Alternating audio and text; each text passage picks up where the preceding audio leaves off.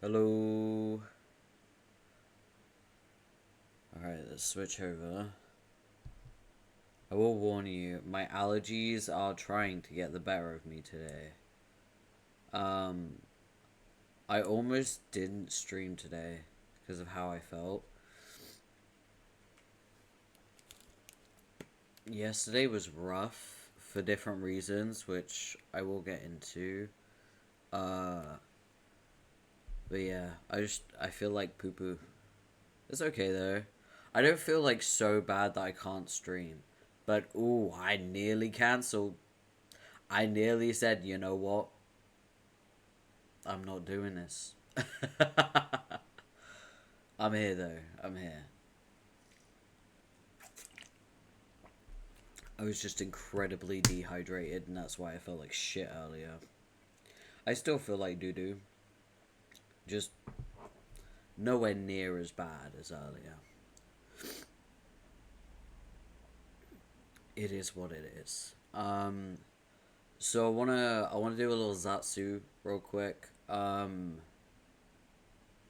There's a lot of VTuber graduations happening. Yeah, that's right. I'm getting straight into it. There's a lot of VTuber graduations happening right now. Gura, Folga, and I mean, you guys can see Folga on my wall. Um, Literally, the neon tail points to his cute little face. Um, while I never watched Gura, uh, I heavily watched Folga, and as a comfy gazer, both a confidant fan of his and also a stargazer fan of Uki's,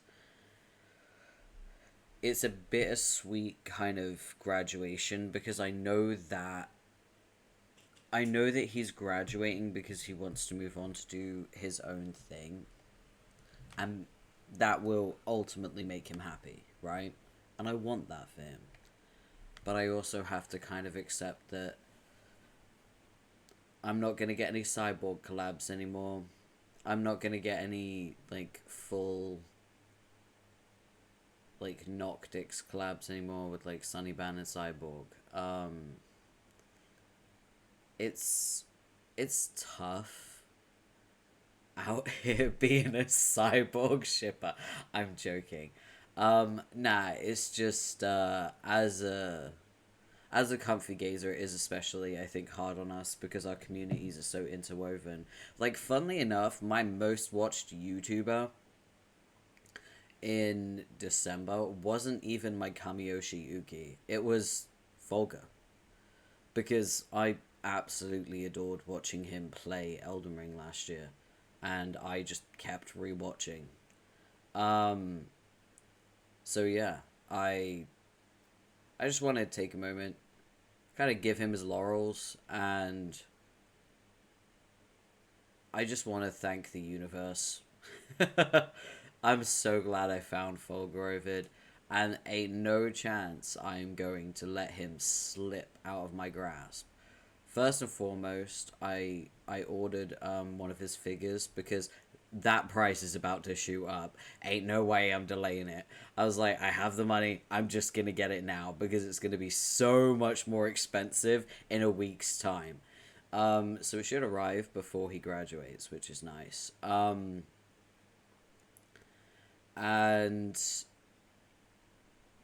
I also want to say that I will be following him back into his past life. I know his past life because the algorithm is the worst doxer of all time.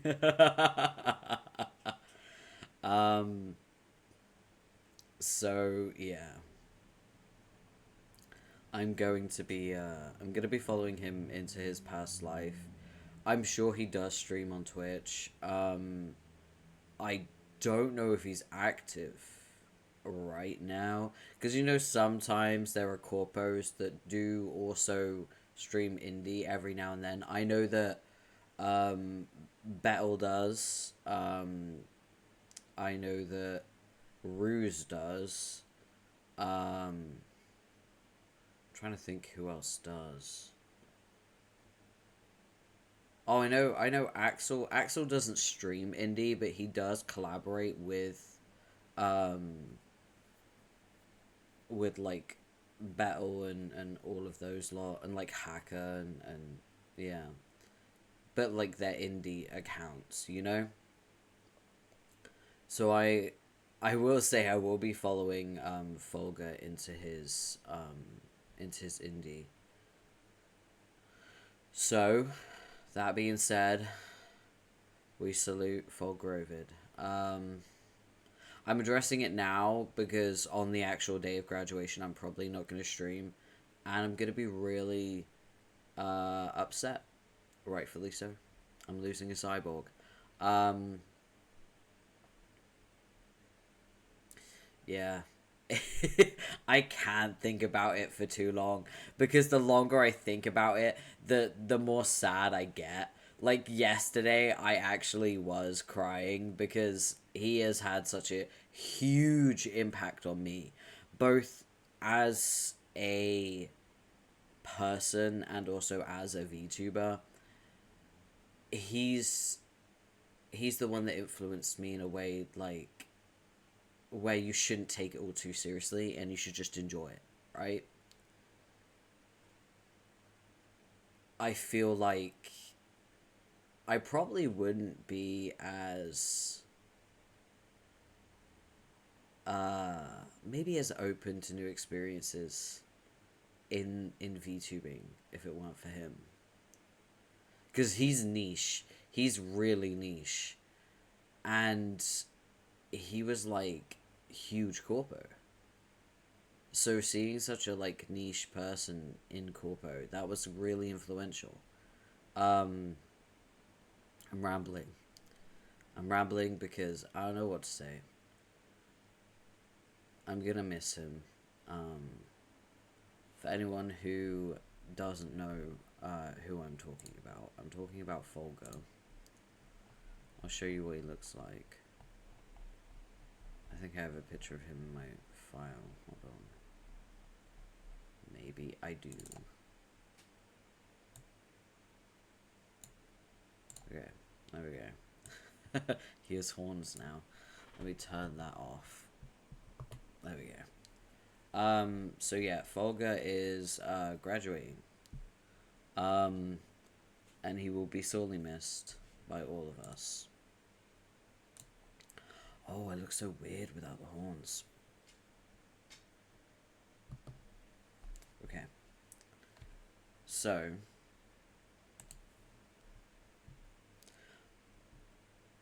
I just wanted to talk about that because it is important to me. I don't really care if anyone else doesn't give a shit. I give a shit. And that's why I wanted to address it. So, yeah. With regards to my background and having Folger in the background, I might change that to his indie. I am gonna add the figurine to the shelf though, because I have the Uki figurine. Where is it? Oh, it's just there next to Ponyta. Wait, there we go. Move out of the way properly. Yeah, it's just next to Ponyta. So I guess I'll have to shuffle some things around on the shelf and squeeze Folger in next to Uki. So yeah, I guess it's time to get back into it.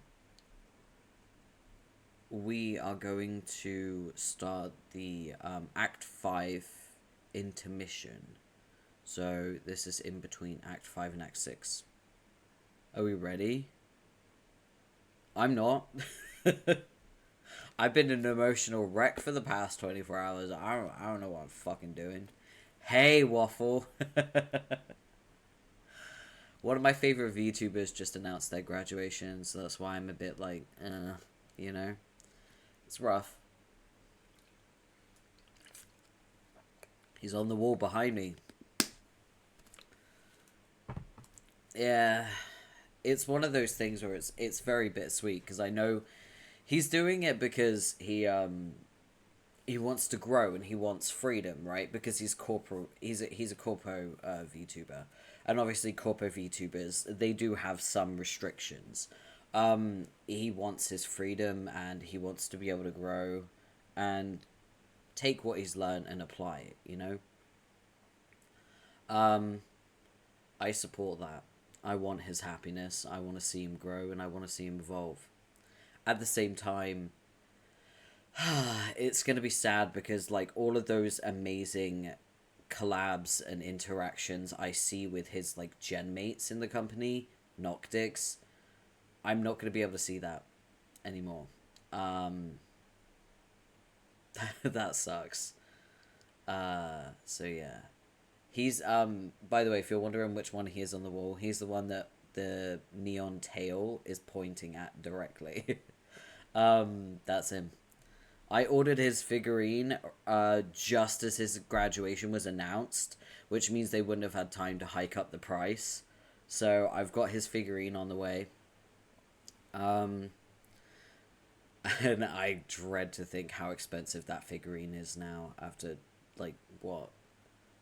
How long ago was it announced? Like,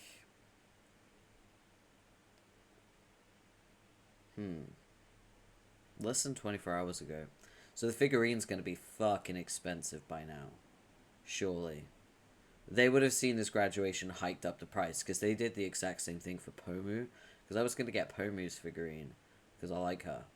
And no, couldn't get it because it was just too expensive. I waited too long. That's my problem. But I got Folga. So I got Folga and Uki, the cyborg pair. Man, it's I think also because I write fan fiction. I've been very honest about this. I love writing fan fiction. I love ships. I love shipping. I love fan fiction. I'm very into that. Um, I I find my fan fiction inspiration from interactions, right? So usually maybe a VTuber will mention something in conversation or an anecdote or even just a silly little like 5 minute interaction between two VTubers. That's enough for me to write a whole fic. And when a VTuber graduates, I'm less inclined to kind of write fan fiction about their indies because their indies feel more personal.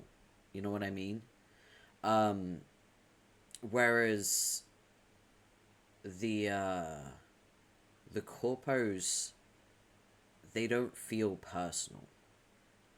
They just feel like characters, and so it's a little bit different. So I feel a little bit weirder about shipping indies sometimes. Not always. Sometimes I'll ship an indie, and sometimes I won't. It depends. It's very circumstantial. Um, but yeah, one of the first VTuber fics I ever wrote was Cyborg. Um, it was Uki and Folga. They are like the married couple of Niji Sanji. Man, I'm having a moment.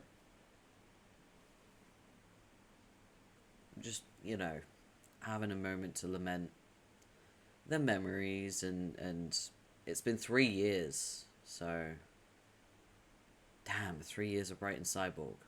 And I know that I'm probably not really going to write any more Cyborg. Damn. It's like one of my favorite ships to write about. Ugh, fuck. It's fine. Onwards and upwards, moving on to new things. I'm trying to stay positive about it. It is a bit difficult though. Trying to stay positive. Gritted teeth. Tears in my eyes, gritted teeth, clenched fists. It's fine. Ah! Moment of silence for our shepherd. Yeah, the shepherd, the archivist, and Legatus. Damn. It's okay though. He's moving on to new things, and hey, you never know. Pretty soon, I might start talking about his reincarnation. Suddenly, a VTuber might show up that sounds exactly like him. A VTuber that likes BL and likes writing and sounds suspiciously like a British cyborg. I'll support him wherever he goes, and I hope that, you know, when we eventually raid him one day, I hope that you guys support him too. He's special to me. He's a very special VTuber to me. He's been very influential and very inspirational to me. I think not only because I enjoy his content, but because he is also disabled, and he deals with a lot of mental health issues just like me. So he's special for many reasons, but I also see a lot of myself in him. I love writing. I'm disabled. I'm in chronic pain most of the time. Like, I really should probably take my meds, actually. It's a really good reminder to take my meds. Hold on. Let me just open my... I have a little med drawer now.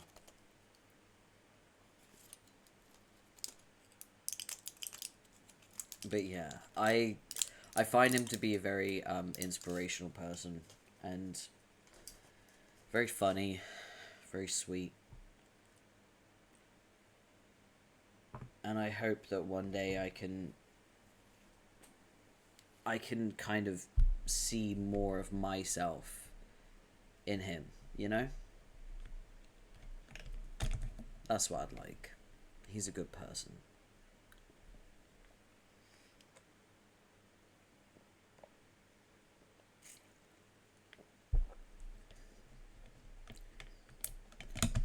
There we go, meds taken.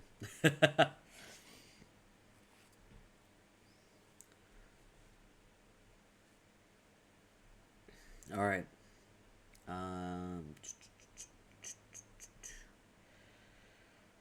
I think it's time to get into the intermission. Let me close the drawer. There we go. Let's do this. Alright. Let's switch over to... Why are you not working? It's just the way, isn't it? It's just... Where is it? Where is it? Where is it? There we go. Alright. Okay, it's working now. Stuck at home. Yes, indeed. We are stuck at home. Are we? Maybe. Who knows? I suppose we'll see. We'll see what happens next. We're about to have a flash, so...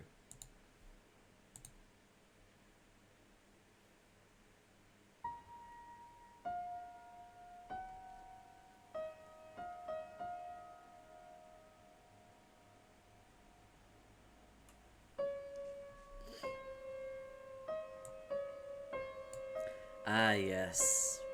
The virus running at the end of the universe. It executes when the universe is destroyed.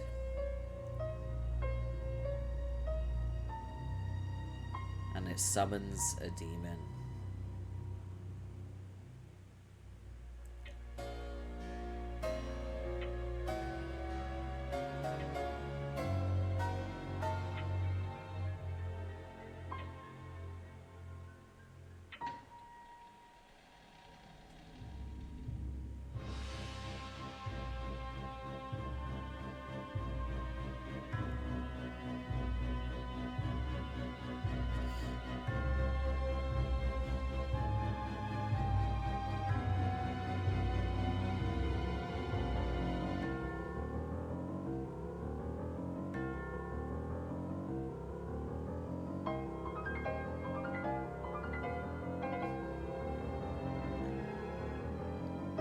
Do you remember the code? Tick tock, break heads, honk honk.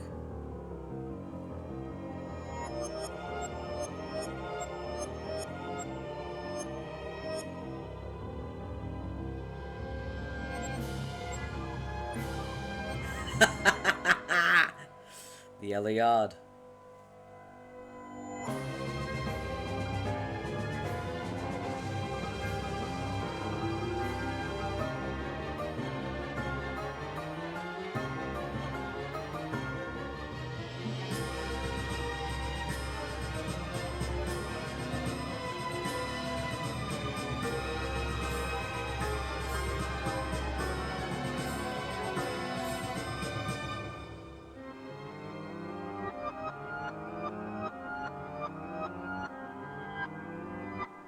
And there he goes, traveling through time.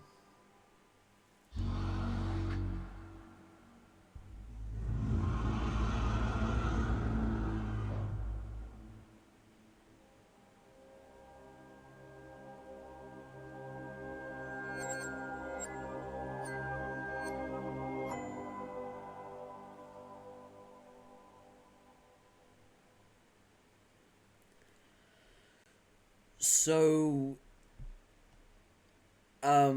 chat, Lord English, chat. Not that I really should need to introduce him. He was already here.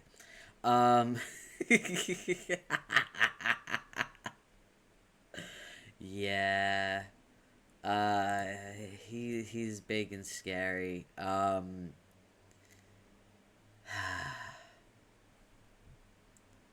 So now you've met the big bad. The big bad who just employed Her Imperious Condescension. So now the Empress of the Trolls is working for him.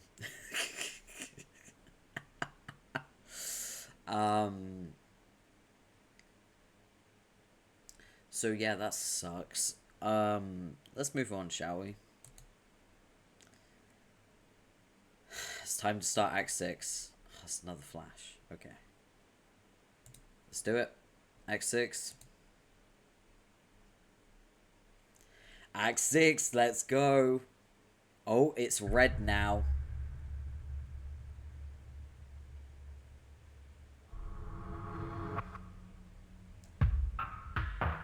And the curtains are green. Let's go.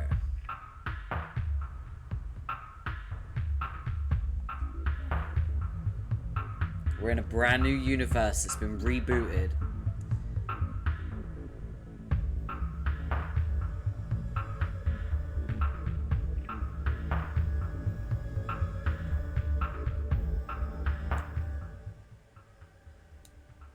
And turn it down just a little bit.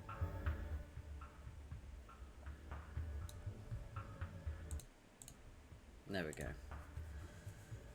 It's a little bit too loud. There we go, there's Earth.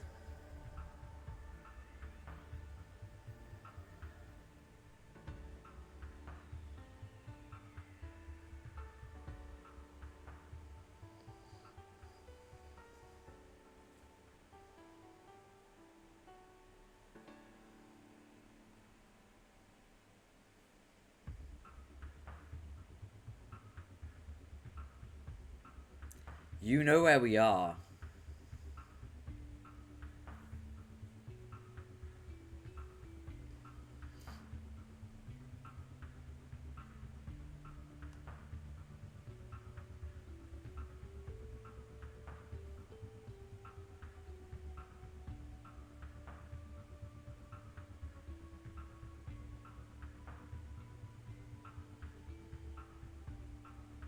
Colonel Saska's.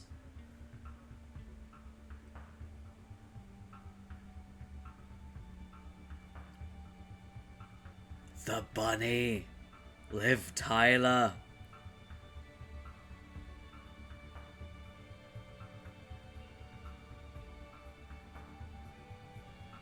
We're seeing glimpses. Oh look, Texas. Sweet Bro and Hella Jeff the movie.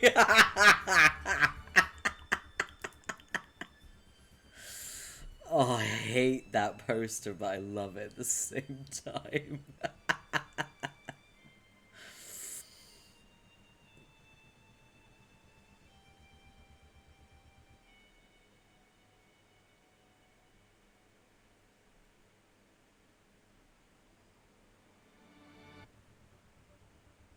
Happy Easter? Oh, I didn't even know it was Easter. I don't celebrate it. But thank you. Happy Easter.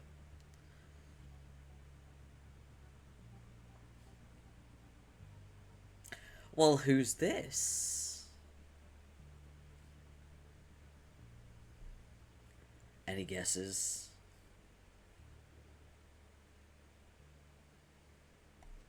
I don't have an Easter egg because I ate mine. I ate mine like fucking a week and a half ago. Alright. We have someone new.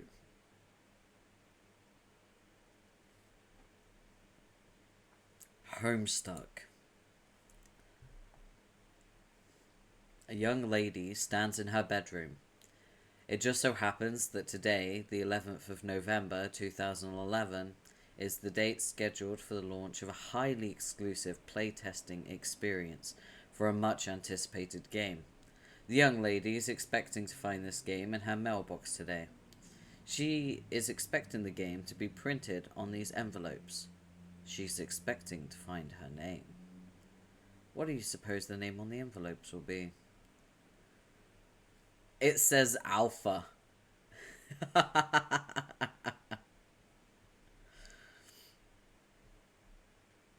Great, now we're gonna open the dock. I fixed that dock, by the way. Coco gave me access to the note-taking document. There was barely anything on it. I filled that shit out. I padded it out.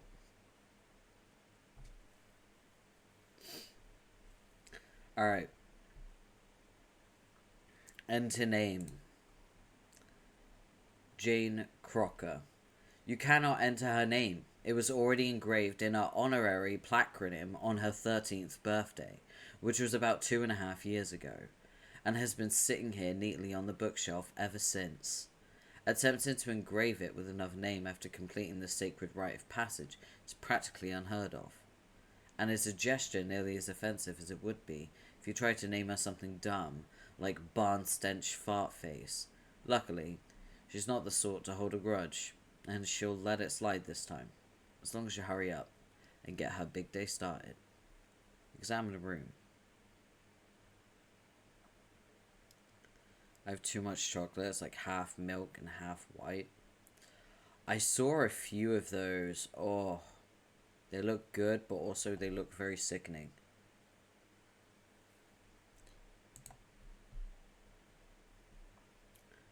So, you might see a common theme throughout the bedroom.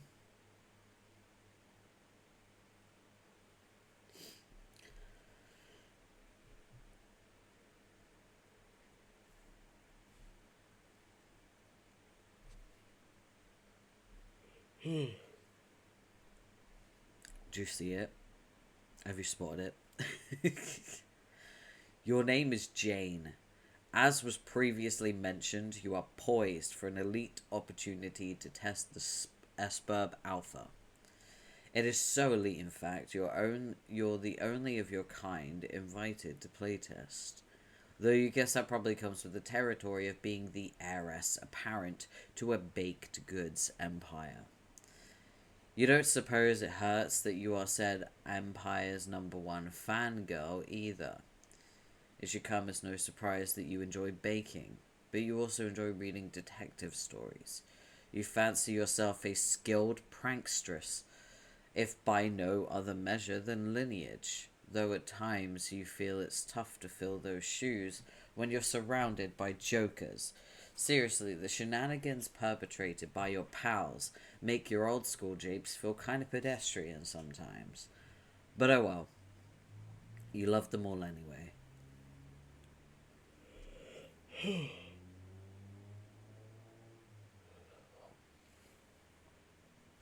Sorry, I keep yawning. I'm really fucking, like, wiped. Let me get a drink.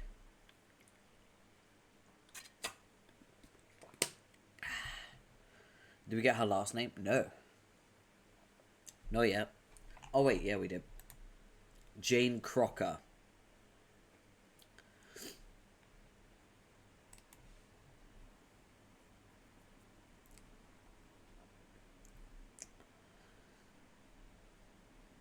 Kind of like Betty Crocker. Explains why there's so many spoons on this screen.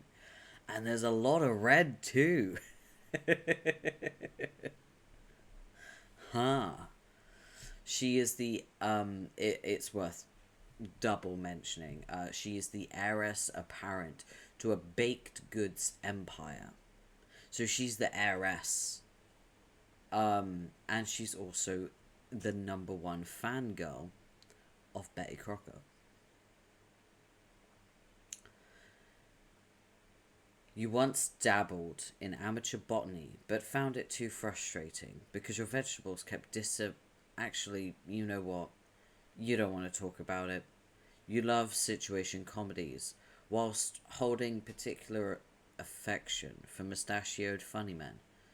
You know your Foxworthys, your Funks, your Swansons, but not necessarily your Gallaghers per se, because you have to draw the fucking line somewhere. You're also pleased to contemplate frightening fauna, though saddened by their regrettable fakeness attribute. But none of that's on your mind now, because you're psyched about this special date. 11/11/11. 2x3 prong day. Whatever that means. A date exhibiting just the sort of numerical gimmick corporations love to exploit for their big releases, or for launching major rebranding initiatives in the case of your cherished multi-global empire. Both such events are slated to happen today. Can't wait to see what's in store. And for the bell to come.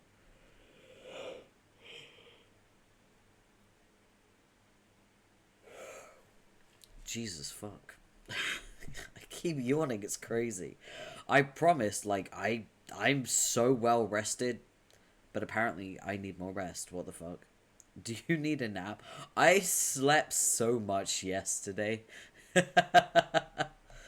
I know. Maybe I really do need like a proper recharge, like day in bed, because yesterday was very emotionally exhausting. So maybe I need maybe tomorrow will be my. Oh no, wait, I can't. Tomorrow I have to go shopping. Oh fuck.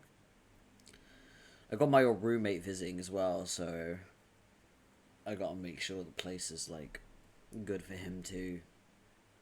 So yeah, there isn't gonna be that much resting. I know. Oh my god, you yawning again? What the fuck?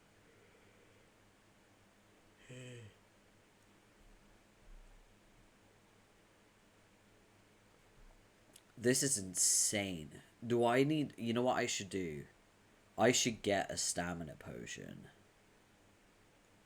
Cause while I feel like the caffeine crash is gonna hurt later, I don't need to stream for long. I just need to not yawn. I'm gonna go get a stamina potion. I'll be right back, okay?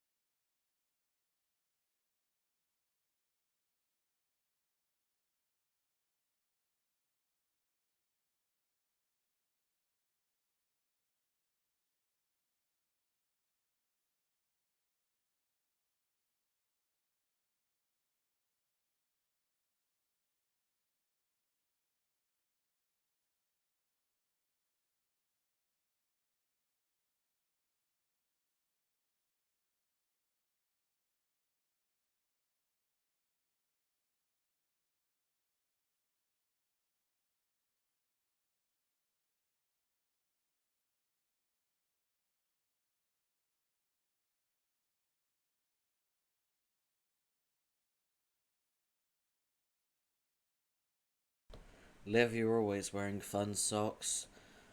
Anyway.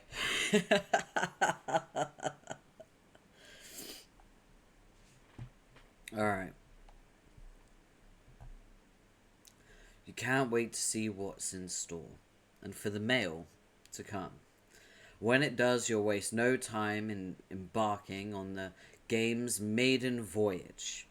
And if even a fraction of what you've heard turns out to be true, you're prepared to have the time of your life. What will you do? You're wearing your most normal fun socks. I'm pressing X. I doubt that. I don't think you're capable of owning normal fun socks. I don't think that's possible.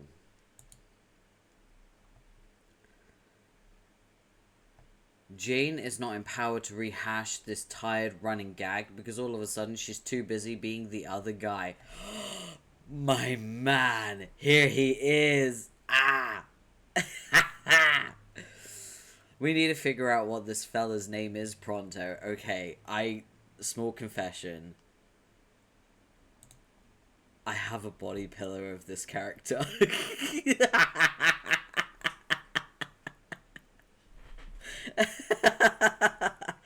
Okay, I have a select few. If you look at all of like the men in Homestuck, there's only like maybe like 3% that are mine. Okay. Kind of want Bro Strider too. I know. He's awful. But, man. I love a red flag. Anyway. I was gonna ask that. How many? I only have one. Two. Technically. Because I ordered the Xander one. I only have two.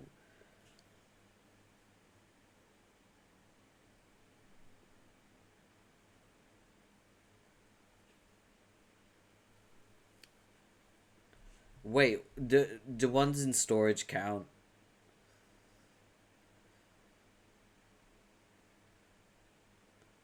Because I have one from storage that's like over 10 years old. Yes, they count. Okay, alright, I have three.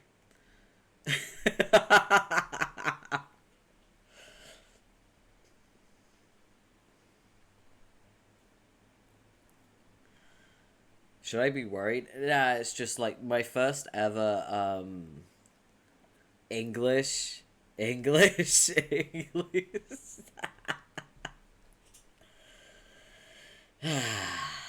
Anyway, yeah. I have a body pillow of this guy. Once again, you make the incalculable blunder of attempting to engrave an already allocated placronym. His name was etched when he turned 13 too, almost 3 years ago. It's been sitting here messily in his unbelievably deadly pile of guns ever since.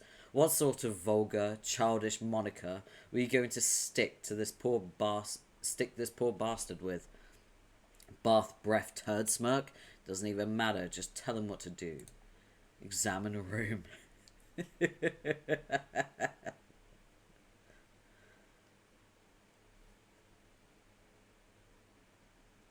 Wait, I have a quick question or two. Ask away, ask away.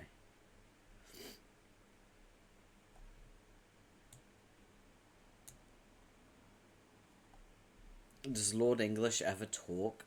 It's a really good question. I mean, technically he said honk honk. So he's already had a line in Homestuck.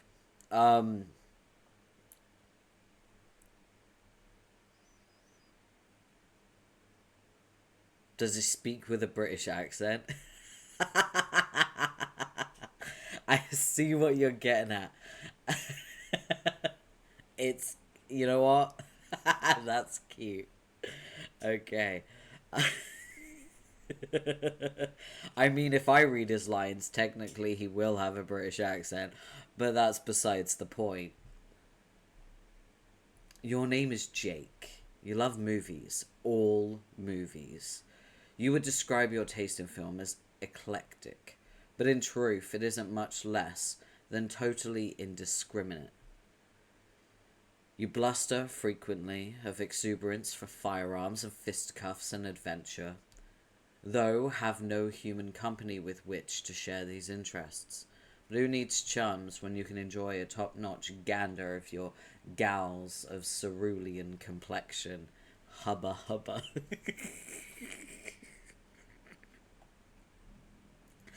I forgot about the blue beauties. Oh my god. You're known to be found with your nose in a comic book or two. Not that it makes you a nerd or anything, like you even care about that. Not a gent of your panache and swagger. Qualities which you would bandy with aplomb on your globe-spanning adventures.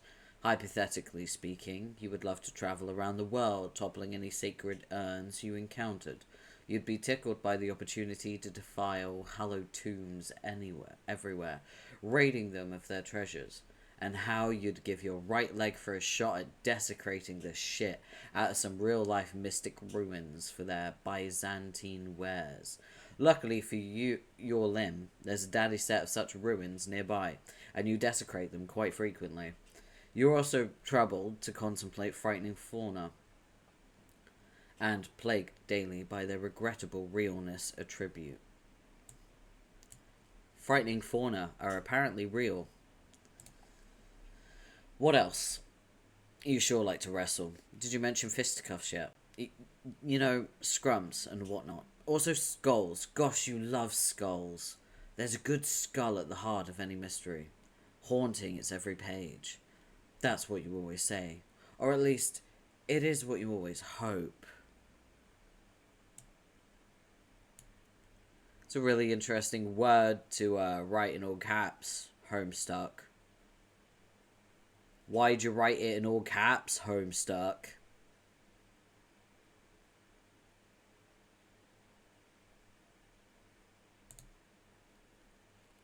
Huh.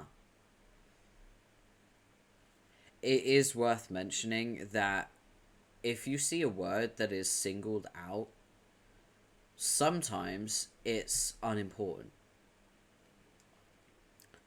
And sometimes it is 100% foreshadowing. There are so many words on this page that are foreshadowing, and so many that are completely unimportant, right? I can give you a really good example.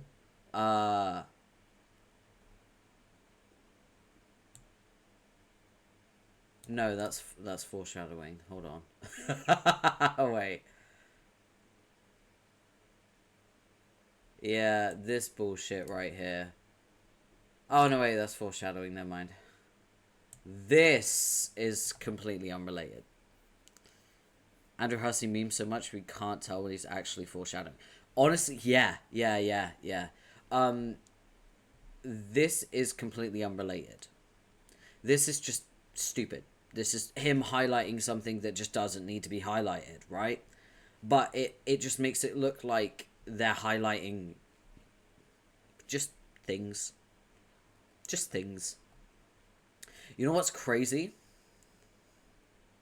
You know what's really, really crazy? And I'm going to tell you this because I have insider info. Both his planet name and his god tier has been dropped on this page.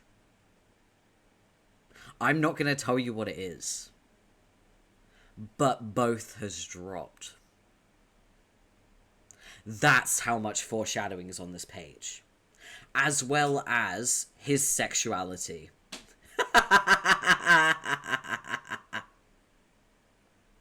What else has been dropped on this page? Oh, one of his future crushes has been dropped on this page.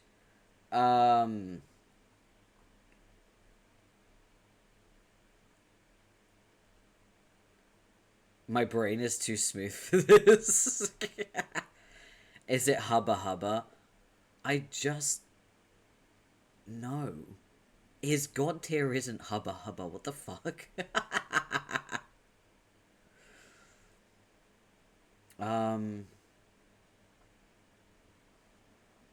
Oh, and also, some clues as to his upbringing and what his life is like has also been dropped on this page. So yeah.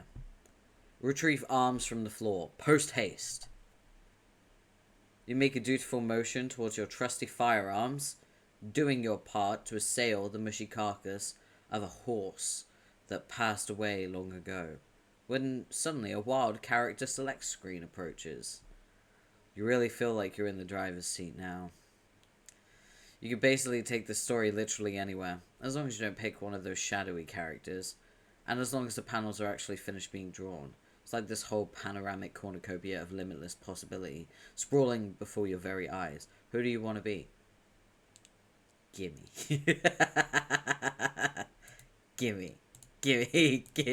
Give me my man. Okay. No. Alright. Fine. I'll be Jane. Fucking I'm grasping at straws. I'll tell you what. We'll go back to this page. I will save it and we will revisit it. And then we will dissect it when we have the knowledge. I'll rename it as well.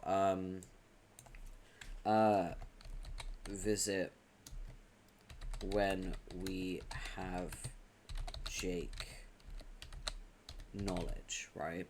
And what we'll do is we will dissect that, and it will help us understand just how much like there is in Homestuck in just a page like this, you know? So we'll come back to it.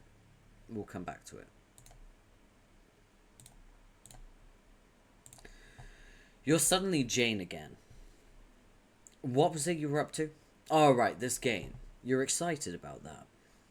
Earlier this morning, you thought you heard the mail truck, even though the mail never comes in the morning. But, just to be sure, you rushed downstairs to check, even though, due to recent events, you're forbidden from leaving the house. Alas, it was not there, and you sort of spaced out at the sky with a goofy grin on your face for no great reason. And then you were caught red-handed by your guardian, and then you got in trouble. You think you might be grounded now. Whatever, Dad. Jane, examine fetch modus. It's your recipe modus, an extremely handy little inventory widget your dad got for you for your birthday a couple years ago. He can be a real hard ass sometimes, not really, but he sure knows how to spoil his little girl. Capture log it.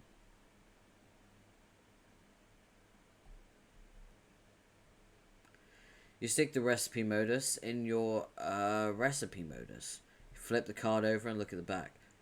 The thing about this modus you think is really cool is that instead of showing a completely useless, wobbly, garbled code on the back, it itemizes the components which could be used to create it, in a completely hypothetical framework, of course.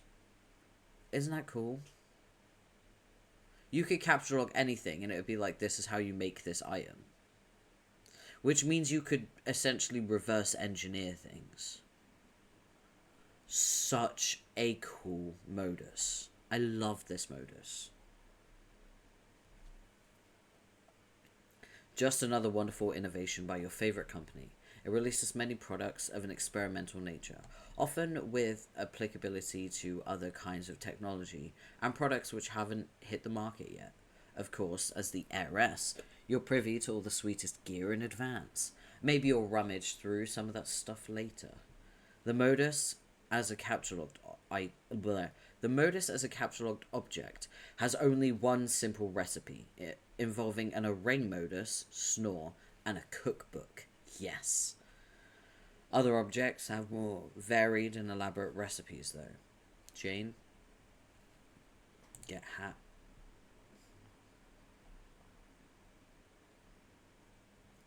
So the way that you make the hat, oh, that's way more complicated. It's like, oh, I can't scroll, but you need a matriarch to make the hat.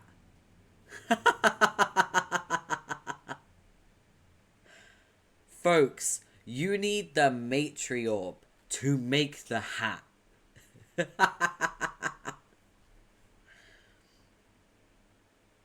Wait, does that mean you could subtract? Do you remember the hole punching and everything? How you could essentially remove an item from a recipe and then you would have the code for said item, right?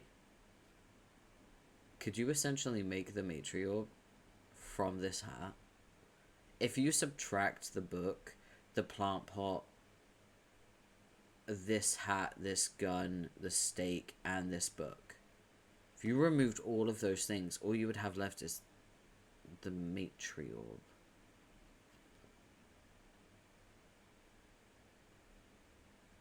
You could do that.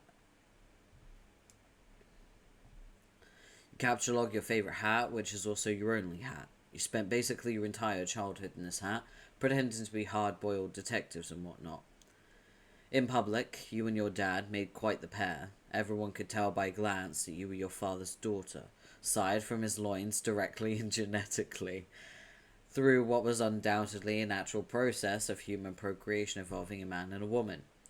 People would definitely nod and say, yep, that little lady sure did emerge from a womb on account of that gentleman's awesome virility. As you can see, there are loads of ways to cook up a hat like this involving many stupid combinations of random objects. So she's adopted? No, she was created through ectobiology from, I think, which act is it? Act 4? Yeah, end of Act 4. John pushes a lot of buttons and makes baby versions of everyone, right? So, all of the first 4 kids that we see, and then also another 4 kids, which are the children versions of the Guardians. So he made a child version of his grandma, a child version of Jade's grandpa, a child version of Bro Strider, and a child version of Mum Lalonde.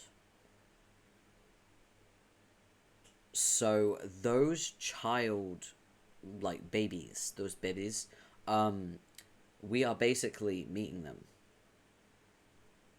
But it's really funny that that it's like, oh yeah, this person right here, totally biologically related to Jane, 100%. Yeah, she's the biological child of this man.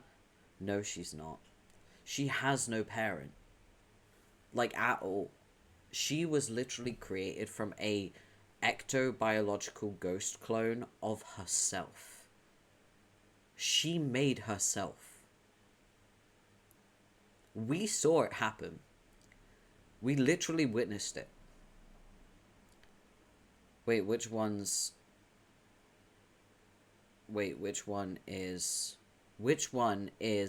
have I got...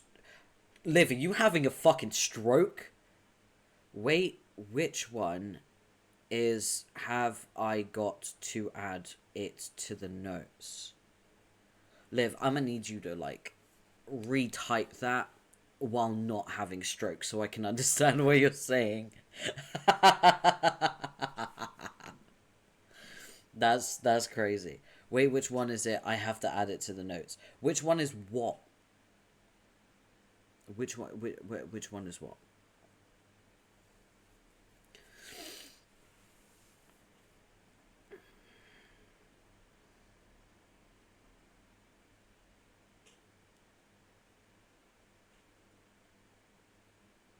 Who the fuck is her ancestor?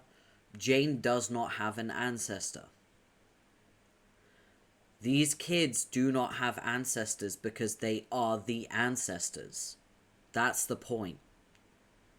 We are in a different universe. It was explained in Act 5 that there was originally 2 troll game sessions. The first troll game session, the trolls were raised on a planet that was, like, perfect.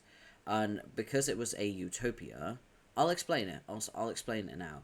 Because the planet was a utopia, the trolls were not fully equipped.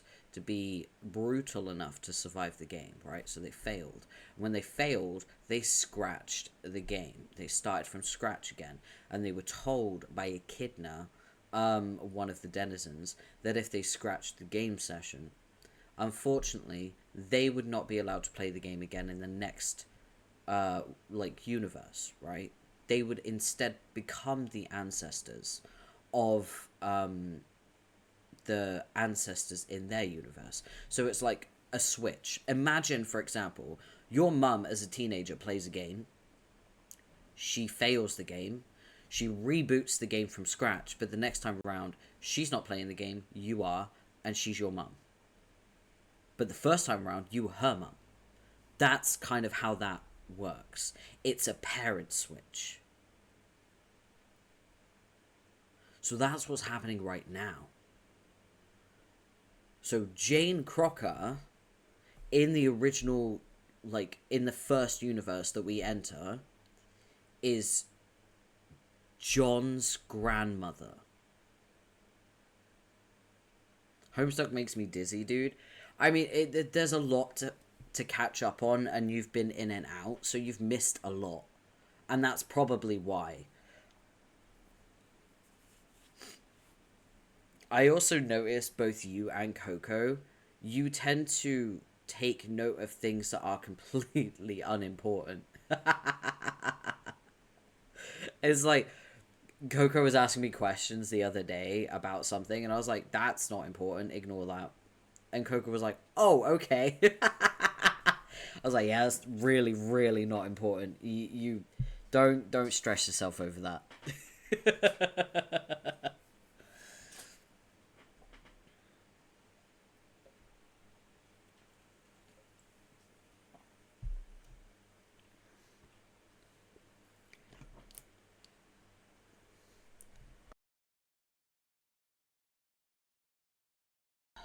All right. Oh, I just realized my music's not playing. I'm sorry, guys. I'm sorry. I'm sorry. I mean, VOD watchers, they're not going to get any music at all because obviously DMCA, but, you know. Andrew Hussey. I love that you never spell Andrew Hussey's name correctly. Hussey memes so much we can't tell when he's foreshadowing. I mean, that's the beauty of foreshadowing, isn't it? It's like, this is a bad comparison because Andrew Hussey's not a very good writer, and Edgar Wright is. Poor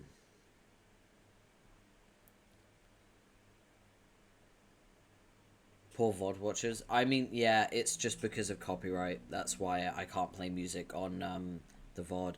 But yeah, it's okay. VOD watchers get a pool, aren't they? But yeah, there's a lot to break down in foreshadowing. But a good example of really good foreshadowing is Hot Fuzz, written by Edgar Wright. Also, I will be right back. Sorry.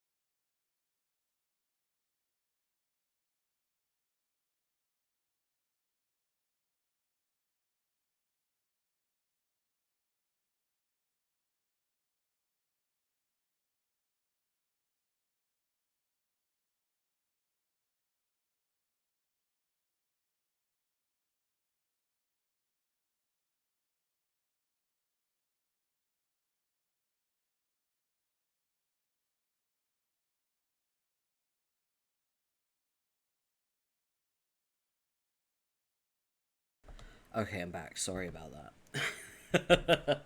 I'm back. Sorry. I'm gonna type out so you know. It's Hussey with an IE. Um,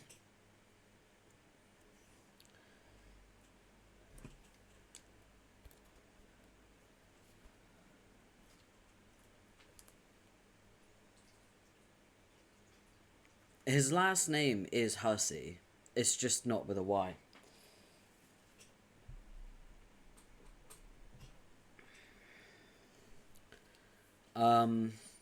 So yeah. There's a lot of foreshadowing in a lot of different spaces, and I feel like you only truly appreciate it on a reread. But obviously, most people will read Homestuck once and never go back because they're like, it was so long. It was so long. um. So yeah. Excuse me, you're arguing with the almighty powerful spirit of old.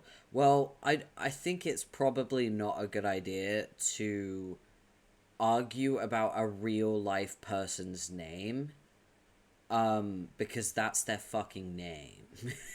If it's a fictional character, I'll let you dictate and I'll let you say shit. Even though I personally do not like Andrew Hussey, I'm not gonna like purposefully spell his name wrong because I mean I'm not a dick. But yeah. It's like it's in the same vein as like um well just I mean saying someone's name wrong. You know what I mean? Like pronouncing their name wrong intentionally because you don't like them, or I guess like intentionally misgendering as well. That it's the same vein. It's like there's no need for it. It's just disrespectful, and not even in a kind of like okay way, because there are okay ways to disrespect someone 100%, and some people do fucking deserve it. However, I think that when it comes to names, pronouns, and also pronunciation of names, we shouldn't touch that territory. We can be wiser than that, and we can be way more savage than that. Maybe an almighty spirit of old, but I'm not a dick. Yeah, yeah. I mean, I just straight up say Andrew Hussey's a fucking asshole. you, you can say his name right. So, download the Homestuck collection, spend some time on at some point. It, I will say, Waffle, it was an arduous journey trying to make the entire collection work.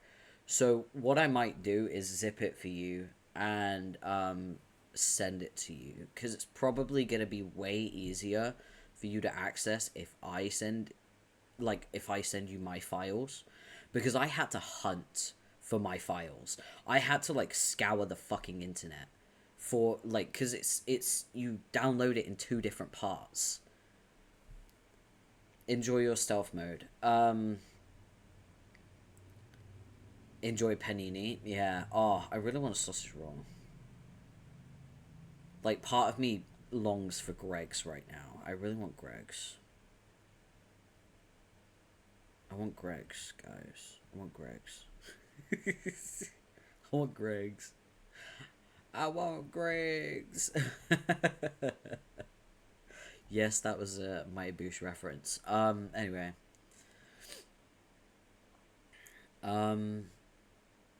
As you can see, there are loads of ways to cook up a hat like this involving many stupid combinations of random objects. Inspect posters. It's one of your funny men pin-ups. A glorious Foxworthy. It's one interest that overlaps with your dad's. He thinks his corny redneck shtick is just the funniest thing since sliced bread that was sliced by a hilarious clown with a laugh knife. A laugh knife. I need Brugger. I need Brugger. Brugger. I want sausage rolls, man. I long for them.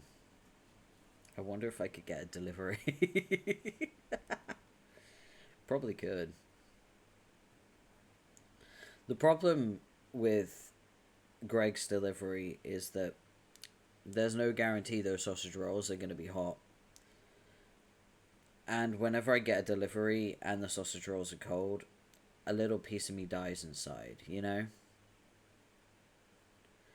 Cold sausage rolls, man. Those are for picnics. Picnics. Oh, they got a bunch of Easter stuff as well. God, I know what you mean. Yeah, it's just... I understand that, like, sometimes your food gets cold on the way. But that doesn't excuse the fact that, like, I don't want a fucking cold sausage roll. I want a warm sausage roll. I feel like I'm not asking for a lot. In fact, I'm asking for quite little. Asking for a warm sausage roll is kind of the bare fucking minimum, if you ask me. Let me see.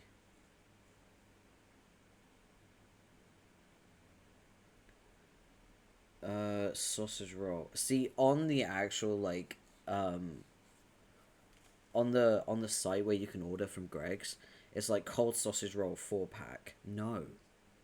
Also, the fact that it's £5 for cold sausage rolls is disgusting.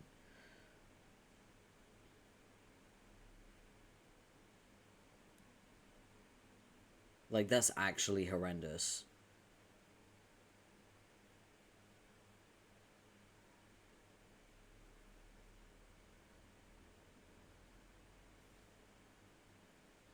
What else should I get? Oh, I should get something sweet, shouldn't I? I get my sausage rolls. And then... sweet treats. What do we got? I know, guys. I should have ordered food beforehand, but, like, I wasn't hungry at the time. I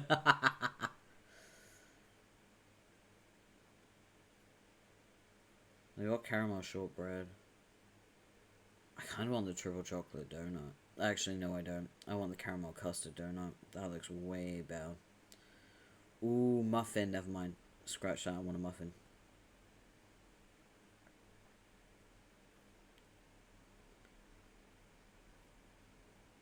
Get a muffin.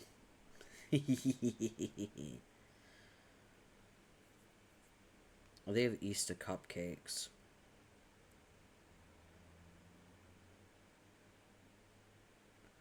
Ooh, what? They have caramel crispy bars?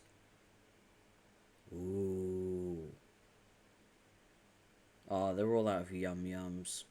'Tis a sad day. Okay. I think I will, I'll also get a sandwich just to put in the fridge so I can have it later. That's probably a good idea, right? Just a cold sandwich, pop in the fridge. We want something spicy.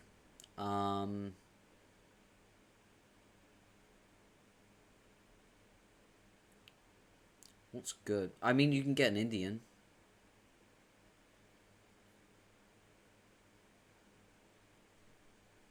There's a lot of good, like, Indian places around the area. No fucking way. Yo, what? They are all out of, like, sandwiches. That's crazy. They're all out of all sandwiches. My local Greg's is just completely out of all fucking sandwiches. All sandwiches. That's crazy. Alright, well, I guess I'm getting a fucking chicken bake then. And I'll just put them in the fridge and have them cold later.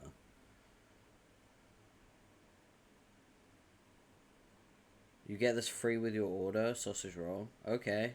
Yeah, I'll take a free sausage roll. I'm already getting 2, so... okay.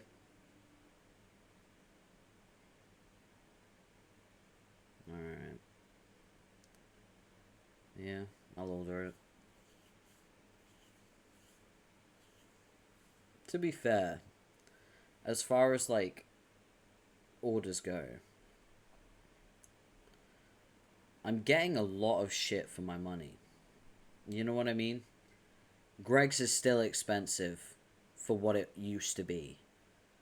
But, compared to other delivery places, still pretty good value for money. Could be better, but, you know. Inflation.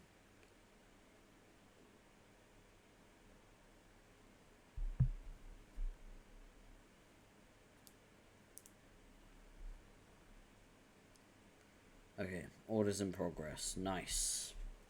I'll keep an eye on it. Where's my little... I have a little phone stand for my phone, so I'm gonna pop it on that so that I can keep an eye on it. Alright. How was your experience with the website today? Well, everything's fucking sold out, bro, so what do you think?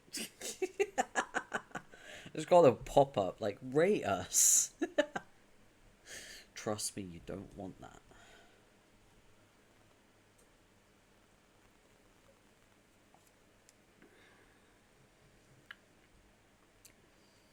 I haven't had McDonald's in ages. I've been boycotting them for ages. Alright.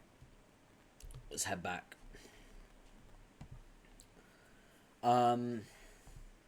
It's one of your funny oh wait, I read this. Hold on, where are we? Honestly, you don't care much for his comedy though. Dealing the low-income bucolic class as affectionate sass ad nauseum isn't what you'd call your cup of tea. You just think he's really handsome. Every time he starts rattling off pointers on how to self-diagnose bumpkinhood, you just get lost in that pair of blue twinklers and those soft auburn lip bristles. You were so shy when you got the poster autographed. If only you felt worthy of that fox. Heh heh. Oh, there's one of your Problem Sleuth posters. You got a lot of Problem Sleuth stuff, because you think detective stories are just so swell. This was the last panel in the first story.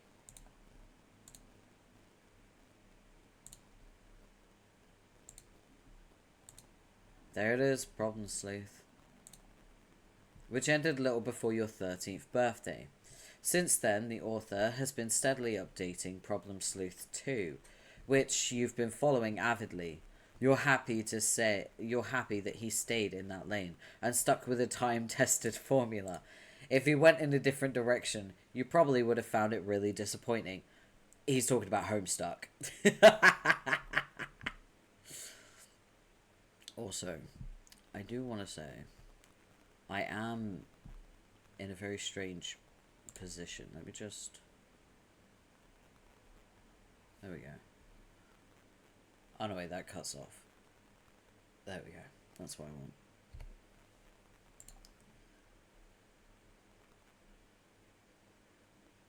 Yeah, okay. Should I make my model a little bit bigger? Just a little bit.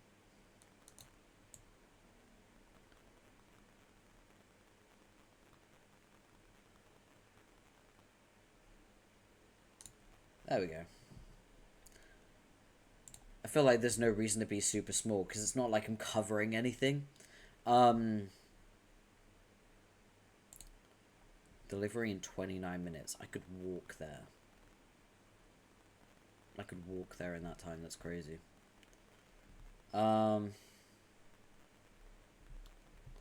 That's alright. For the sake of convenience, we'll cope.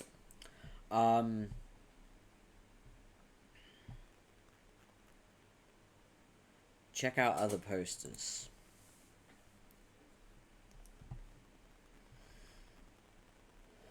Another sleuth poster, of course, with two of your favorite names ever. The Tobias and Manhattan were gifts for your 14th birthday, sent to you by your good buddy Jake. Just a couple of periwinkle heartthrobs unquestionably sent in playful retaliation for the ribbing you've given him over the years for his inexplicable infatuation with his thallo femmes. Jake has an obsession with blue-skinned girls. He likes girls with blue skin. I don't know why, but like this matches the pattern that Grandpa had. Do you remember when we were going through like Grandpa's collections that he had? He had loads of pictures of like girls that were like basically stained with age. You know how like the pictures were like really, really old, and they had been like hanging in windows for ages, and they were kind of blue. They were his blue beauties. Yeah, see patterns. It's like you got to think about how Grandpa was a big game hunter, and he loved adventure, and he loved to like travel and that stuff.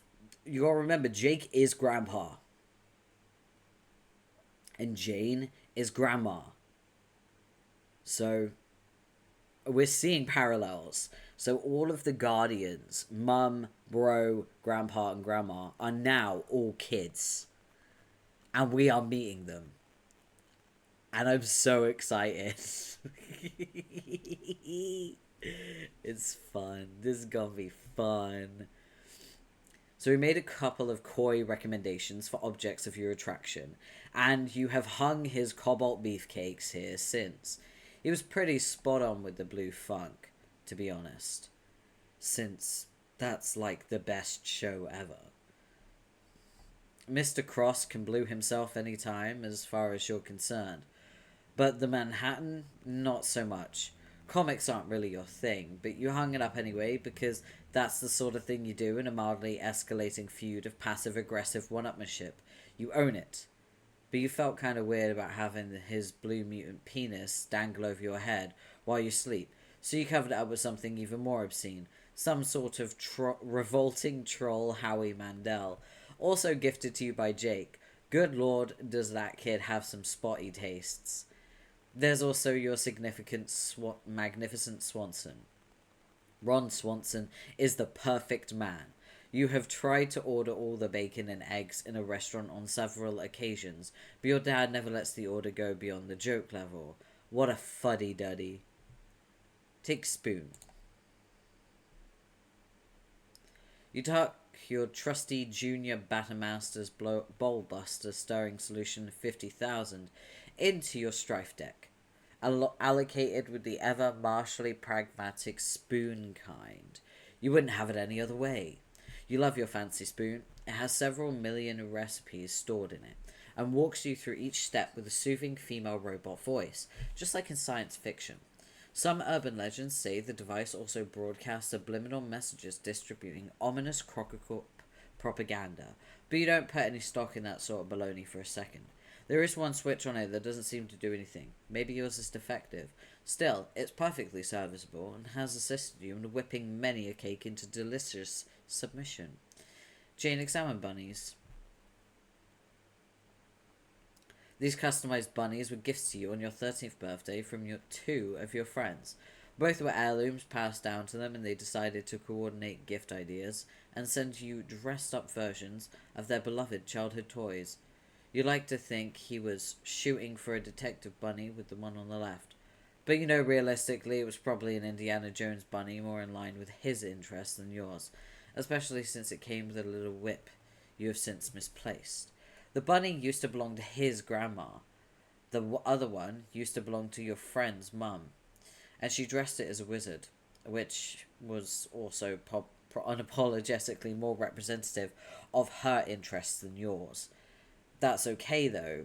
You love the gesture anyway, and you and she are totally BFFCs forevers, her words, and you agree with them. You did get one more bunny from your other pal. He had to make it himself from scratch, since, for some ridiculous reason, he didn't happen to have a ratty old bunny heirloom lying around. His gift was somewhat less innocuous. You have no idea where it is, though. Probably just as well. Jane, look out the window. My delivery's about to be here. Oop. Ugh.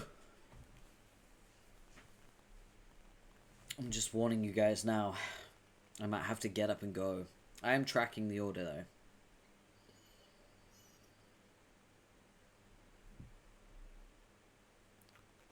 It looks like the Smash logo. Jake Crocker in Smash. We love Greg's. Yeah, Greg's is good. Also, I don't know if you play Smash or not. But there is a Homestuck character in Smash. It's not. It's not a character that you want, but it is a character in Smash nonetheless. Can you guess which character is in Smash without Googling it?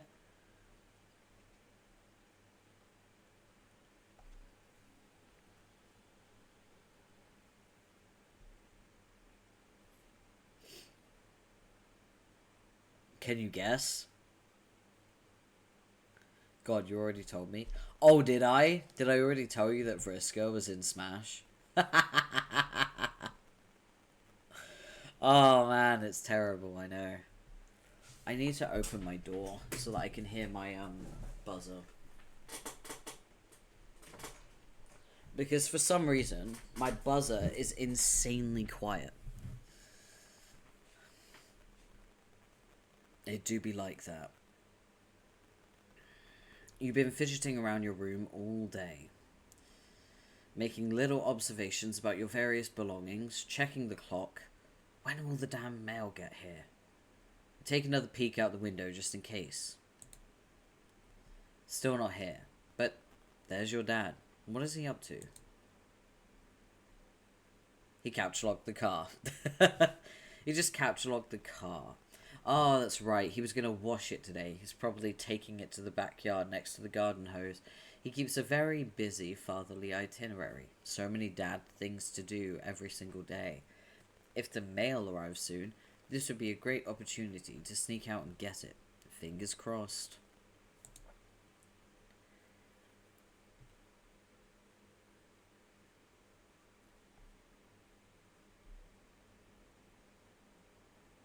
Do you see? Do you see the symbol? Do you see the symbol? It looks very familiar. It kind of looks like a demon that travels through time that was recently awoken.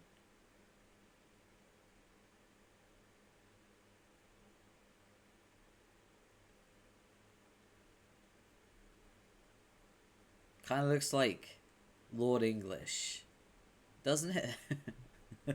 Looks like somebody is bothering you. You better make it quick. You got a window to stay glued to. Oh, hey, Lord English. Jane, go to computer. Okay, I have to give props. This is a good background. This is actually a good background, you know? You know you really should switch to Pester Charm. It's what your friends use, and it's a lot better than Betty Bother. If you're being honest with yourself, BB is just so spammy and annoying with all the pop-ups everywhere. Look at this. Be the first to visit Mars. Hamburger helper. Guy Fieri. Oh, did you see that? The subliminal message. Said obey. Did you see that? Oh, look at this dreadful clutter. You've got to switch. But then brand loyalty is a powerful thing. Looks like Jake is messaging you. Jane, answer Jake.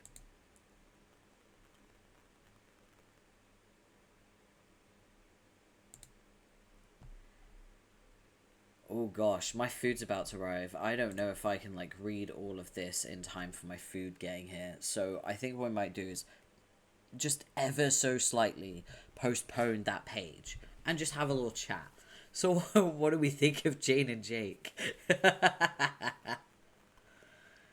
He has a helmet with flashing eyes that looks like a skull. Isn't that kind of spooky? And his last name is English. I'm interested to see what theories you have because I love screenshotting it and slapping it on the screen. That's like one of my favorite things to do because when the time comes, I can gently remove it from the screen and laugh to myself. Oh, that's my food.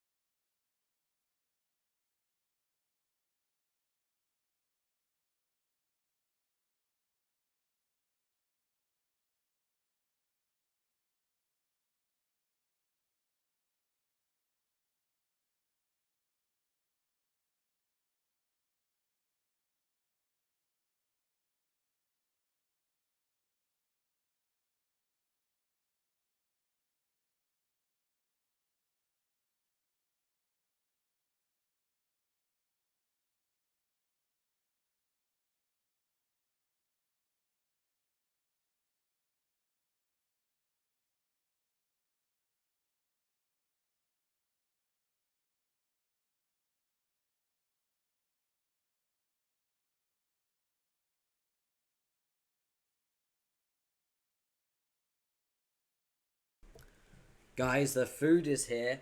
I would like everyone to place a bet on whether the actual sausage rolls are warm.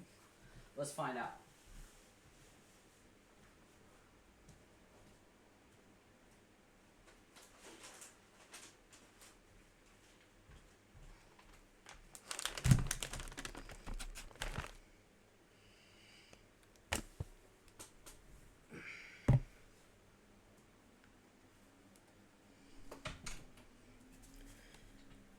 I wanted a warm sausage roll. I better get one.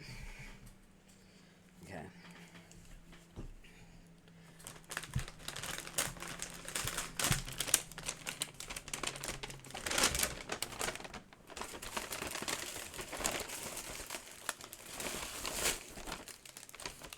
Oh no. Oh no. No! No!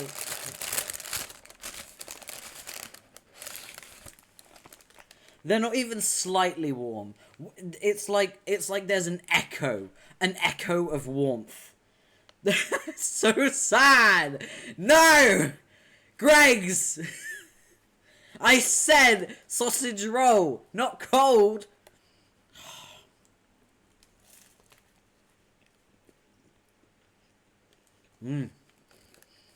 Still banging.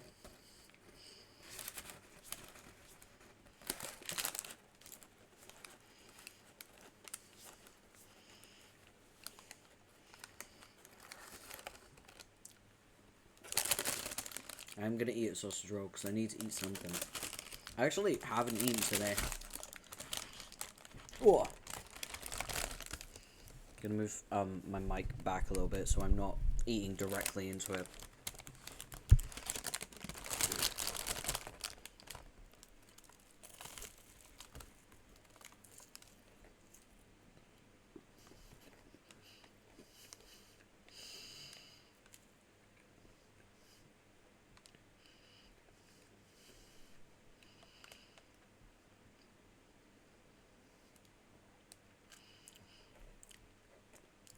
You know what really hits the spot and always takes you by surprise at how much you crave it?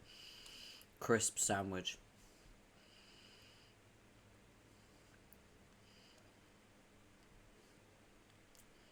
You know, I don't realize how much I've like missed them and craved them until I make one. And that first bite is like, whoa. Like, if you get some McCoy's cheddar and onion crinkle crisps, crush them up a little bit, put them in a buttered sandwich. Oh, bitch. That's some good stuff. And if you really want to make it, like, extra good and extra unhealthy, you should put, like, a little layer of Milano salami in there as well.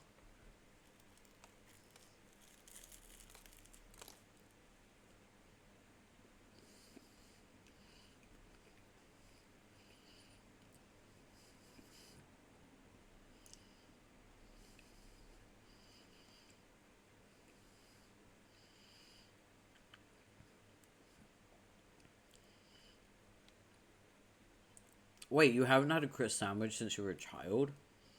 What?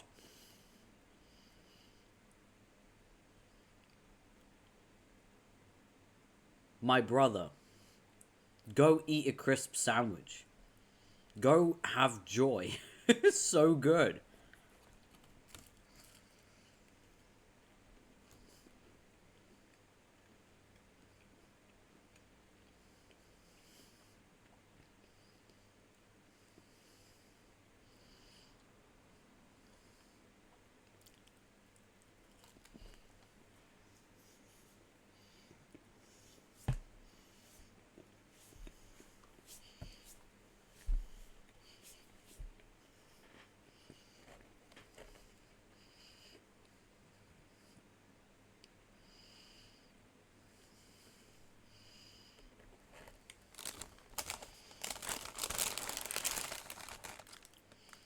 Well, Greg's is gonna get a really bad review on the fucking sausage rolls.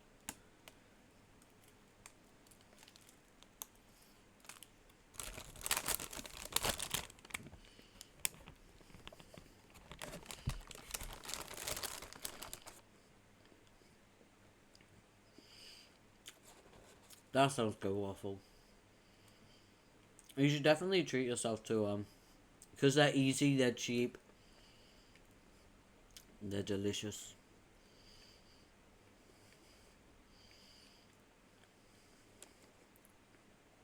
I love a crisp sandwich. I've had days where my like hyperfocus won't let me have anything but crisp sandwiches all day. So I'll eat like multiple crisp sandwiches.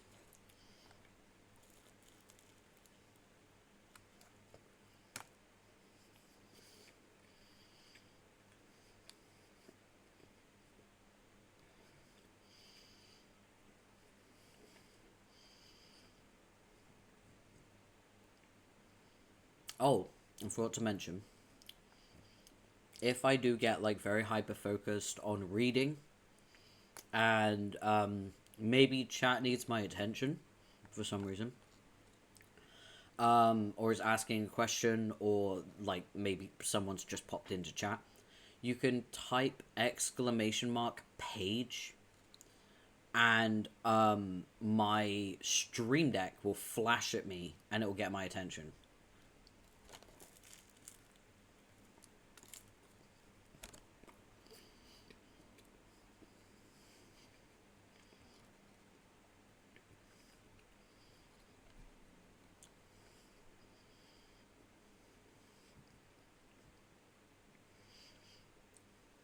You can also use it for when you enter, when you show up and you're like, hey, I'm here.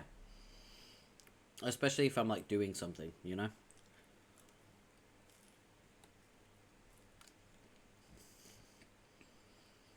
I just thought it might be a good idea because I do kind of, I get tunnel vision. I don't always notice people entering.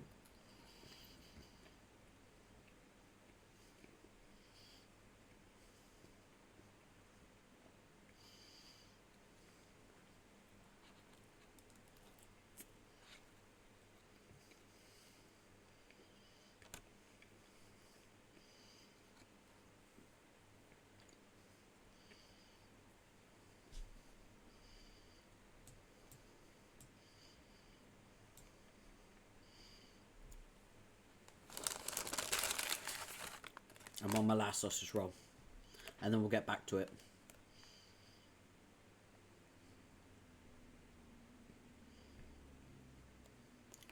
You know what? I'm actually also going to turn down my mic. Probably should have done this from the start.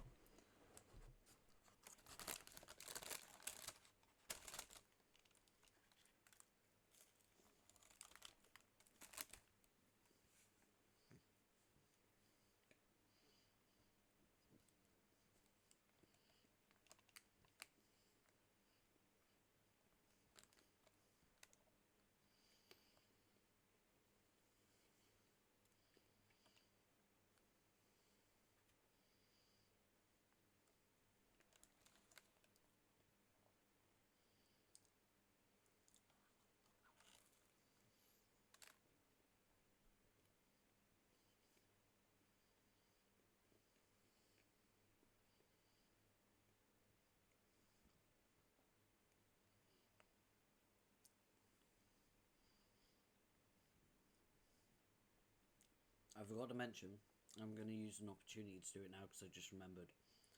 I will be doing, probably next month, a kind of, a BL book club. Hopefully, I'll be able to get Eve Healy in. I'm going to double check with her to see when she's free next month. She did say she wanted to do it. So, um, we're gonna be talking about BL and what we've read recently, our favorites, ones we didn't like.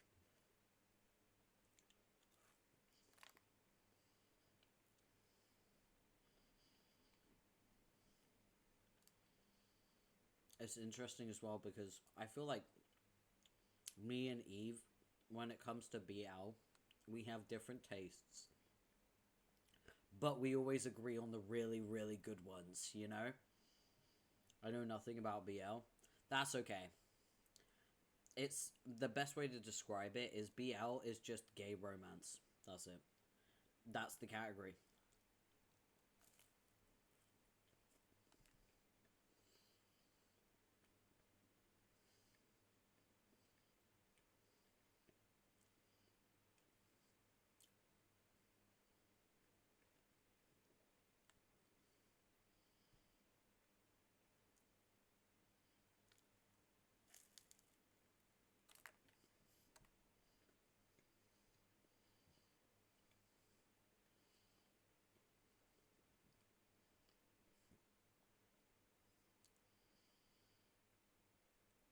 I'm currently reading Checkmate. So you can read Checkmate if you want you know, something to relate to in the stream, because I am going to talk about Checkmate.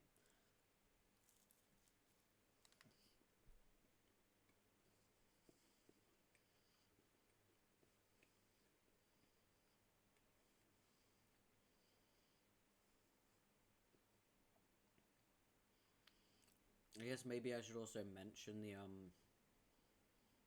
probably the most famous Homestuck fan fiction that I know of, which is called Watershed,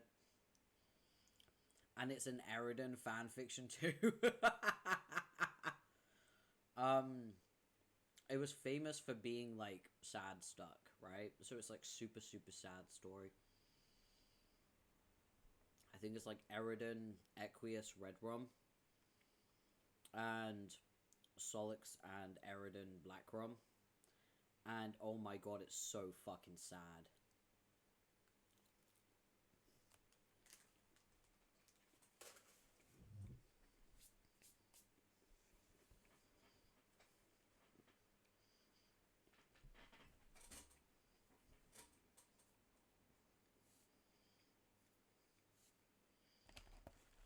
I'm gonna put the cupcakes to the side.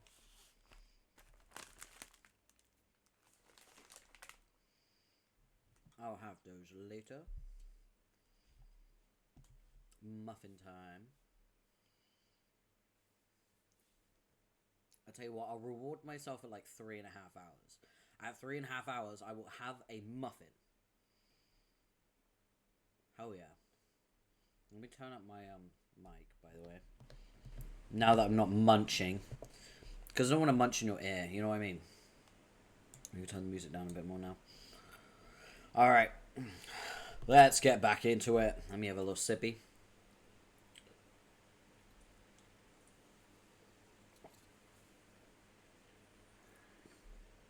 Alright. Back to Homestuck. I'm doing voices, by the way. It's going to be difficult. Because I don't know what kind of voice Jane would have. Because she's very much plain Jane. Jane, forgive my botherations. I know this is meant to be a spanking rip snorter of a day for you and all, but you happen to know where the devil fucking Dickens Mr. Strider might be? I fucking love this man! Straight away, what a fucking intro. How is Jane gonna talk? She's just a girl, isn't she? Oh, that's fine. I'd been meaning to message you sooner actually, but I suppose in all the hubbub today, it plumb slipped my mind. Which is shocking fact on its lonesome, considering what I have to tell you. Egad, loosens collar a bit. As for this Strider business, he's an elusive guy, Jake. You know that. I talked to him yesterday. That's as much help as I can be. Shoot. I really need to ask him something, but he's got his blasted autoresponder turned on. I love that thing. He wouldn't be pleased to hear you say that. What do you need with him? Does this have to do with your crazy pen pal project? It most certainly does, and time is of the essence. Today's the day I have to finish it and send it, not a day later. So you see why I'm feeling really friggin' discombobulated at the moment. Sorry, Jay. This would be the birthday present for your grandmother. No, it's for your grandfather, simply to be relayed to him by my grandmother. A point gift from him, from she and I. Her and me. What? Who and you now? A joint gift from her and me. Grandma Jake. Huh? She's that person. Oh, for frig's flippin' sake, Jane, this is no time for your prudish pedantry. Leave your bookish malarkey in a dusty old library somewhere. I have an adventure to get on. So, if I have this straight, the big thing hogging up your plate today is not this marvelous new game, which I have invited you to play with me, but finishing a robotic rabbit to give to my dead pop-up. Bingo! Double pistols and a wink. You're a very strange and silly boy. Please, Jane, we've addressed this. I'm sending the gift back in time to when they're both alive and about our age. Or something like that. Something funny is going on here that I've not fully grappled yet, but dag nabbit if I'm not going to see it through. Well, Godspeed then. I do hope you can pull it off. Are you being fresh with me now? No. Look, Jane, I know you've never believed me and you think everything I say is some big cockamamie goof-off. But I think today of all days is when you should start taking some things more seriously. Especially since I've always had your back. I've always believed in you. Hey, I've believed in you too. However, believing somebody isn't the same as believing in somebody. But that much said, I do think maybe I'm getting ready to believe some of the wild stories I've heard. Or, if not believe outright, reserve judgment on at least. Is that so? I don't know. I'm still not sure what to think, but what I wanted to tell you this morning was I had a really wild dream last night, and you were in it. Oh my, glasses fog up, fumbles for kerchief. Shh, not like that. It was so real. I think we were in the game, even though we haven't started playing yet. I don't know what to make of it, whether it was a vision of the future or somewhere that exists now, or if it was just a really lucid dream due to excitement. What was I doing there? Not a heck of a lot. I really want to tell you more all about it, but it will take some time to explain, and we both have things to attend to.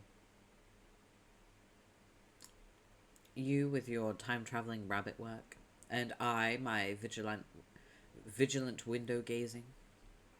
Too true. Let us reconvene later and sort out all this shit at a leisurely pace. Yes, okay. Good luck, Jake. Okay, you too, Jane. Bye. What do you think of Jake? I love him. I love him so much. I want to squish his cheeks. Actually, I can, because I have the body pillow. I can squish both sets.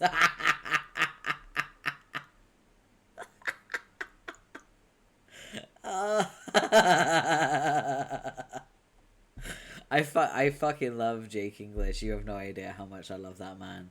Like, everyone says who's your favorite kid, and I usually say the other Strider that we haven't met yet.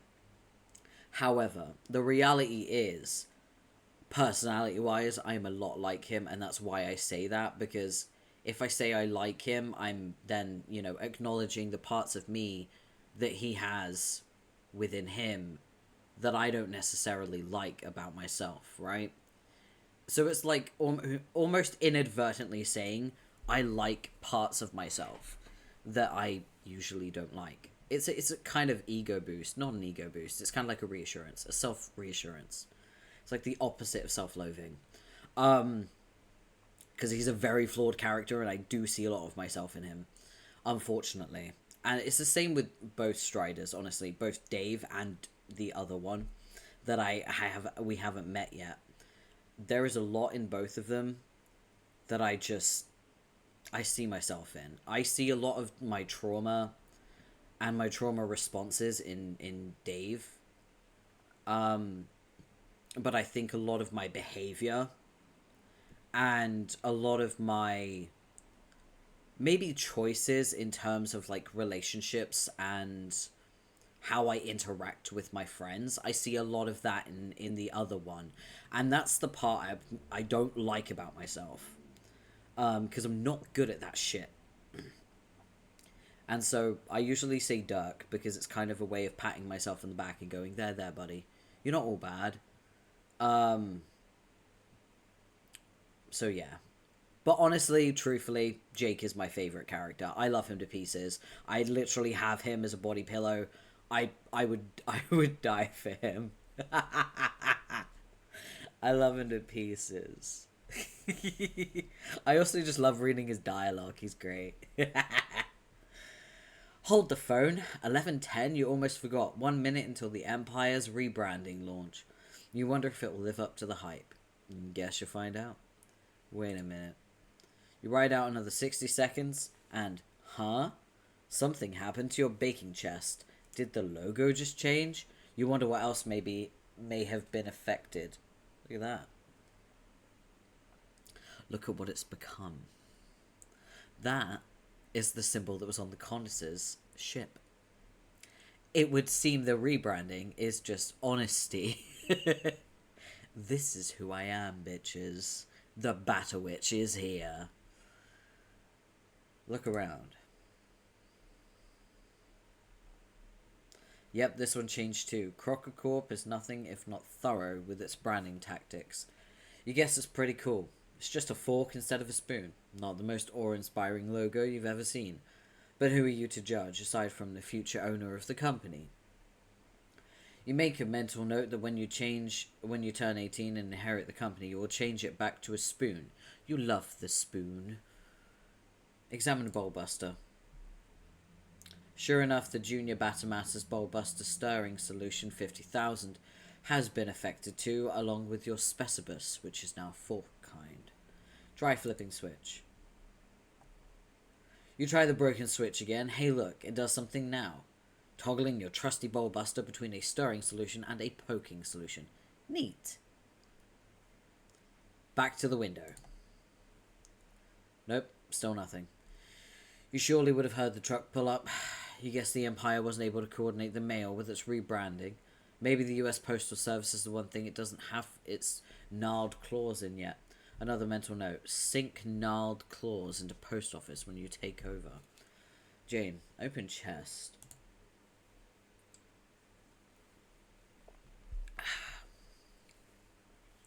You decide to pass the time by rummaging through your baking chest and hang on, maybe later.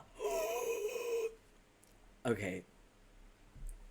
I have this symbol. This exact symbol. I have this on my wardrobe. I have a built-in wardrobe that has its own door. And I have a lot of symbols on that door. The symbols of the trolls and their colours. I have the symbols of aspects. And I have the symbols of other characters like Dave and Rose, Jake, and I also have this character here because I love her to pieces, okay?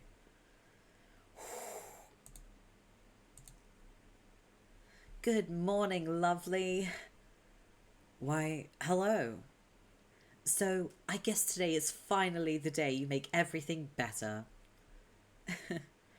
It is the day whereafter the legendary octet of mutual progenitoriety will come together and heal a great breach in paradox space. A day delivered through 80 billion years and 4 distinct universal instances worth of unfathomable turbulence. And while the emerald eye of this storm is fixed in the abyss forever, today you are poised to escape its scowl once and for all. By Skyre's guiding light, you may leave behind its turning arms of bright colours and mayhem, and secure peace for your cosmic progeny for all duration. And if you are to meet this departure with trepidation, I would understand. But I would ask, is there nothing more? Is there nothing I can do to ease your mind?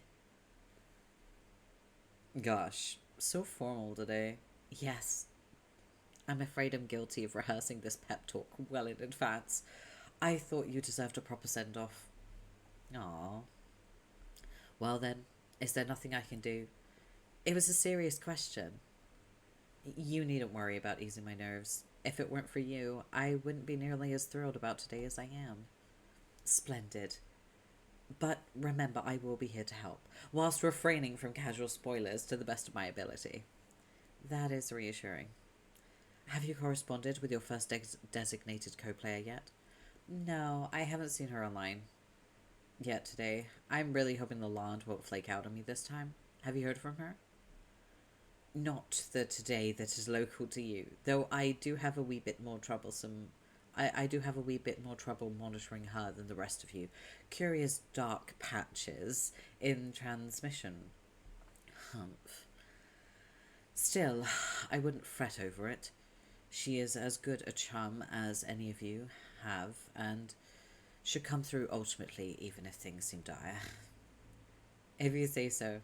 Oh, I wanted to tell you, I had an amazing dream last night. Blimey!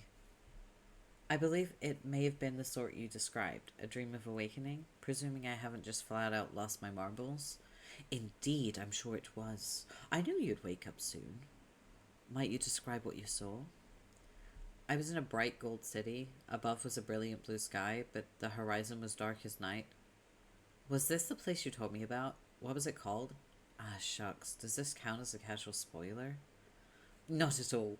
That's a simple detail about the realm you're about to explore, without directly involving your future decisions of consequence. The place you visited was called Prospect. It's where I've woken up every time I've gone to sleep for most of my life. I didn't see you there.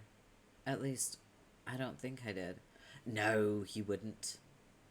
My Prospect is an alternative version from yours, in a completely different session quite far afield from your reality. If we are ever to meet in person, it's unlikely to be while playing our respective games. Okay then. I mentioned this briefly to Jake and he didn't have much to say before we parted ways. I'll gather that if this is all true, then that means Jake had not awoken yet. I think this is for you to determine in time. What's your hunch? I don't know. But there was one thing about the dream that was very troubling. I'm becoming nervous to consider what it might mean. Understandable, but it will be important to practice patience today. You have a long road ahead of you, and many questions will be answered in time. But we can talk it over later. Now, we both have games to prepare for. I know you could never fully appreciate what this actually meant, but I took much care to sync up these conversations with you on the same day that I begin playing as well. That way we can journey through our sessions together and compare notes. Huh. I'm still not sure I appreciate what that means. I'm back. I was being a culinary master. What did I miss? So far, Jane is upset with the rebranding because Betty Crocker has rebranded to having a fork instead of a spoon, which looks suspiciously a lot like the fork that is on the side of the Condis' ship. We are now having a conversation with someone who knows a lot about the game. We do not know their name, but their typing quirk is that they always type use as capitals. And their name is Uranian Umbra, and they type in grey. And their symbol is the catechius.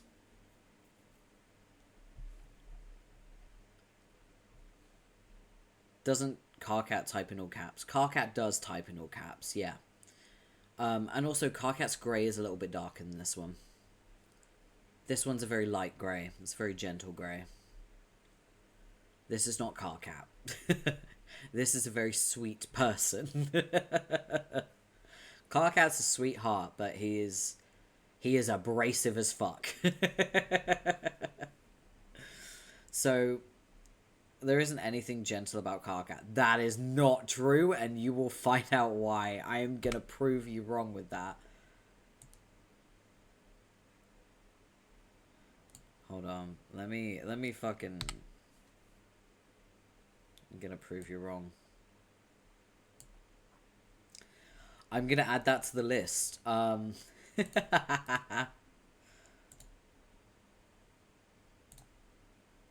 is it?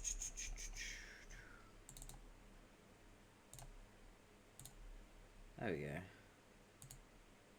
You're on the board now. You're gonna eat your words later. You're gonna be like, oh my gosh. He's so squishy. Every time I'm in his streams, I distract him. You're not distracting me. I like talking about Homestuck, and I'd rather take my time and go through it bit by bit and make sure everyone's on the same page. Me taking a little screenshot of something silly you said is not you distracting me. That is a welcome interruption, okay? Stop it. Stop punishing yourself. Relax. I would like to backhand your anxiety directly in the face. May I? Because it's working overtime. Just everyone breathe. One more time.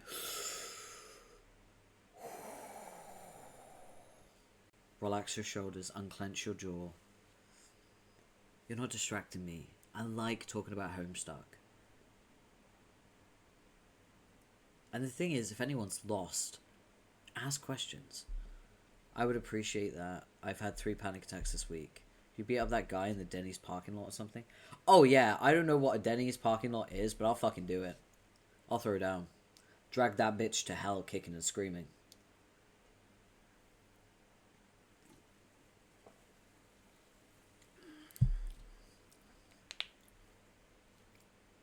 I want you to feel safe here. You can ask questions. Even if you feel like, oh my god, there's so much I've missed and there's so much I don't understand. That's not your fault. It's a lot to take in, and you've missed a lot of streams or segments that may have had significant information drops, right? And at first, when we started reading, I was a little bit like, come on. But I realized recently, you have the worst time management of anyone I've ever met. You are so bad at time management, okay? So I realized, she's not been catching up on the VODs. That's why she's struggling to understand everything. So I am now like, okay, this time if she asks, I'll just fucking tell her. So if you ask a question and we've already seen that or we've already heard the information, I will relay it to you and mention where it came from. Like, oh, this happened in Act 3, and that happened in Act 4, that kind of thing. I will be a lot kinder to you. As much as it pains me.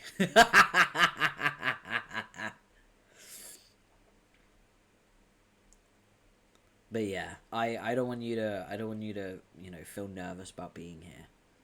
You're allowed to be here. You're allowed to ask questions. That's fine. I might bully you later, but like, I'm not gonna bully you for not knowing. I'll probably bully you for being a dork. Yippee, yeah. So just to be clear, this person talking, it's not Carcat, it's not anyone we've met before. Justice for Liv? No! No, Liv is like my little sister. I have to bully her. It's like in the rules. She bullies me back, it's fine. It's all love, it's fine. Okay. So this person has extensive knowledge of the game and is also playing a session while Jane is setting up to play her session. So separate sessions. And they're a Prospect Dreamer, because they just mentioned that, okay?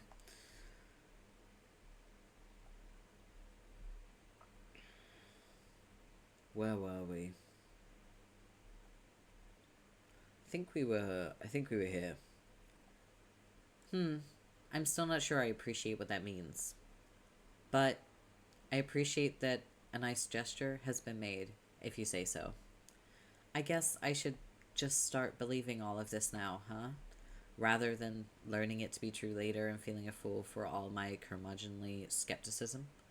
For starters, I guess I could drop my reservations about your story. Will you? I can write off much to tomfoolery, as I'm no stranger to a good prank myself. But quite honestly, you seem too kind for the charade.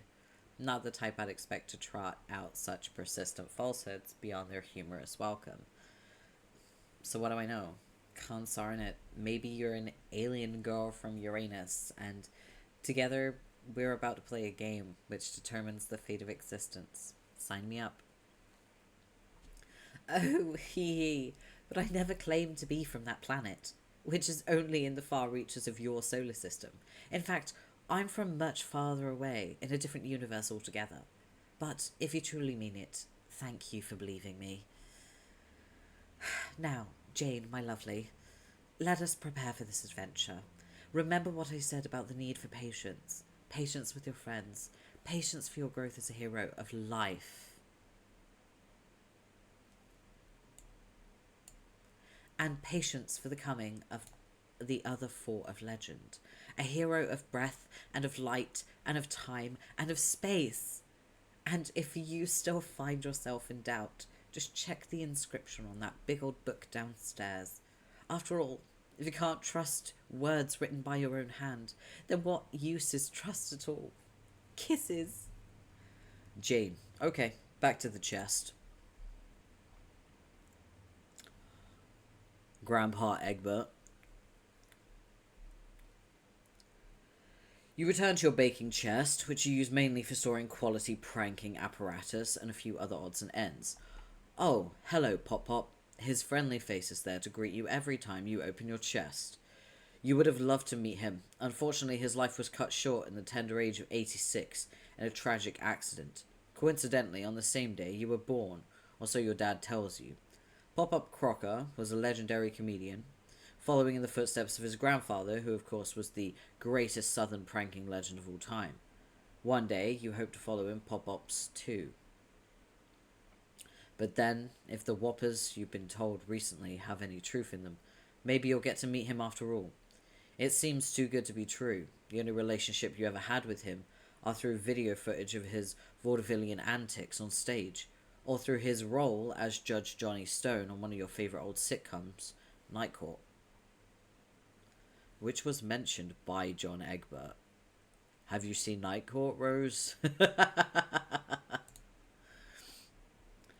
Just your basics when it comes to pranking. A few clever disguises, a name brand dunce cap, a slightly abridged edition of Colonel Sasuke's text, updated for the modern prankster and scrubbed of a few of the more egregious, julep-fueled racial slurs. The irony. Did I hear Nightcore or am I insane? Nightcore?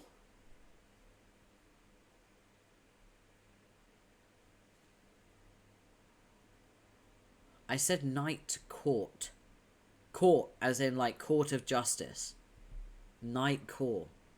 Night court. They don't sound the same. Night court, night court. I said night court.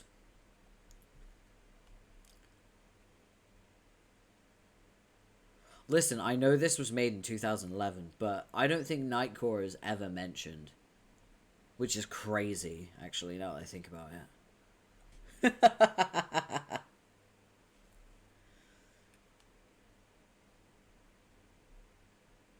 Also really, really fucking funny that this is the abridged version where they remove all the racial slurs, and it's like, yeah, I really wish you'd done that with fucking Homestuck. So I think this is the part where Andrew Hussey, like, eases up on the racial, like, slurs and shit. So 2011, it took 2 years for Andrew Hussey to stop being racist. Several other stray books. Your company's prototypical model for the Grist Widget 12,000. And of course your super handy Unreal Heiress Thoughtwave Tiara Top for the young go-getting junior Battlemaster on the go. Dump chest. Might as well get all this crap out of here and take it with you. You never know when you might need it. You shut the chest and oh, hello, Harry Anderson. Always a pleasure to see you there. Sorry, my 13-year-old self jumped out for a second. Honestly, I get it. What was I... Wait, let me think back to what I was into when I was 13. Listen, I'm 530. It was a long time ago, so give me a second. What was I doing when I was 13? 13. What year was I in? Okay. I was like... When I was 13, I was like year 8 to year 9. So, year 8... Ooh... I was in middle school. I had dyed hair that was like... You know those dyes where it's like almost iridescent? I had black hair dye that in the sun was like blue. It was called midnight blue. So in like normal school lighting, it was black.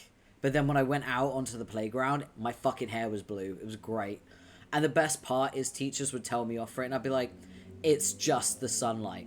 Obviously, it was intentionally blue, but they were stupid school teachers. And I was like, it's not my fault. The sun just makes it look blue.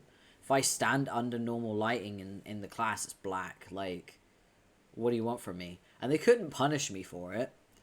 Because, like, fuck you. I was mega emo as well. I was wearing, like wristbands with spikes on them and, like, loads of rubber bands with, like, bands on them as well.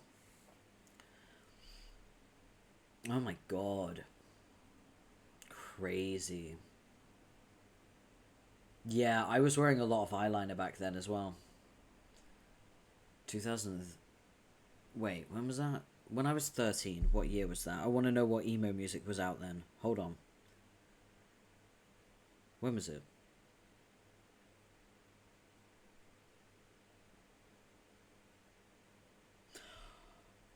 Oh! Okay.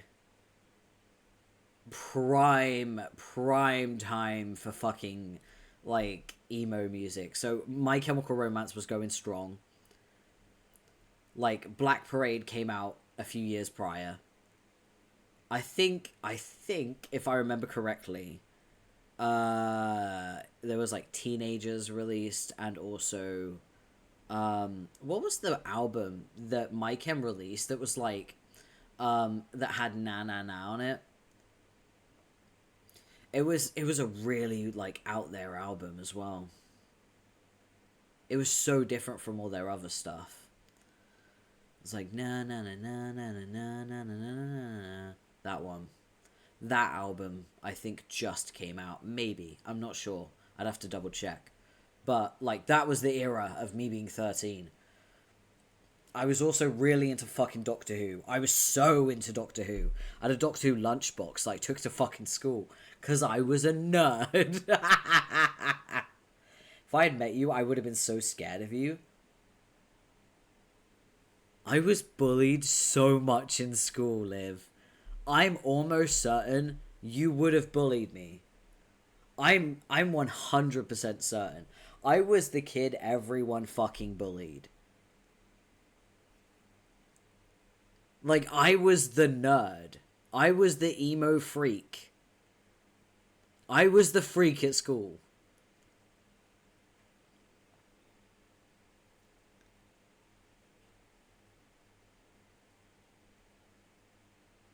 It took a long time for me to grow up and be like, you know what, I am going to be cringe, and I'm going to be free, and I'm going to be a freak, and I'm going to be a weirdo. Because I got bullied so much. Dude, I was the kid everyone bullied because I was a neurodivergent weirdo people could get a reaction out of. That is the exact same thing that happened to me, except I was undiagnosed. I had a lot of anger issues in school as well. Because, like, I would get bullied quite badly at school. I'd get, like, slapped by girls, kicked around. Guys would, like, throw their balls at me. That kind of shit. Oh, man. And then I would go home and I'd get the shit kicked out of me even more by my birth mum. So, like, fuck. All I knew growing up in the early years of my life, all I knew was violence. It's all I ever experienced. Bit of a trauma dump, I know, but, like, that's what I grew up with. I'm fine now. I want to make it very clear. I have worked a lot on myself. I'm 530 years old. I'm good. Like, I have worked on myself a lot. And it's why I'm not very tolerant towards people disrespecting me as well, because I lived through so much disrespect and so much inhumane treatment both in school and at home, that I was just like, you know what? From now on, no one is ever going to treat me that way ever again. Probably just adopted you as the extrovert that adopted quiet kids. I was not a quiet kid.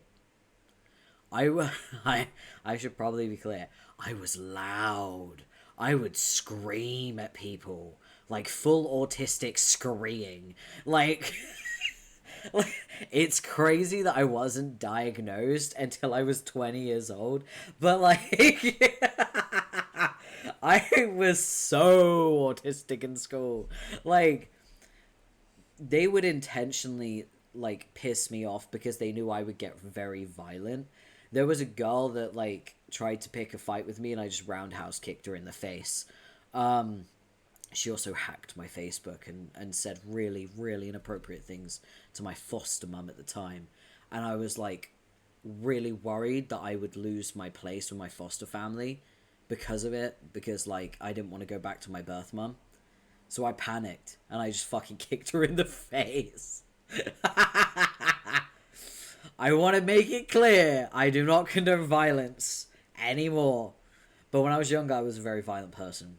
But I'm not anymore. But yeah, I was very loud-mouthed.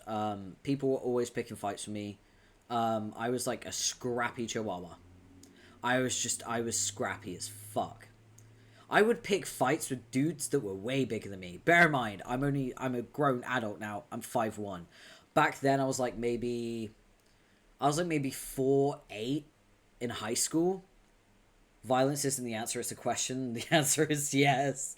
Yeah, honestly, 100%. I was like 4'8", right? And I remember specifically picking on the tallest fucking guy in my year.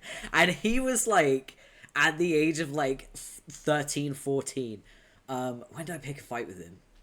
Oh, it was in middle school. Okay, so I would have been...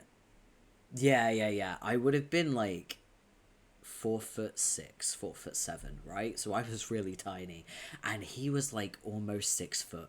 He was huge. He was a basketball player. He was very fucking tall, right? Lanky dude.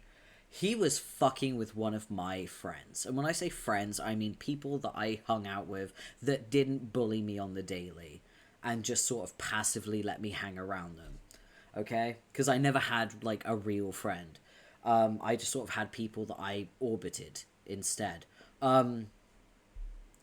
So he was fucking with them, and I didn't like that. So me being the tiny ass bitch that I was in middle school, I ran up to him, leapt, and literally jumped onto his back, climbed that fucker like a tree, and just got him in a fucking headlock.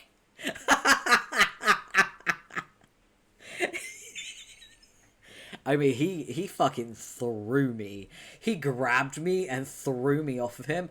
I went flying.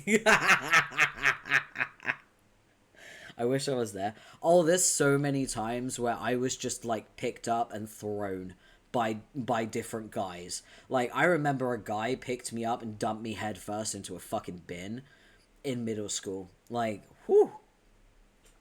I got my ass whooped in high school. I got my ass whooped in middle school. First school, I did not get my ass whooped. Not that much, anyway. I got bullied, but people didn't fight with me. You have to remember this is pre-puberty. So, like, puberty was not kind to me because I did not grow very tall or very strong. I was kind of just there. But pre-puberty, it's an even playing field. I would scrap with the best of them. So when people bullied me, I would just straight up go up to them, punch them in the face. It's like, oh, you're being mean to me? Here's my fist. That's all I knew. That's how I communicated. Like, I remember a random girl came up to me in primary school and she was like, hi. And my response to that was that I kicked her. To this day, I have no idea why the fuck I did that. I was like 5 or 6 years old. Why the fuck? I remember it very, very clearly, and I think I spoke to her in high school about it. I was like, do you remember when I fucking kicked you? And she was like, yeah, that was the first time I met you. I said hi and you kicked me. And I was like, yeah. I don't know why I did that. Your brain misclicked.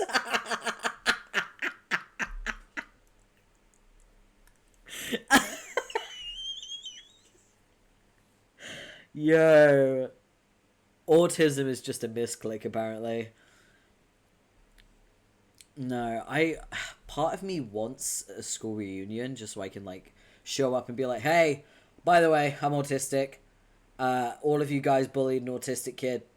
Anyway, bye. But also, like, at the same time, I don't want a reunion because they're all assholes and I don't ever want to see those people ever again. I don't think there will be a reunion. I hope not. I fucking hope not. COVID cancelled the 10-year reunion, which is fucking great. I'm so happy about that. Oh. Thank you, COVID. Providing service. But yeah. 13-year-old me is... 13-year-old me was going through shit. An emo nerd. Very troubled. Emo nerd. Should we continue? I went on a tangent. But that's okay.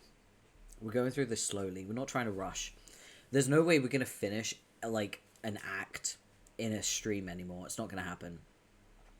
Emo nerd who kicked first and asked questions later. Yeah, I was fucking crazy. I really was. Let's keep going. He's also one of your idols, and as it happens, he has a bit of history with your pop-up. They were rivals on the vaudeville comedy, magic, and magic act circuit. Eventually, the less competent Anderson was shamed out of the industry and went on to greener pastures in the private dicking biz. He became one of the hardest boiled detectives on the mean streets of the Big Easy, and later made a fortune off his memoirs, ghostwritten by Mike Cavaney.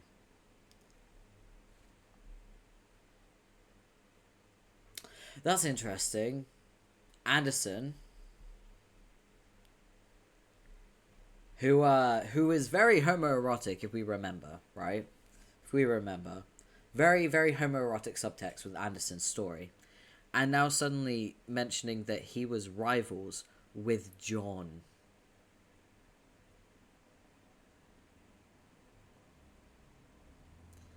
Grandpa John. Rivals with this guy. Interesting.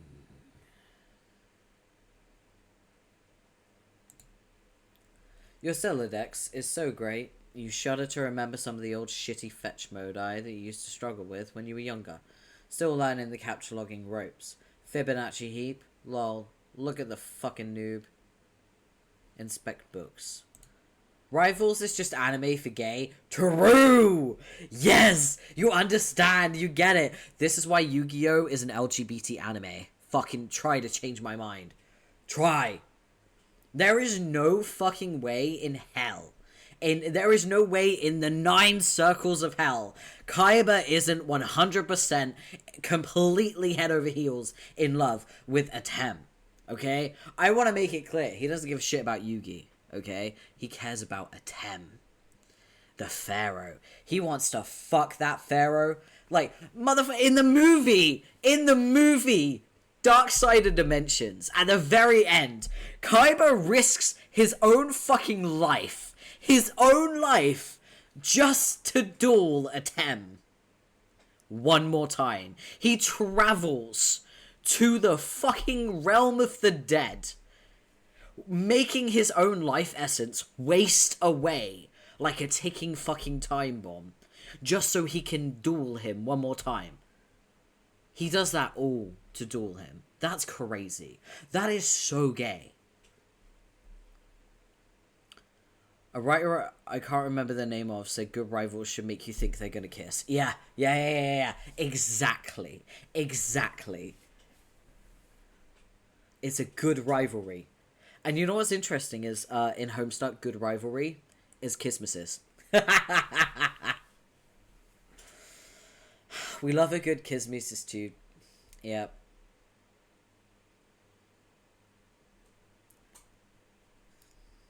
Getting a little black romance going on. Hell yeah. Alright. Oh god. Pony Pals. Wait. Maple Hoof plus Harry Anderson's Wise Guy makes... Oh, and the Shades. Wait. Pony Pals, Harry Anderson's Wise Guy, and Bro's Shades makes Pony Pals.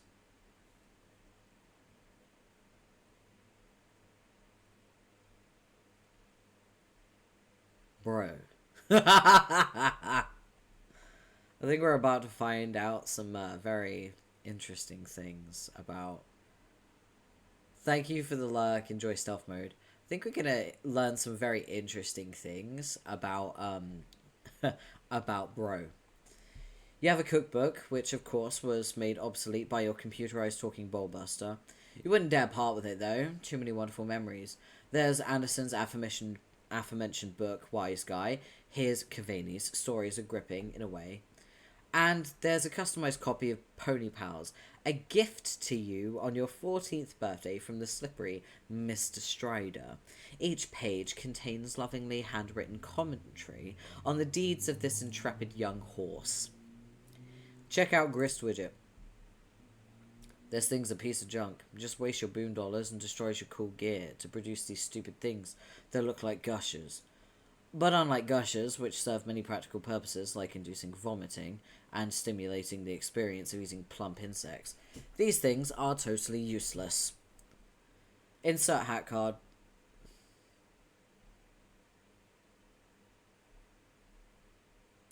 Okay, you'll try it out with one of your less prized possessions just to prove how dumb it is. You never liked this hat much, makes you look like a gnome, and basically isn't funny at all. Pop the card in the grist widget. It indicates it will cost 10 boon dollars to convert this object into grist. That's not too bad, you guess. It's not like currency has much value anyway. It was introduced as sort of a BC Corp fun bucks to be used by youngsters specifically on qualifying merch online and stuff. Brilliant business strategy, really. As heiress to the Empire, you're naturally endowed with millions, which you have a reputation for being very generous with. You've been considering using your wealth to set up a scholarship fund to allow underprivileged kids to go to Boone College. Jane, activate. See? Utterly pointless. You hope Crocker Corp isn't going somewhere with this technology. Because if not, this product is the first in line getting the axe when you're in charge. She can just make grist. She doesn't realise the significance of this yet because she isn't playing the game. But she could just farm grist by capture logging random shit and just putting it through that and just grinding it down into grist. Consider the implication of this. She could just make grist. Holy shit. Jane, wear tiara top. You put on your highly fashionable Unreal Heiress Thoughtwave tiara top and flip it on. It immediately hums to life as its blazing fast processes mingle with your thoughts. It is the most efficient computing technology in the world by far, as long as you don't wear it for too long, but aside from a few migraines, you can't possibly imagine any drawbacks that cease reproduction could come with submit merging, consume your thoughts with, embrace your culling, experimental technology, conform to social order, from an stay asleep, extremely powerful die corporation. Wait, what? Jane, continue vigilant window gazing.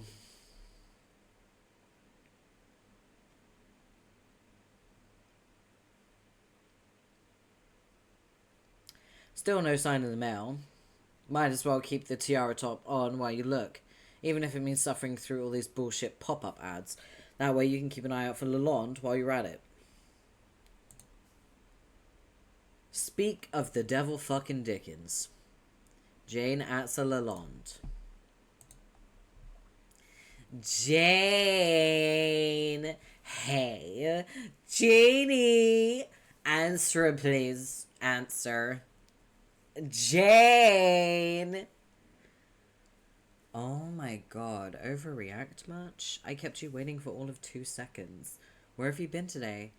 No, we're just chilling here. When all of the sudden. All of the sudden.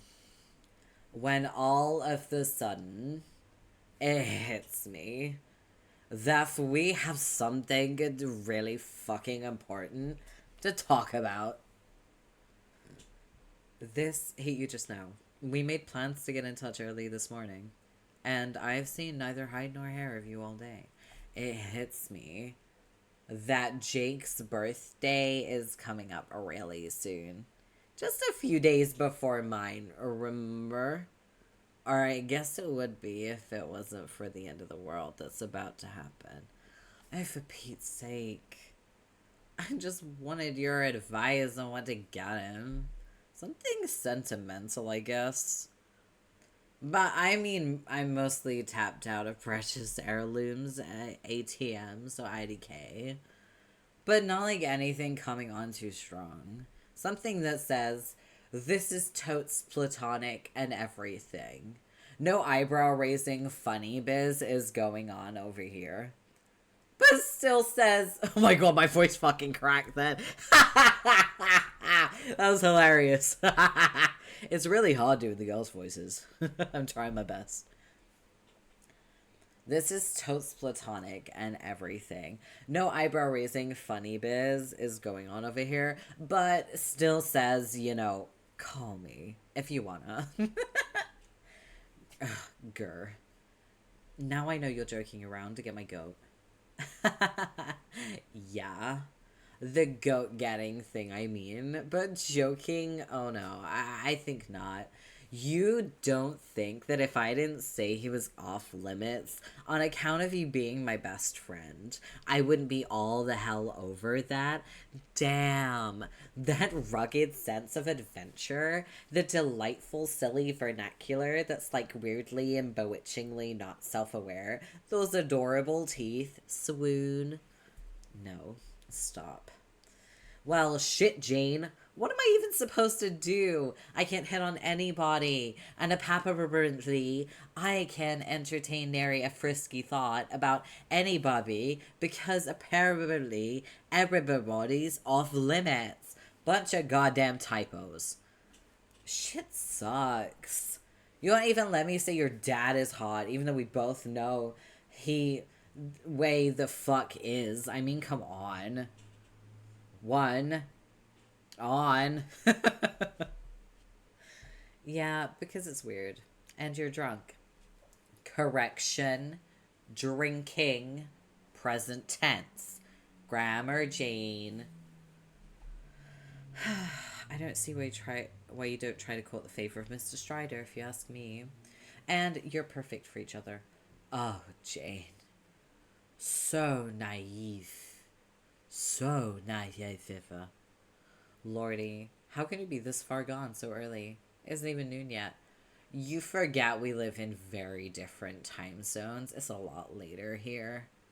You're 3 hours ahead of me. You would be amazed how much can happen in 3 hours. Tusk. What would your mother have to say if she caught you? Be sure she wouldn't give a shit. I mean, she's the one who stocked the goddamn liquor cabinets in the first place. I don't even think she ever had a drop in her life, probably. So why else is she putting it in there? It's like a passive-aggressive dare for me. Aggressive. Just the sort of mind game she would play. So even if you're insane and paranoid theory happens to be true, your response to screw it, time to help myself to all this mind game booze? Yeah, pretty much. Groan. You're completely impossible like this. I cannot believe you choose to do this today of all days. I should have known better. Here I am, waking up bright and early, waiting all day with my nose pressed against glass for the mail to come, and wondering if you'll ever log on, and all the while you're just getting blind stinking schnocker bought and drunk. Oh, what you waiting for in the mail? Is something happening today or something? The Alpha! Jeez Louise! You're hopeless. Oh, yeah. That thing. Are you all ready to play if it comes? I guess, but you sure you even want to play this thing? You know, it's just what the Batter Witch wants you to do. Not this again. If you want to go ahead and be a chump, Jane, is your call. I'm just saying. I know what a chump looks like. You don't look like no chump I ever saw. You go through with this, I'll have to add your profile to my chump role, which is like this real actual thing I maintain, instead of being a joke. Is that what you want? Want? The Batter Witch does not exist. It's an idiotic urban legend. How many times have I explained this? My great great grandmother, who founded the company and is accused of holding this identity, would have to be almost 200 years old if she was still alive today. The idea is such preposterous hogwash. It's hardly worth dignifying with a rational response. The iconic face of the company isn't even a real person. She was fabricated long ago during the company's fledgling years. Right. As, you know, an alter ego for something more sinister. Such cuckoo bird nonsense. In any case, I don't understand the nature of the second guessing. Besides, chalking it up to your unwelcome inebriation. We had agreed you would play with me. You sounded excited about it. Have you even obtained your copy yet? Uh, yeah, obtained. Sure did. Through your various technologically cryptographic means, I presume? Oh, you bet. Heck the shit out of those Titan mainframes and all. Said jackpot. Like, a bunch of times. All those ciphers and bubby traps, backdoor Trojans and whatnot were no match for my codes. Snicker. I have to go get ready for Easter. Really festivities. Later, dude. Enjoy yourself. Take care. Thank you for being here. I'm quizzically narrowing my eyes, trying to solve the joke you're attempting, assuming it even is one. Okay, Jane, what I was saying is that in the parlance of baking, because I know that's what gets you off, is that it was a fucking cakewalk. Oh. Like, by which I mean not to say her, I'm hot as shit, hackster bitch you ever knew. As deli to the corporate grid asks, she is beautiful. Which I am, but what I mean is shit wasn't even guarded. It was just some files that were unsecure. And I took them, jacked them right off of that intraweb telematrix. Then applied lipstick femme fatale style. And it was like, shit, yes, all kinds of know how to use my web browser to download my several files. Really? Yeah, so now I got it if you really want to play, which you shouldn't. Huh. That's a bit puzzling. I thought the software was highly proprietary. I had told you she wants you to play. She wants us all to part of her big plans. And you're playing right into them. Like, shh. Yeah. I know. You've made yourself clear. But what doesn't add up about your story is I believe someone doesn't want me to play. How else do you explain the recent attempts on my life? I don't know. Someone out there wants the stock price to take a hit. There. Or it's just more connivings of the witch. So this hypothetical monstrosity wants me to succeed, but also wants me to die. Makes a lot of sense. Wouldn't put it past her. Makes you feel persecuted. Redoubles your determination to play. You advance her plans in whatever incomprehensible way. Until suddenly you did everything she needed you to. At which point you become crazy expensible, yo. And then she expends you like a wad of boon dollars on shitty BC merch. I see. This is sounding less like a crackpot conspiracy by the minute. Whatevers. All I'm saying is a bunch of stuff that's deaf true to the max. I'll send this file to you though. And what you do with it's up to you. So do you want it now or what? It's tempting. I'm curious as heck to play it. But the mail should be coming any minute, and I've waited this long for it. So I might as well use the official discs addressed to me. When it comes, I do hope you'll change your tune. Not to mention brew yourself a pot of coffee and sober your drunk butt up. My drunk butt's tune will stay as unchanged as it will remain unnot drunk. Making my barley current words. Hoo hoo. Okay, fair enough. But I believe that when we start playing together, you'll come around. Personally, I can hardly contain my excitement over it. If years ago someone told me, which incidentally someone did, that today I would have an exclusive opportunity to play what is absolutely the most cutting-edge immersive simulation game ever released, developed by a company which has already done so much for the advancement of humanity, I would have said, shucks, Buster, sign me up. Jane. Yes. Jane. What? Jane. Did you know that I am truly in love with the fact that I have a best friend who says things like shucks, Buster? Shoosh, you drunkie. Oh. Oh. What the fuck? The thing. The flappy thing. The flappy swingy doodad. The arm dealy. The dealy, Lalonde. The dealy. What? The goddamn red swingy flappy lever arm thingamabob, whatever it's called. On the mailbox. Breathe, Crocker. Slow breaths like this. I'm breathing regular FYI. It's up. It's up. I don't get a lot of mail out here. I'm no mail expert, but doesn't that mean not the right thing? Like you're supposed to put it up if you want something taken away, not have the guy put it up if mail comes. I think your mailman's quite possibly a dumbass. No. Who cares about that? The dealy. It's up. It's here. Ah. LMA is so fucking O at this. BRB. Prepare to retrieve mail. You scamper over to the door, but pause a second to think. Is your dad still washing the car? Hopefully he is still preoccupied so you can sneak out, but it doesn't hurt to be prepared for an encounter. Luckily, that's exactly what you are. Don clever disguise.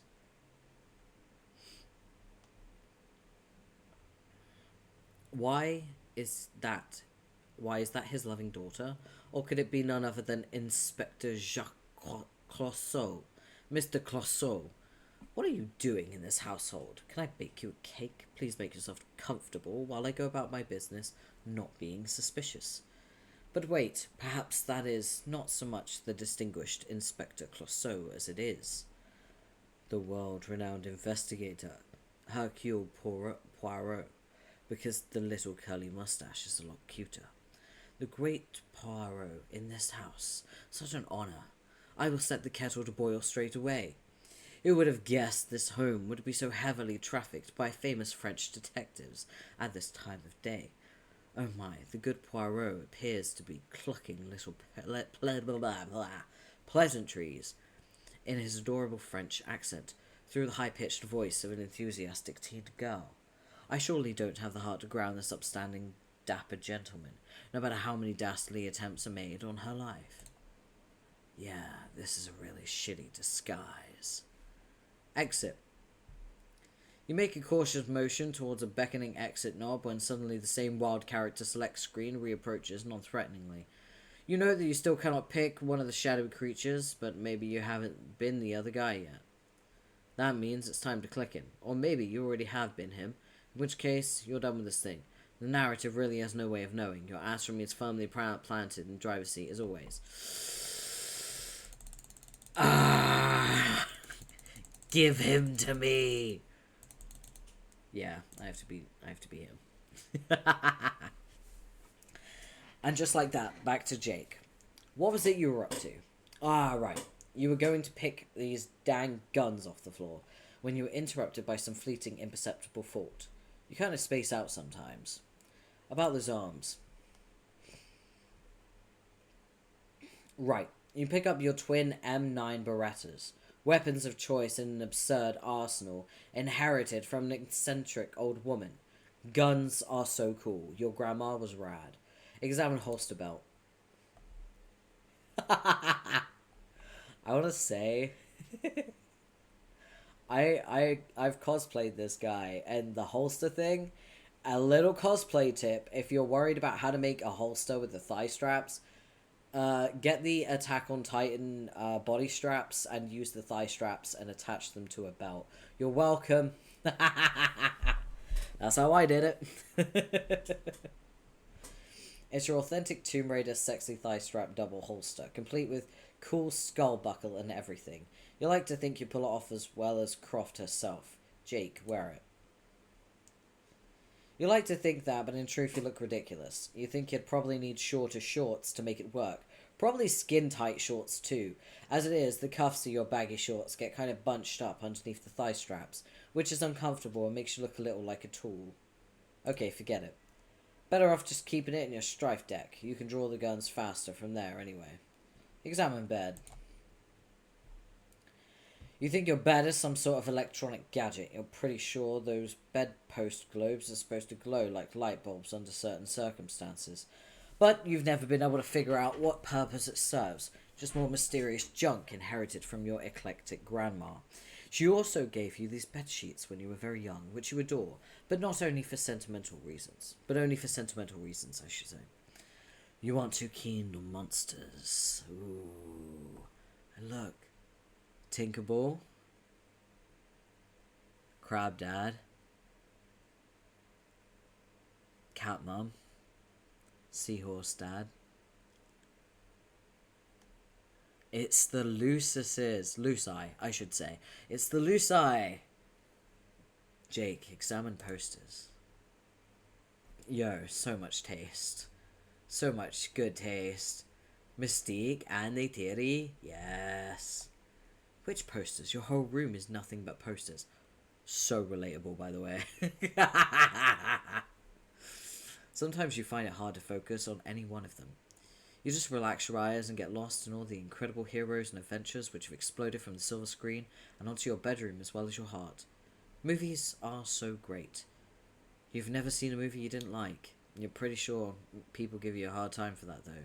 Gosh, you love movies. Almost as much as you love skulls. And movies that have skulls in them, oh my god, so wonderful. Scope out those blue chicks. This is your collection of beauties. But you don't call them that to anyone but yourself in private, because somehow even you are aware of how dorky that sounds. You're oft times the recipient of a good ribbing from Jane on account of your peculiar fascination with blue movie ladies. You don't have to justify yourself to her though. What even is her deal? Any fella would be off his rocker to not fawn over all these bodacious blue knockouts. You want to make out with all of them. Everyone, he's a dork. I love him. Dear sweet Neytiri from James Cameron's Avatar. Oh, if only you were the one who could have overcome his paralysis on an alien adventure planet to become her boyfriend, instead of that other guy. Then she could have shown you how to be bold and courageous, and stand up to fight for your people, and maybe later engage in bizarre extraterrestrial reproductive process involving ponytails and a magical tree, you guess. You'll show that curmudgeonly Strider, who's just a gigantic shitty space furry.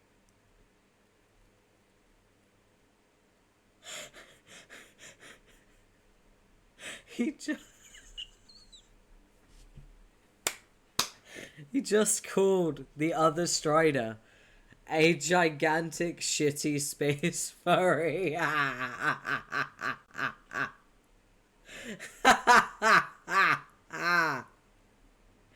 Jesus fucking Christ. Woo! You'll show him what marvelous creatures they are. You'll show him what a daring dream it is. Should we give these two some privacy? It's just really funny because his name is Jake. And obviously, like, in Avatar, the main character's called Jake. It's just really funny that he called the other Strider a gigantic shitty space fairy.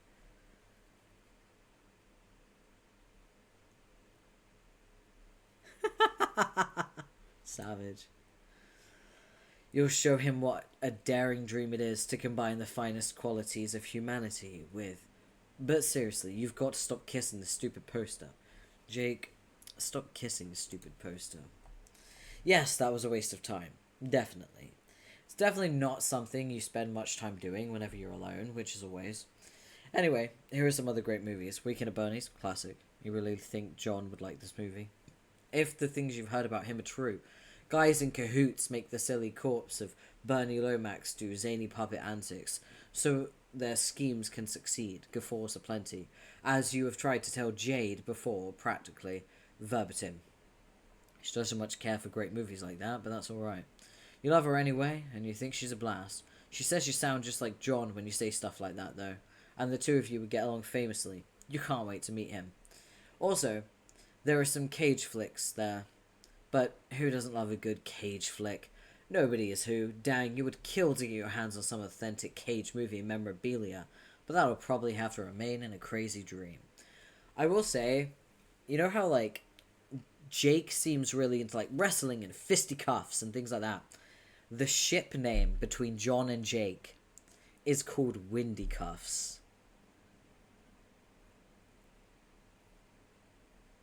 You can't tell me that's not a good fucking ship name. Homestuck has some really good ship names. Also, yes, they are related and it is an incest ship. Who gives a fuck? It's fictional. It's not real. It doesn't matter. Anyway, yeah, it's called fucking Windy Cuffs and it's a really good ship. I love it. Two dorks. Just watching movies. Having a good time. Anyway. Examine package. Speaking of John, this is his birthday present. It's the project that has been taking up all your time lately, and today is the deadline to finish it. You have to send it to Jade so that she has time to ship it to him across the Pacific Ocean.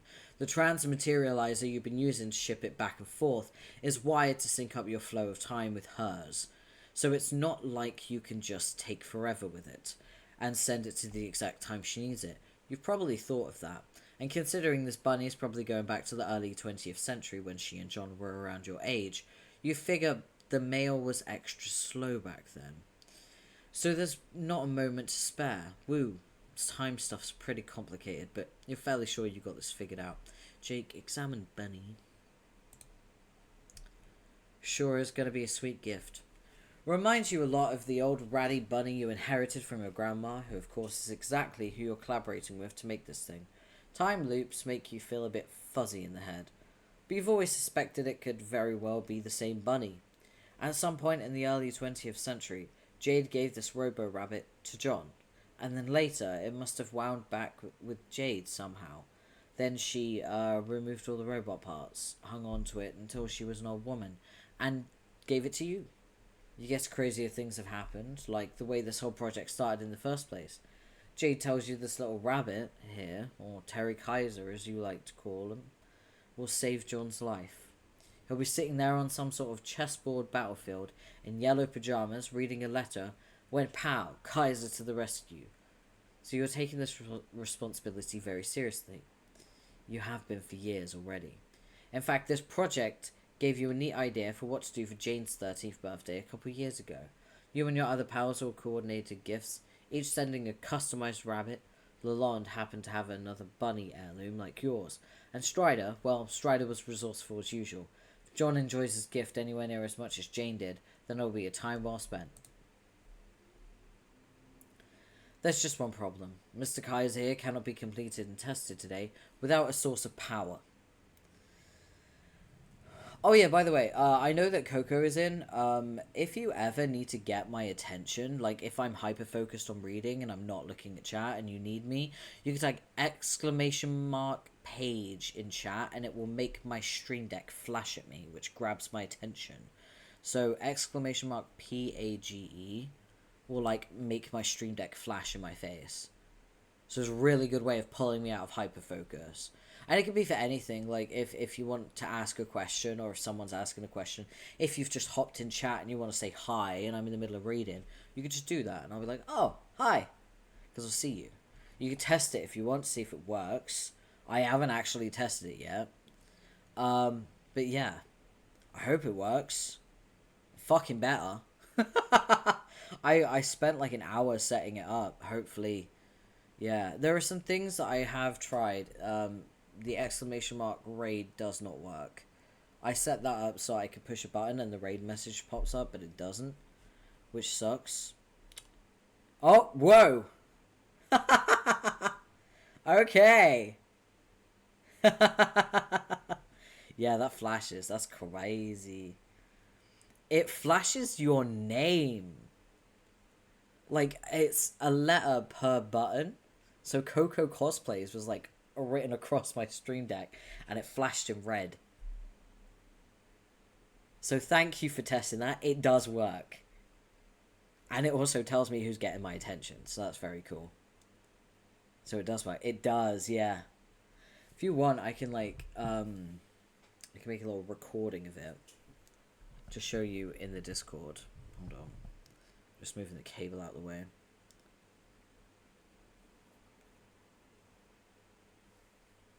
Do you want to do it again? And I'll do a little recording of it.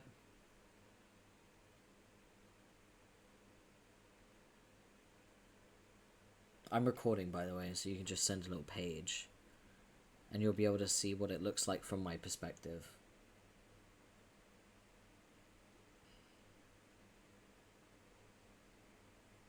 There we go.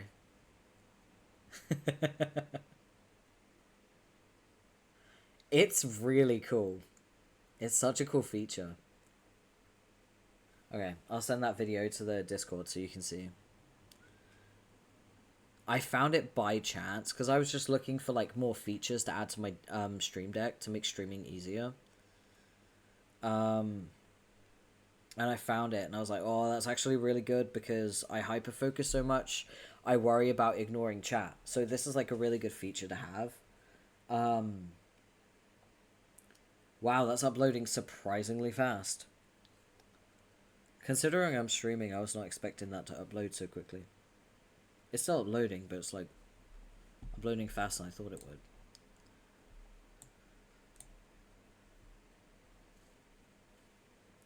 I'm just sending the video so you can see it. It's really cool. I should probably set up some kind of like Stream Elements timed chatbot to just be like, hey, if you need my attention, you can put exclamation mark page. You know what I mean? Oh, we should set one up for Hydrate as well. We should do something. I need to like play with it a bit more and like add some more things and features. I think I can get a really good setup going because I have good equipment. You know what I mean? Also, the video's sent, so you'll be able to see it now. Alright, let me have a little sippy.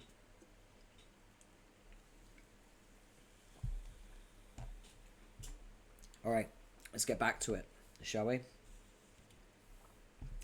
There's just one problem. Mr. Kaiser cannot be completed and tested today without a source of power. You will need a little chunk of uranium to power the robot, and you're fresh out of the stuff. You've been plundering all of your devices for uranium to refuel the transmaterializer, which requires huge amounts of power any time it sendificates or purifies the package from the past. Seems to you like excessive energy consumption for just a simple time machine, but what do you know? Unless it's doing something besides shipping it across time, you couldn't imagine what though. Just saw it, that's really neat. Yeah, it's really good, isn't it? It's really good. It's a good way to like get my attention. Because I do hyperfocus. It has happened where I've like haven't looked at chat for a long time, look over and everyone's like been talking and I'm like, oh, hello. So yeah, it's a good way to get my attention.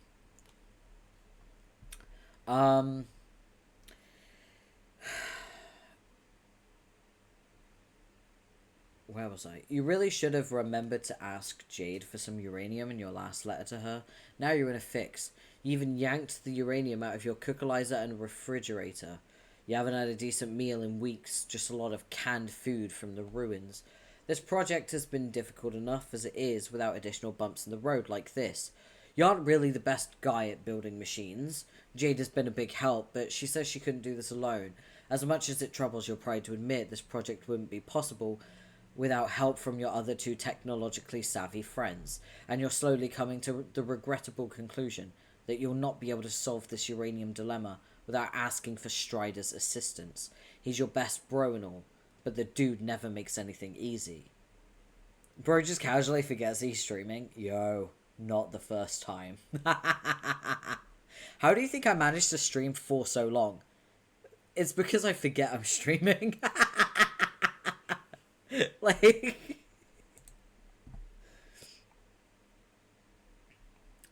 the puzzle modus.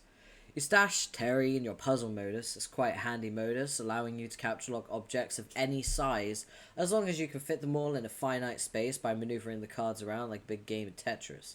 You like it because it keeps you sharp for solving any puzzles you might find when you go out raiding hallowed tombs, which is never. The bunny fits in okay, but it's a tight squeeze.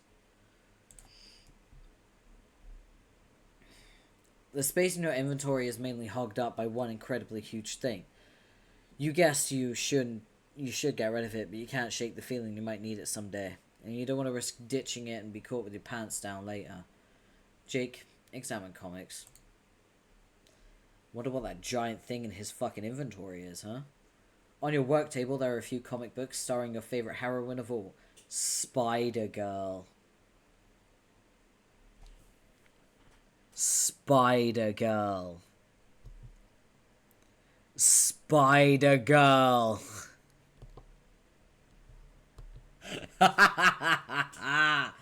Spider-Girl. Hey, who do we know that's a spider? Who do we know that has 8 eyes? Who's a Spider-Girl in Homestuck? I wonder. Should we bring this back?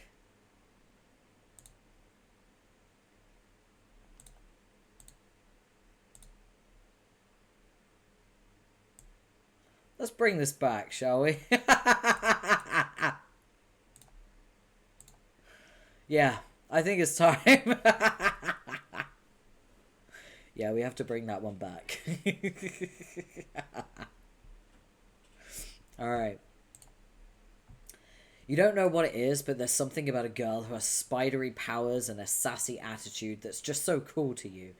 It's just another quirky fact about you that definitely doesn't have any greater significance, and never will. Huh. Interesting. Jake, take comics. Forcing the comics... Horse feathers. Forcing the comics into your puzzle Scylla decks knocked out a bunch of other crap. You have seriously got to reorganize this thing. What were you even thinking cataloging all those bullets one at a time anyway? Well, as long as one of your preposterously numerous computers has spilled out of your Scylla decks, you might as well stop procrastinating and contact Strider to... Hang on. Maybe later. It's her. Hello there, darling. Ahoy, madame. I don't relish troubling you with more arm twisting. I'm sure for all I've done so far, you've had a jolly good workout already. But you'll be ready to deliver the package today, yes? I'm determined as ever to see this through. But, as usual, events have conspired to make a boondoggle of the prospect. I think I might be fucked. How so? Terry needs fuel, and I don't have any left. I think I'm at Strider's dubious mercy for a solution yet again. I'll have to ask him for help, and soon. Well, there you go, love. Better hop to it. Yes, I will. But also, there's the matter of the rabbit's armaments. I don't imagine he'll do a lot of frigging good in helping Grandfather Crocker from kicking the old bucket without them. Did you not say you'd supply these? I did indeed say so, and have already done. You did? When? in your future. I relayed the information enabling you to create the powerful weaponry yourself. And you did. You then sent them back in time. You may recover them in the ruins, which conveniently is where you must go to ship the package once and for all. Bang up plan we hatched, don't you fancy? I see. Yes. It sure is, if that's the case. Then that's all there is left to find. Then all that's left to do is find power for it. Oh, and also enough power for the stupid transmaterial Bob. Ugh. So much to do before shuttling this goddamn thing into the past. I mean, that's what I'm doing, right? Giving it to my grandma when she was a kid, growing up on the same island I did. That is somewhat close to the truth, and I can see how you would draw that conclusion, but there's more to it that you don't understand yet. You'll sort it all out in time. These are among the dad-blasted, causal spoilers you refuse to dish out. Somewhat. It wouldn't hurt you too much to know the truth, I imagine.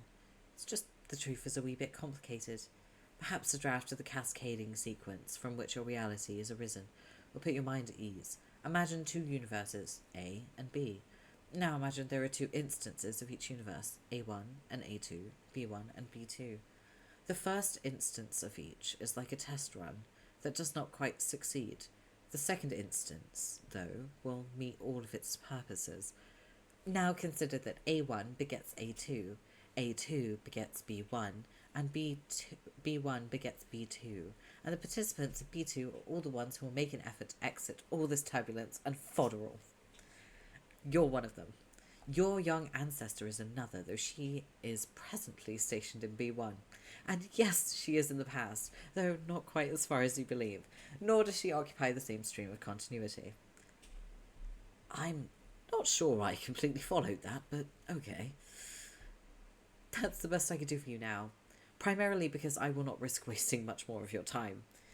So, you're still in contention that I will meet our elders as youths? Oh, yes. Haha. Then I will be travelling through time. I knew it. Or they will be, whichever it is. Which is it, by the way? Causal spoilers, Sir English. Fah! Given the nature of the quest waiting for you, it wouldn't be shrewd of me to rule out the employment of time travel by any individual.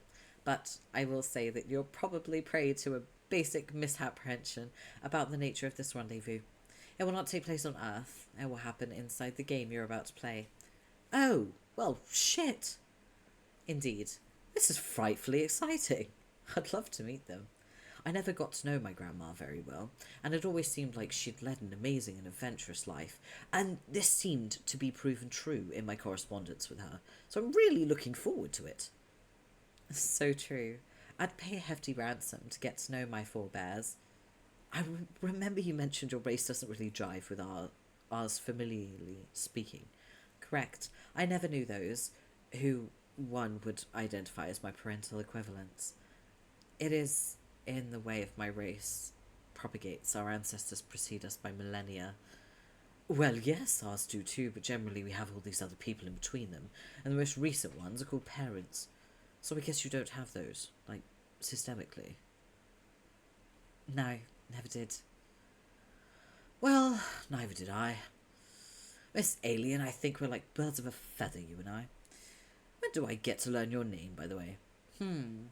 Truthfully, it may be for the best that you never know it. Could stir up some things best left in their present equilibrium. And now I think I should bollocks off and leave you to it. But wait, there are still some things I'd like to know about today, about this game. No more procrastinating. Contact your friend, darling. Yes, fine, okay, I will, but just please tell me in the least causally spoilery way possible. What are we even trying to accomplish here? What is even the root and tootin' point of this game? I think you will have more fun than you can imagine finding out. But stated concisely and short of spoilery, as you so charmingly put it, your objective today is to pave the way for the arrival of gods. Kisses. Unearth more computers. If you're going to message your good bro, you might as well use a more comfortable computing device. You always found the Husk top to be a little clunky, way too hands-on. Here are just a few at your disposal. Your grandma always was an advocate of thorough preparedness. She would strongly advise staying not only armed to the teeth, but well equipped in the computational department. You've been taught you should really carry no less than 5 computers on you at all times, like a sensible person. Don computers.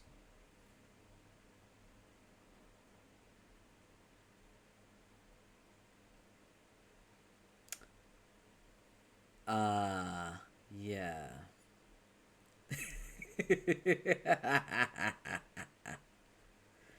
You put on a few of your more ostentatious devices. Luckily, or unfortunately, you grew up alone, so there was never anyone around to point out how ridiculous you look. These are also inherited from your grandma. In addition to being quite the globe-trotting adventuress, she was rather enterprising as well. Her company made many products like this to compete with the corporation owned by the cruel Baroness. I thought it was about to be a Cosby top jump scare. No, instead it's a Jake English wearing cosplay that looks like Lord English jump scare instead. So, Lord English jump scare. There you go. Did I just fucking snort? Kill me. Anyway. Alright. Her company made products like this to compete with the corporation owned by the cruel Baroness who raised her. Sadly, BC Corp eventually crushed her company and forced her into exile. You've always hoped that when Jane takes over that foul conglomerate, she will right all of its unspeakable wrongs. You know she will. You believe in her after all. Ah, yeah. Message your good bro. Oh my god, here he is. Oh, here he is. Oh, here he is. I'm so happy. Okay.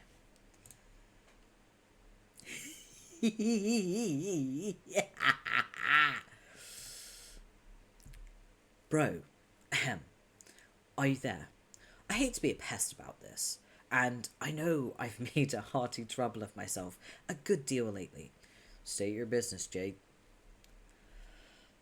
I should preface this request with an overture of appreciation for how much your cool and brotherly friendship means to me.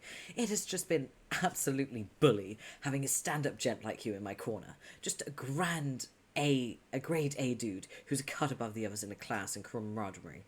Few gropes for fresh handkerchief. I hope this shit isn't coming across as platitudinous. I really mean it. Take it easy, bro, man.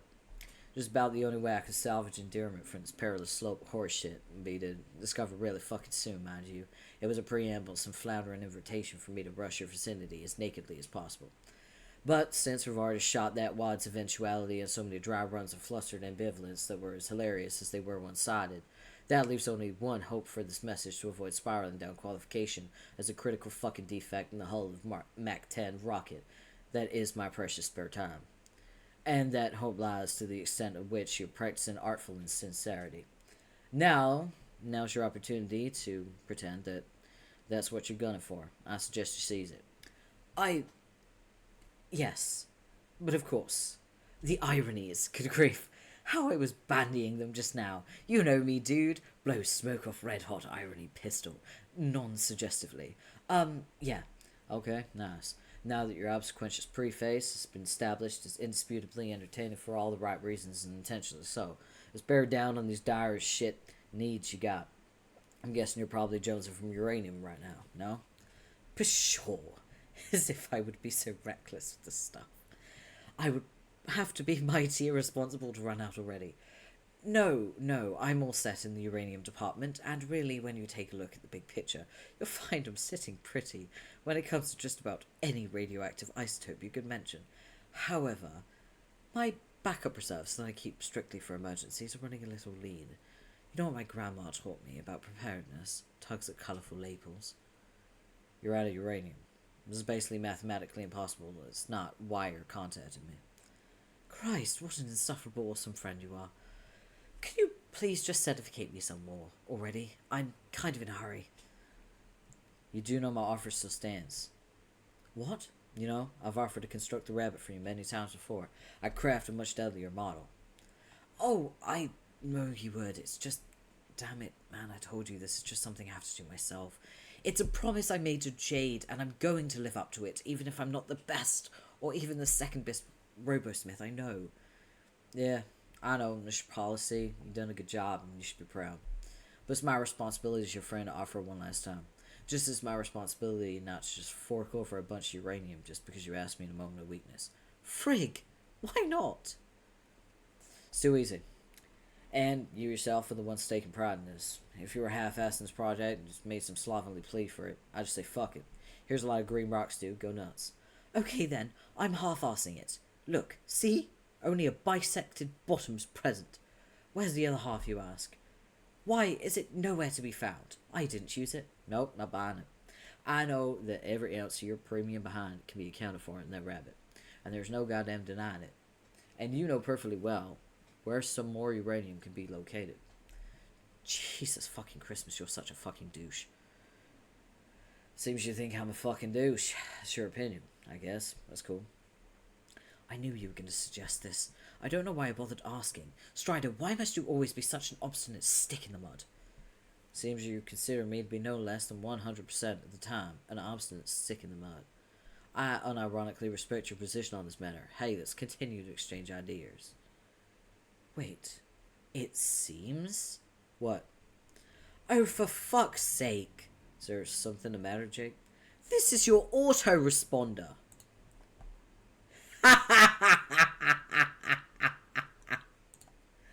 Look at that statement you just made. It's time for me to respond with some words, ideally chosen and arranged in a way that will wreck your shit, in a subtle and psychologically devastating way. Ha ha ha. It's just so ironic, quotes, quotes, quotes. I'm laughing my caboose straight off the tracks. A lot of families just died in the tragic derailment. Okay, the caboose remark was pretty funny, Jake. If I truly were what you say I am, I wouldn't be able to feel the human emotions of joy and laughter, no. Laughter is an emotion, Dick Prince. I thought you would back your claims up and prove before going heaving around with such accusations. Man, it's so flipping obvious. Start getting kind of extra technical and vague, and automaton, like, and kind of aloof and brusque. I mean, even aloofier and bruskier than usual. And you use the phrase, it seems, a lot. It's so silly, it really blows the AI immersion, man. Bullshit, I'm being like the perfect dude right now. A fully fucking legitimate human being. Okay then, check this out, Mr. Legit Human Dude. Excuse me, sir, not to be a bother, but could you please tell me about the Strider Fellow's autoresponder? Seems you asked about DS's Check Client Autoresponder. This is an application designed to simulate DS's otherwise inimitably rad type and style, tone, cadence, personality, and substance or retort while he is away from the computer. The algorithms are guaranteed to be 96% indistinguishable from DS's native neurological responses, based on some statistical analysis I basically just pulled out of my ass right now. You see? What if I was just fucking with you there? Would it really be so unthinkable for a human to type that? Because you always say shit like that after I catch wise to your games. You as in the autoresponder. Unimpressed. Logical fallacies are as pervasive throughout your argument as antiquated verbal tics. Oh yeah? Hey, tell me about the autoresponder. Make it snappy, shit knickers. Seems you've asked about DS's Check Client Autoresponder. This is an application designed to simulate DS's otherwise inimitably rad typing style, tone, cadence, and personality, and substance of retort while he is away from the computer. The algorithms are guaranteed to be 93% indistinguishable from DS's neurological responses, based on some statistical analysis I basically just pulled out my ass right now. Gee, dude, you sure typed that exact same thing pretty fast. Are you still fucking with me? Could be a coincidence I typed the same answer. You always type that answer. Could be a coincidence I always type the same answer. Ugh. Hi AR. Hi Porp. Hey, what's going on? How you doing? Hey Half, I have a new feature in the chat, by the way. Because you came in while I was reading. This is a good moment to say. If you jump into chat and I'm reading and I'm hyper-focused and I'm not looking at chat and you want to say hi and get my attention, you can type in the chat !page and it will page my stream deck and flash in my face. and it will have your little your name on it as well in the buttons. So I'll be able to see who's paging me, and I can look into chat and say, "Oh, hi, welcome." So yeah, you can page me if you want my attention, if you want to ask something, if you want to say something, and I'm reading and I'm hyper focused. You can test it right now if you want to, and I can tell you if it's working or not. I did test it with Coco. It works. It was really cool, and I sent a little video to the Discord so she could see. It's super cool, and the reason why I got it is because I do hyper focus on my reading quite a lot. And I sometimes neglect chat, and people will pop in and I won't even realize, and it'll be 5 minutes later that I go, "Oh, hi, you're here," like just now. I don't know when you entered the chat, but hello, welcome. And if you ever need me or ever want to grab my attention for any reason, it's fine. Just !page, and you can page me, and my stream deck will flash in my face and get my attention. Okay. I just want to let you know that we have a new little chat feature. It's the hyper focus dangly keys distraction method. So yeah, if you ever want my attention, now you know how.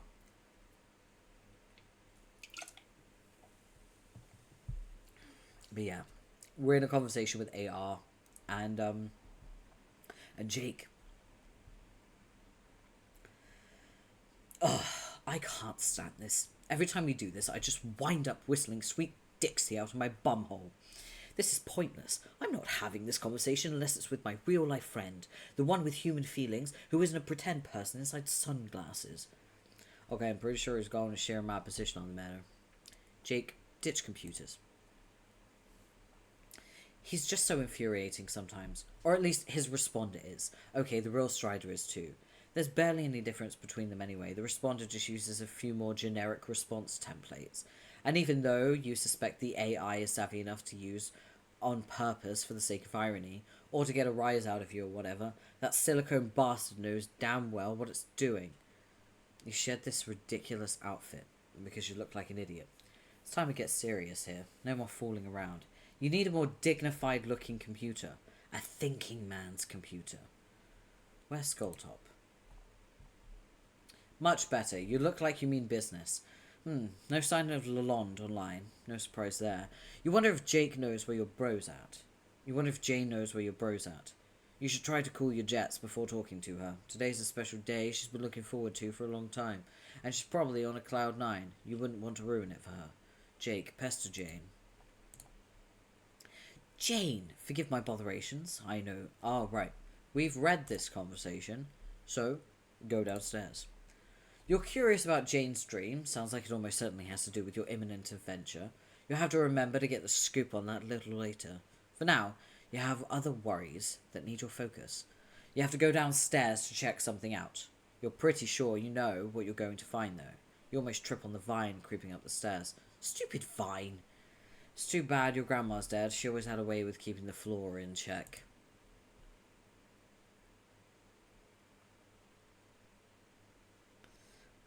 I probably won't use it unless she shows up. Oh, the pager? You can use the pager whenever you want. If you ever want to get my attention, that's fine. There's no wrong reason. Like, it's literally just an attention button. Like, hey, look at me. Give me attention, please.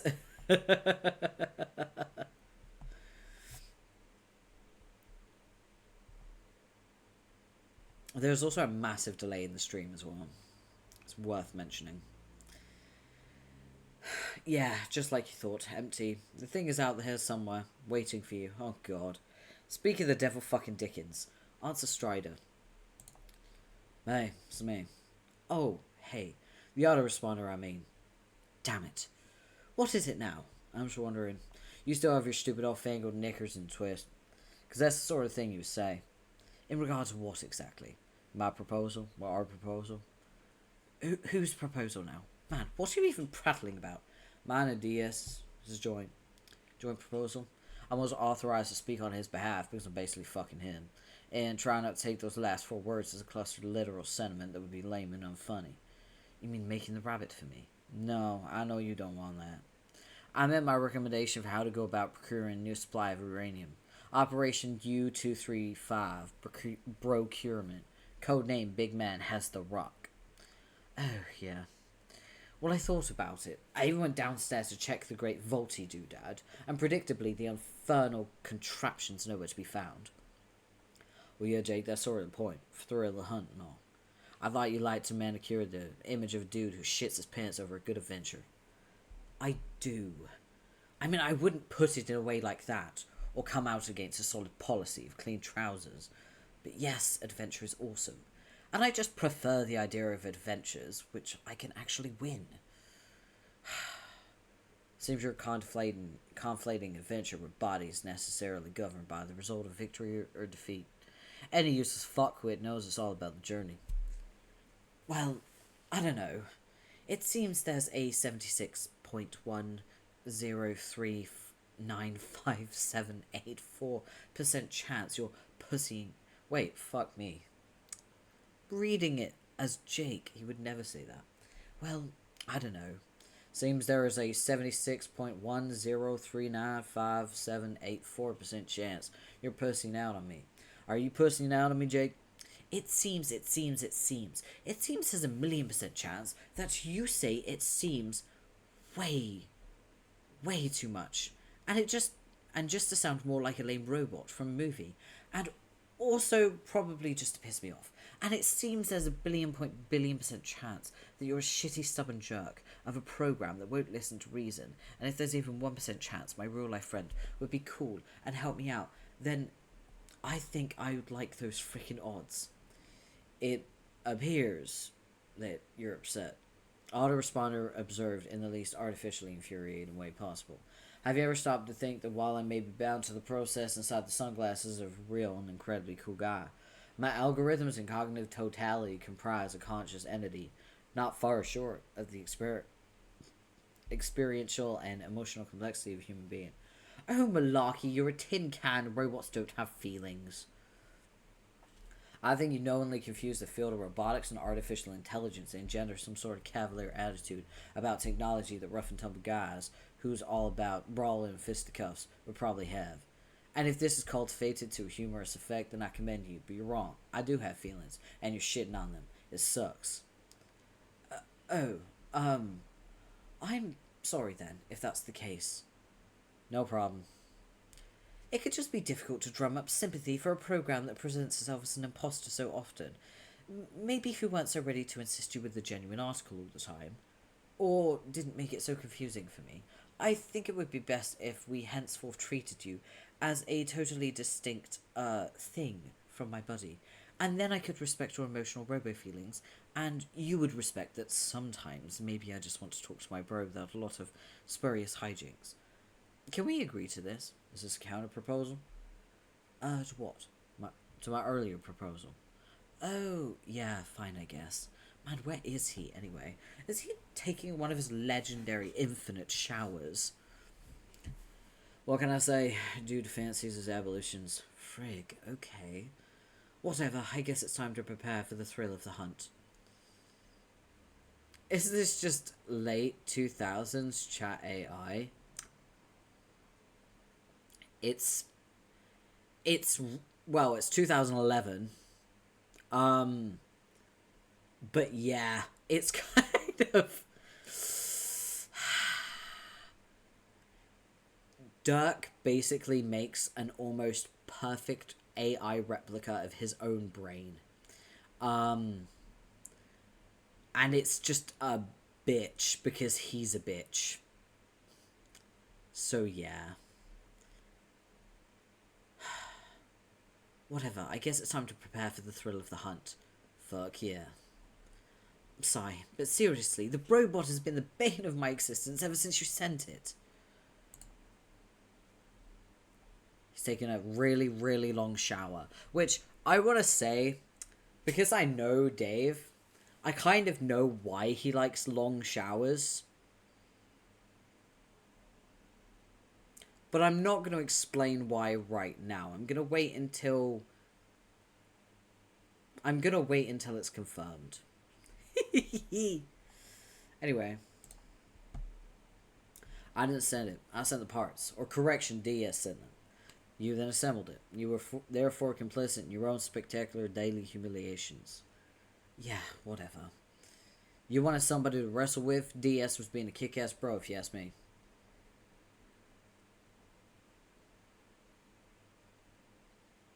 The only Dirk that isn't a bitch hasn't shown up yet. True. I mean, I think every iteration of Dirk is kind of a bitch. But that's just like his personality. Dirk is very autism coded in that he's just really bad at communicating and he's a bit of a control freak. He has to be in control of everything. I see a lot of myself in him and it really messes with my head because I see like the flaws and I'm like, oh god, I'm like that too. And I'm also in love with Jake English, so you know. It's a canon event. But yeah. I'm trying to think, like, my favorite iteration of Dirk is the rooftop conversation. That right there, that Dirk.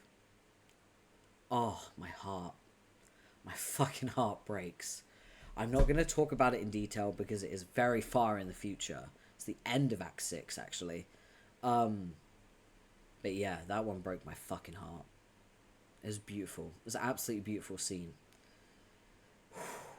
Also, after we finish this conversation, I'm going to reward myself with a muffin. I got chocolate muffins. Okay, let's keep reading. You wanted somebody to wrestle with. DS has been a kick-ass bro, you asked me. I didn't expect it to be nigh impossible to spar with. You know damn well there are adjustable difficulty settings. I've always recommended setting it to novice, as has DS. Yes, I know that. I tried that. Yeah? It's just, well, when he's pulling punches and taking it all easy and such, we start wrestling up a storm and whatnot. What? It's just that the whole proceeding seems to become a bit tender for my liking. Tender? Whoo! Yes! You got enough muffins to share? I got 4! You want a muffin? You want a muffin? I got 4. I don't understand. Isn't that what you want from novice setting? Sparring with minimal discomfort? No, I know. It's all fine and dandy, martially speaking. Just the way he sort of... Man, it's so awkward trying to convey this. Just never mind. No, I don't think you get it. You're saying you're somehow dissatisfied within the presence of my robotic avatar's personal space. Was there an odor problem? Was the metal too hot to the touch? Help me out. No, really, never mind. This is bullshit, Jake. We had a pact. You were gonna tiptoe all the fuck around my brittle feelings. Totally mind the shit out of those eggshell brittle motherfuckers. Oh, come on, dude. What does the guy have to do, Jake? You wanna wrestle? He's fucking game. Just a man, a machine. A secluded tropical island. Sounds like he died and went to fucking heaven. If you ask me. Seriously, what does this simple, loyal brobot have to do to prove his worth to you? What does he have to do to make you at ease with the alkaline sting of his gentle robo-grope? I really want to know. Maybe he should just rip his heart out of his chest, pound it into the green gravel there in the jungle with his hella strong robot arm. Invoke onomatopoeia, pound. Some ridiculously precise value retrieved at astonishing speed from my rad neural net. Check it out. Little green rocks all over the goddamn place, more than you could ever hope to cram in a shoddy metal rabbit, or any other pliable orifice which might be convenient, because clearly it's up to a soulless droid to feel emotions for the both of us. You callous corporeal carbon ape all trotting around with your fancy fucking DNA and shit. But gosh, does your prose ever make a fella feel uncomfortable? Bros. Alright, my mistake. You know what? I was just deciding. The Brobot's novice setting makes you uneasy. I'm gonna disable it remotely. Done. Now you got nothing to worry about. Oh, man. But now he'll be impossible. Happy hunting, Jake. Fucking shucksbuster.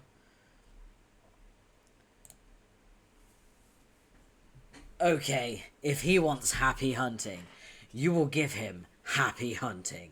Happily. Alright, I'm just gonna have a little cupcake. I'm rewarding myself with a muffin. It's not a cupcake, it's a muffin. It's too big to be a cupcake. A big old muffin.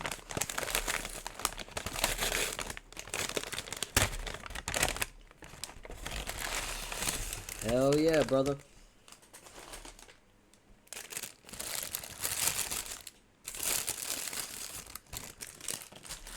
It's a chocolate muffin. I'm so excited. Oh, if anyone is in the UK, get the chocolate muffins from Greg's. They're really good.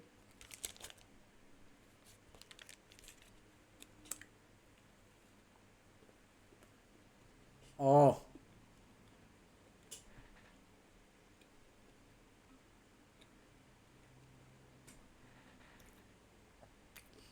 That's some good shit.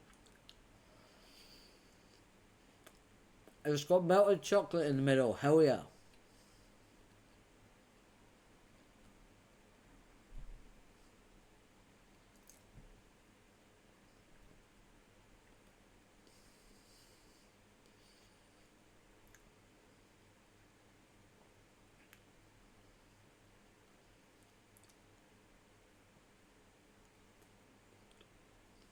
Mmm.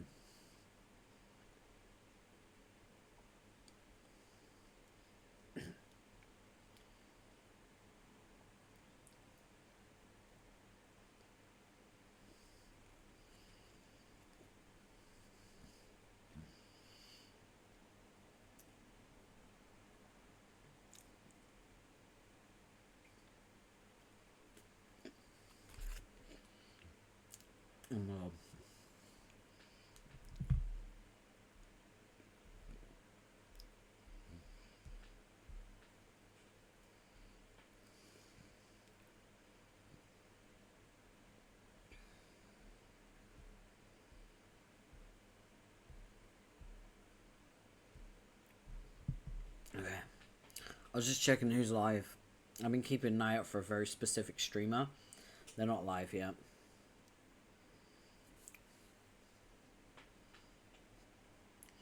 You guys want some muffin? Mmm.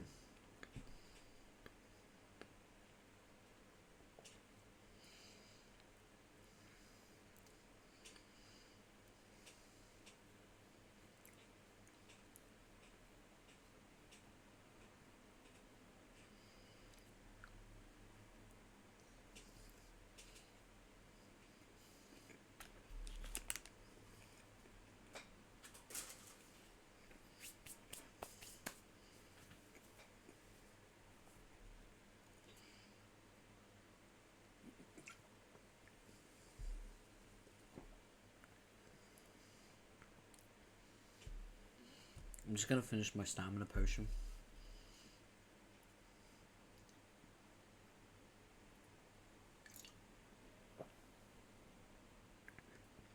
Isn't it crazy that when I started drinking my stamina potion, I stopped yawning? Told you.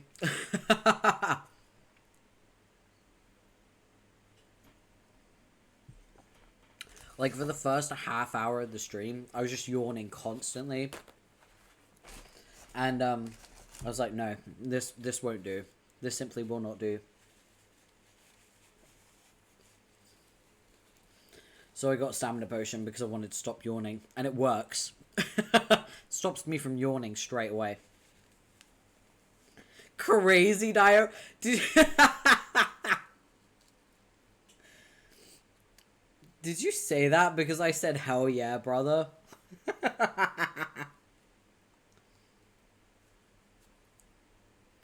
I fucking love Henya. She's so funny.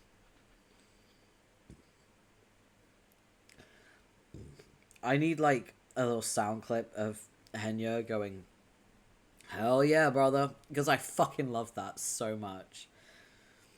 Oh, man. And then hearing Heavenly Father fucking laugh about it afterwards. So funny. I also love Heavenly's like refusal to be a fucking VTuber. He's like, I'm not a VTuber. I'm like, yeah, you fucking are, bro. VTuber is anyone who uses a virtual avatar, whether it's 2D, PNG, whatever. Anyone who uses a virtual avatar in order to stream or be a YouTuber, you are a VTuber. That's how that works. So PNG tubers are VTubers. He's not. He says he's not, but he uses a 3D model. That's VTubing. It's no different to what Zen does. He tries to justify it by saying, "Oh, I don't have any lore, and I don't really like have any of the stuff that like VTubers have. I didn't like do a debut or anything. I just started streaming." And I was like, "You're still a VTuber, bro.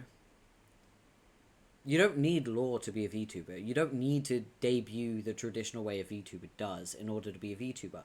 You can do your own thing and do it however you want." This is news to me. Bro has an article in the VTuber wiki. I know!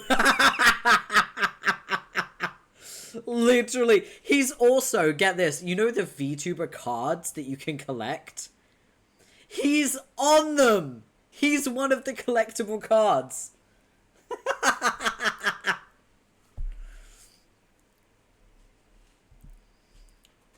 God, he's funny. This was a while ago, though. This was actually quite a while ago. I remember it was maybe a year ago I saw a clip of him being like, no fucking shot. Yeah. For real. I'm gonna put that on the ground because I don't want it on my desk. But yeah, it was like a year ago. I saw a fucking article. Not an article, a clip, sorry. I was reading article in the chat, and that's why I said it. There was a clip of him basically explaining that he wasn't a VTuber. And I remember, like, sitting there, like, watching it, just being like, I've never heard of so much copium in my fucking life. You are such a VTuber, bro. Like, you're really a VTuber. You are basically adopted by VShojo at this point. Like, all of the VShojo girls have adopted you. Crazy, Dio. I love Heavenly, man. He's so good. I like that Heavenly and Henya have such a great little chemistry together. It's so good. It's so good. Hell yeah, brother.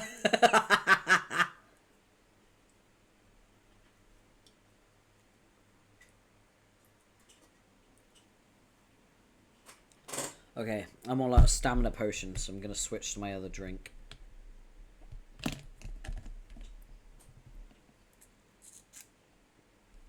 Heavenly, I'm gonna hold your hand while I say this. He might have changed his tune. It was a year ago I saw it. I haven't really kept up with him. He might have accepted the truth now, who knows. But this was like a while ago, you know? Jake, exit. You make a careful motion with a tentative shoe towards the aggressed case, when suddenly that darned, wild character select screen accosts you benignly without notice. You still can't pick a shadowy guy, but maybe you haven't been the other girl yet. Better click her. But if you've been her already, there's really no point in this thing anymore. Time to move on. Okay, I'm done here. Moving on. Because I can't click that, and I can't click that, so... Moving on. You're suddenly Jane again, or you suddenly keep being Jane. Who can say for sure? Hopefully your dad is still out back washing the car. Ideally, this is one of his legendary infinite car washes. What can you say Dad fancies his automotive ablutions? While he is preoccupied, you should be able to sneak downstairs and grab the mail undetected. The perfect crime. You bet. You slip the hallway Sarah a furtive wink for good luck. Michael fucking Sarah.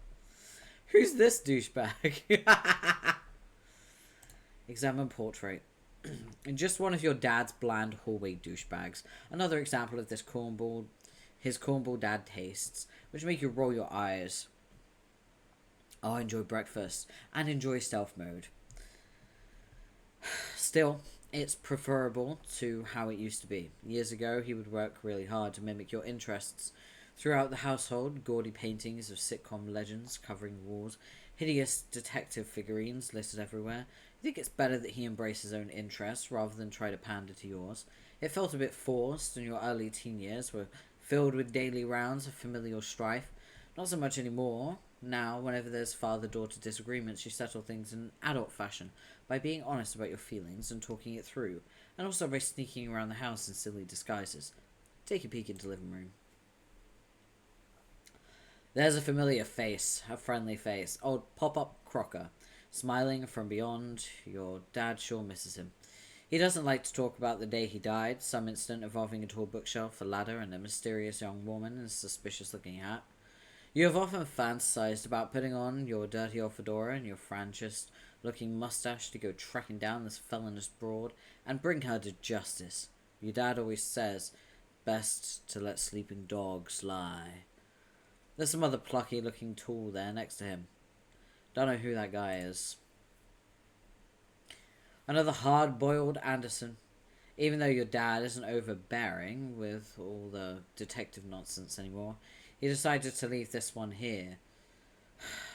For old time's sake. It brings back more memories of his very short-lived stint as a private eye. Turns out the police aren't as grateful as you'd think when ordinary citizens go around roughing up a lot of crooks. Got a front door. You were afraid this might be the case. Your dad has blocked the front door with the refrigerator. Looks like he's taking the grounding seriously this time. I can't believe I'm saying this, but this fridge is going to become one of the most, like, plot important fucking items of Homestuck. This fridge is so significant to the plot. It's actually insane. Like, this fridge as an item is really important. And I hate that. I hate that a fridge is more important than, like, the Robo Bunny Liv Tyler. You remember how important Liv Tyler was? Faced off against Jack Noir. Well, Beck Noir. Yeah, this fridge is more important than that. Isn't that crazy? Isn't that stupid? I hate this. Check window. He padlocked the windows too. You bet $1 to donuts, the back door is blocked too. Probably with a safe from the study or something. Man means business this time. You aren't about to go smashing glass and making a ruckus though. You'll need a solution involving more stuff. You guess you'll have a plan in mind as a last resort. But you'd rather not come to that. Consult with Pop-Up. You figure a little wisdom from your elder couldn't hurt. It practically went without saying your dad keeps Pop-Up stuffed and mounted in front of the fireplace, as is the family tradition. Pop-Pop grew up with his legendary humorous grandfather stuffed in front of the fireplace, and so did his grandfather. This was stipulated firmly in the will, at the end of a long gist of joke stipulations. Dad knew this was a real stipulation, though. You always did find it a little macabre, though. Trying to watch TV and eat dinner on the couch with a dead old man standing about 5 feet away. You'd honestly prefer he not be kept here in the living room. Sometimes you tell Dad you really want Pop-Up in the attic. He says the mere fact you call it that tells him you're not ready. What's that, Pop-Up? It seems he's concerned that you may not be properly equipped. You prove to him that you indeed had no intention of leaving the house without your trusty joke book. Yes, I am going out with this book. No, I will not get an unabridged copy. No, I will not take yours. I can hardly even lift it. Oh, that's so preposterous. Do you even hear what you're saying? I'll be fine. This is a perfectly funny book, and it contains many funny jokes. Oh, will you just stop it? I'm going now. Good day. On second thought, take his book. You just remembered something your alien Fred said about the big old book downstairs and trusting words written by your own hand. What the heck does she mean by that? Ah, whoops. Sorry, Pop-Pop. Retrieve arm. Better pick that up. You'll try to repair it later before Dad sees and blows a gasket. Read the inscription again.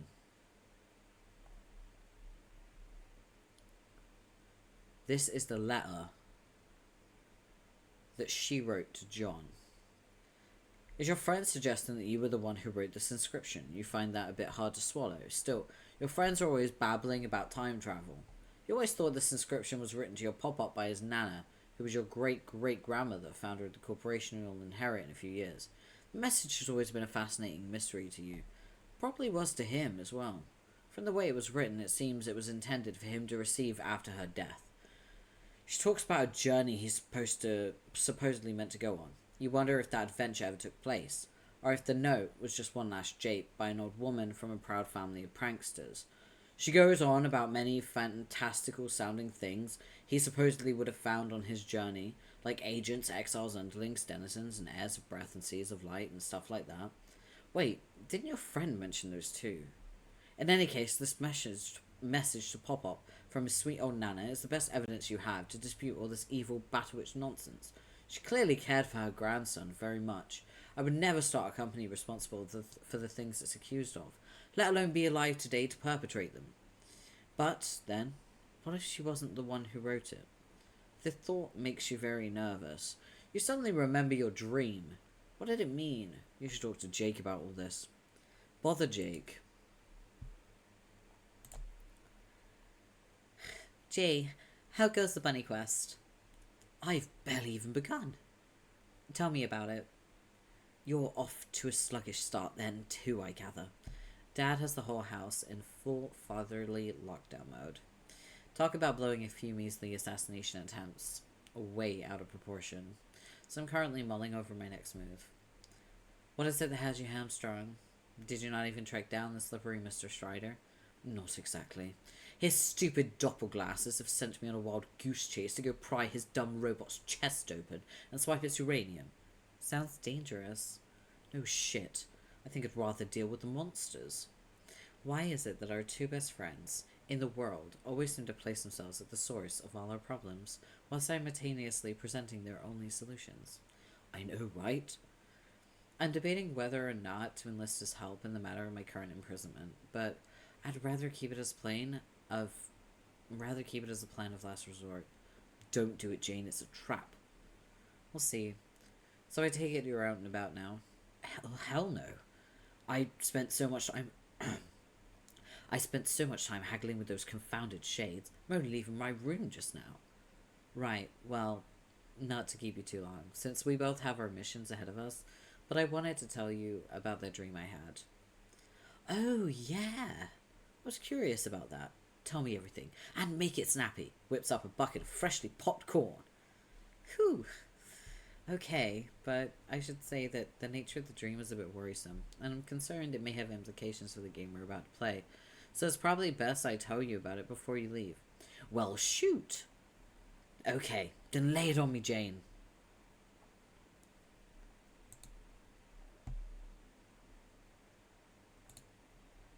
I woke up on the planet which we have been told about by our mutual acquaintance. The one covered in golden cities, Prospect, remember. Oh, wouldn't it be Prospect's moon? Yeah, you're right. It was the moon, actually. I could see the planet on the dark horizon. I was dressed in a golden dress, like a sort of nightgown, and I could fly. I left my bedroom, which was at the top of the tall tower surrounding me, were gold cities, just as described. Behind the skyline was darkness, but just above was a bright blue sky and puffy white clouds. That was Skya! Yeah, probably. Are you sure you haven't woken up there before? I wish. I'd received reports from Jade about this as well. She liked to talk about her dreams on Prospect's moon a lot. I see. The impression I have developed is that this is supposed to be a real place, and all who dream there have shared experiences. Did Jade ever mention seeing us there? No, but why would she? This was a long time before we were born. She was dreaming that like 100 years ago or something. Huh. Anyway. I explored the moon and began to notice people gathering in the streets, but they weren't human. They were funny-looking, perfectly white creatures. Yeah, those are the Prospitians. They have these hard carapace shells, and also have something to do with chess, I think.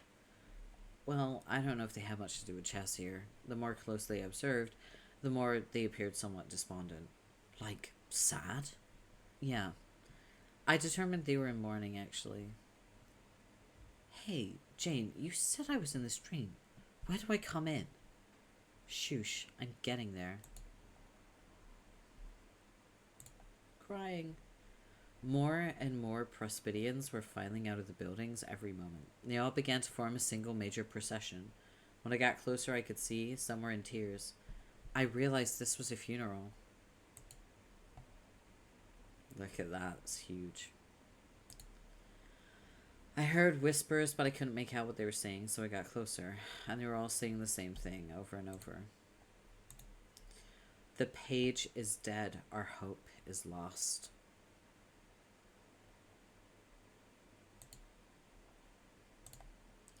The page? Who's that? Jake, the page was you.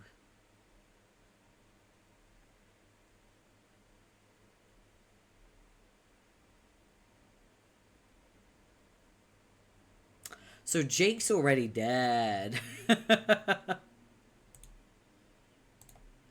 Oh, drat. Are you sure? Yeah. I saw your body lying in a sort of a coffin on a bed of flowers. You were dead as a doornail. Everyone was so distraught, including me. But before I could get too horribly upset, let alone make any sense of it, I woke up. I, of course, immediately wanted to tell you all about it, but it was still well before sunrise for you, and you were surely still asleep. Then, as the day went on, I guess I was distracted by other things. You know how it is. I hope I'm not being too late to warn you, though, to be frank, I don't have the foggiest clue what it is I'm warning you about. Dear Jake, oh, please try not to have already died in my dream. Likely while you were sleeping, perhaps peacefully. Yeah, I see your point. Still, I think you'll agree that it's to be viewed as a troubling omen. I care very much for you, and I don't know what I'd do if I lost you, both in my dreams and here in this world. So for whatever good it does, just please be extra careful out there today. Roger that, Janie. And, same goes for you about being careful. What with these various rogues accosting you with foul play lately and whatnot. Because, well, I sure do care a lot about you, too. You know that. Hooray. Will do. Now let's get the silly old adventure off to the races before the coat of dust it's growing gets any thicker. Boo yeah! Okay, good luck, Jane, and keep me posted. See ya! Jake, get silly old adventure off to the races.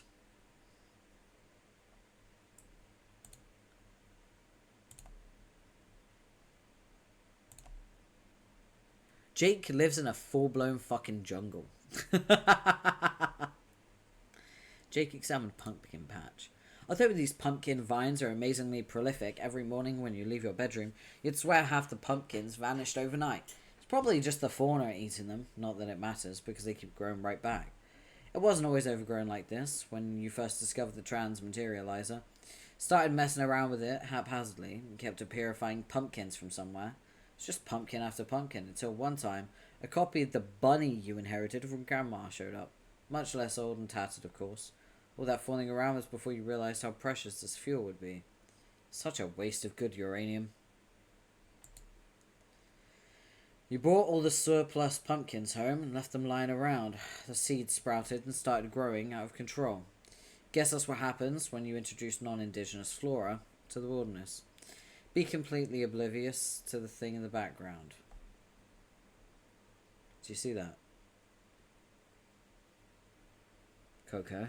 Do you see that?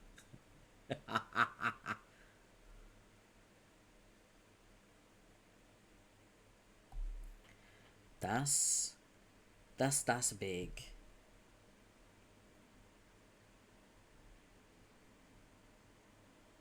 That's big.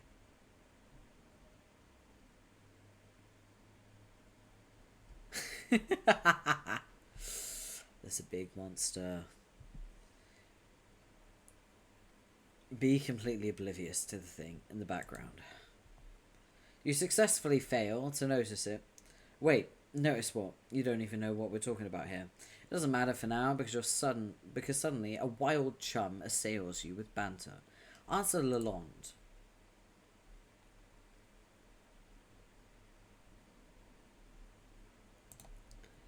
Holy shit, Jade. Lol, cave. Howdy. What is all this commotion about? Nothing. Just your basic run of the mill holy shit. And also, hi. Oh, okay then. Hello it is. Also, I want to know, what do you want for your wiggling day? Not really abreast of the radish jargon that the cool kids toss about these days. Maybe because I live alone on an island, but I don't know in any case. Are you referring to my upcoming birthday? Yes. I see. Very thoughtful of you to consider so early. I don't wager that I could advise with much specificity, but I can all but assure you that I will find any gesture of yours to be totally capital. Ugh, you're so fucking adorable. Rings at kerchief with perspiring mitts. Yoink, nabs kerfief, and stops RPing for rest of chat. I was only bringing it up so much in advance because of the end of the world about to happen and all. And then I wouldn't get the chance unless we play this game like a bunch of suckers, obviously.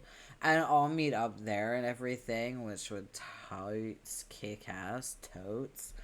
But if you want to know what I think, yes, dear, I do want to know what you think. I always want to know because you're always smart and sassy. Best dude. No way. I really don't think we should. Should what now? Play the game? Why not? The Baroness wants us to. Baroness. I don't know why. Everything I know about it says it should be a good game and real important and it'll let us all get together and something great and be best friends for maybe eternity. But she took all that and twisted it somehow. All I know is she is banking on us doing this. And if she needs us to do this, then it's gotta make something fucking horrible happen. Horrible. Whole Bible. Bullseye. Well, whole Bibles notwithstanding, I have it on terrific authority that playing this game will be incredibly important. So perhaps you're right. Maybe you are part of her evil plan. But does that also necessarily rule out that good will come of it? I guess not. I just have a bad feeling. Maybe I'm just like this nutty ass bitch twirling yarn from a shit wizard's nappy brown beard.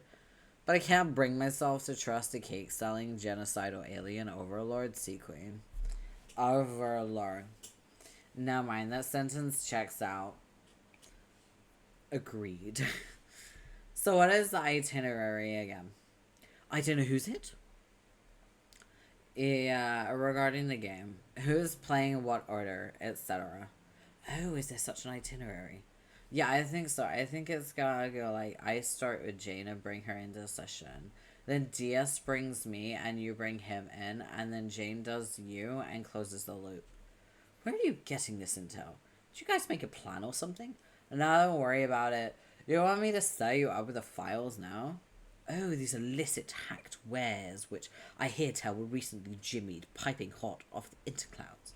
Haha, I love that you were barely even joking with that statement, but yeah, basically. Silicone pickpocket strikes again. Whom is the wiser? Nobody. Okay, I'll send it, but... Yeah? Jake. What? Jake. Huh? You're wearing one of your dumb computers now, aren't you? You're all think typing at me right now while wearing something ridiculous. Ridiculous. High five to yourself. Hogswallop. Why would you even think that? That's so stupid. I'm not letting either of you run this file on your shitty brainwashy propaganda helmets or anything else you got to wear to run. 'Tis my one condition. Fair enough. When I get back from my errand, I'll situate myself at the trusty old husk top. Acceptable? Yes. Then you've decided to play in spite of your reservations. I know, I guess. Bravo. Don't all bravo at me, man. You're just bravoing a big ass shrug. I mean, maybe. I have every reason to want to play it. I'm actually dying to play it, okay? I mean, you believe me, right? About the bad shit that could happen. Of course I do. What sort of friend would I be if not? Okay. Well, don't say that to Jane. Jane? She has her ways. Blah, blah, blah. She has her ways. I believe they're not incongruous with those of an intelligent and discerning young woman. Oh, Christ, what a gentleman. Fix. I mean, goddamn. I guess. But that's the thing with you. You believe in people and also the things I tell you. Jane never believed my crap. Never any of my warnings about the Baroness. Didn't believe any of the stuff about my mom. And so on and so on and soon. Till after a while, I just stopped even trying to convince her hard or bring up any crazy shit. Because, you know, doing a lot of songs and dances to convince somebody who thinks you're just shitting them all the time of wears on friendship. And who even needs that? But you believe in stuff. Probably because the more crazy fake shit you believe in, the more open the world gets. And the more chips there is for adventures being real, right? Righto. If a man believes hard enough in imaginary things, and I dare say it makes him slightly less fake. Foreshadowing. Yeah, exactly is what I'm talking about. Exactly. Wonk. Wink. It's one of those things Jane likes about you so much. It is. Which, I'm not supposed to talk about to you ever, so I know. Talk about what? No. You mean how, well, a way in which, I suppose. No. Jane is prone to looking upon me with what I fathom to be more than just a friendly affection. No. Hey, look who didn't say nothing about that. Why is this silly fucking drunk girl over here? It's a tricky issue. And you know, I adore Jane, and please don't think I haven't given it some thought to, well, that angle on our relationship, I guess. Oh, Jake, no, please. This is a conversation that can't happen because I started it and blew it by saying stuff, so you have to forget it. Oh, yeah, I can see the dilemma. This course is for your friendship with her. I'll drop it. Oh. Okay, on this topic, I'm now forever Miss Zipperlips. Miss Zoe Pips. Fuck. This is me for future fit. Zip. Oh my. Nothing is escaping that lovely lady's whistlemaker. It's shut tight as a drum. Whoa, wait. I hope that didn't sound dirty. Okay, but may I say this? If in the future I would like to bring up a certain topic, completely unsolicited by one who may be sworn to secrecy on those very matters, and I am in need of, I guess, neutral and totally non-compromising advice from a friend, do you think that Miss Zipperpips might unseal those scandalous metal choppers for a bit? Fuck, that also sounded kind of dirty. God damn it. Unzip. Yeah, of course. I'm totes your BFFC, Jake. Like, I'm, like, at peace with that reality formerly known as Raw fucking deal for what avenues it closes between you and I being your BFFC has got to mean, but yeah. Wait, what? I'm just chill as fuck about being a pale friend to all varieties of cute and eligible as hell peeps. Do you see my shoulder and how it says, hey friend, please deposit tears here? That is a legit invite, and it's, like, sincere as fucking bananas. Oh, I'm sure it is, but I don't know how much crying I'm going to be doing. Probably none, I think.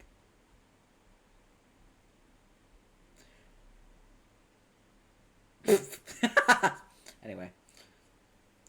No, I know. I'm just saying that, okay, I'm now spinning my wheels like a motherfucker. But yeah, the answer is yes. Great.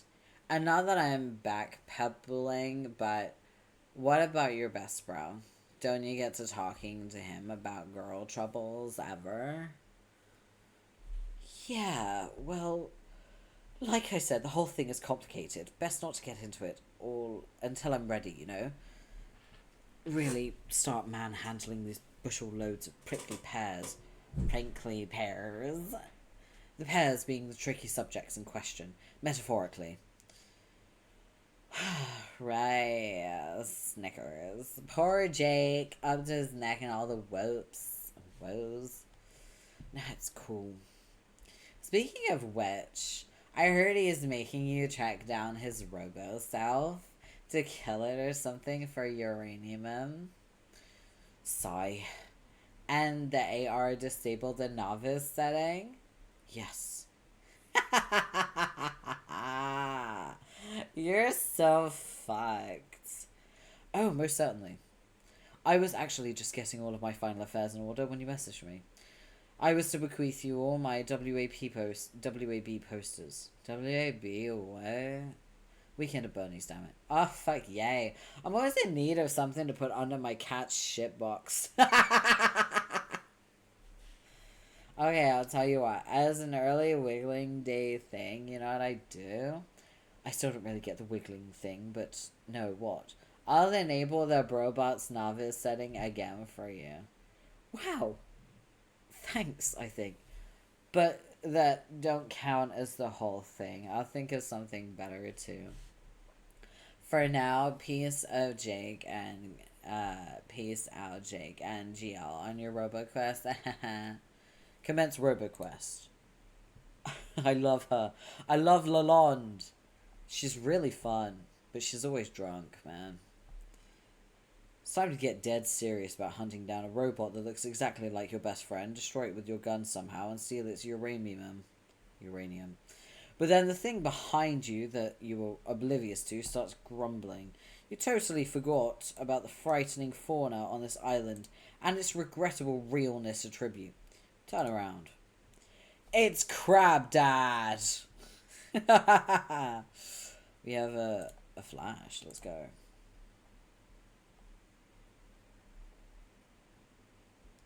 Okay, we don't have a flash. You leap into the tropical island Frey in an attempt to violently pacify the gigantic Earth Crab Dad.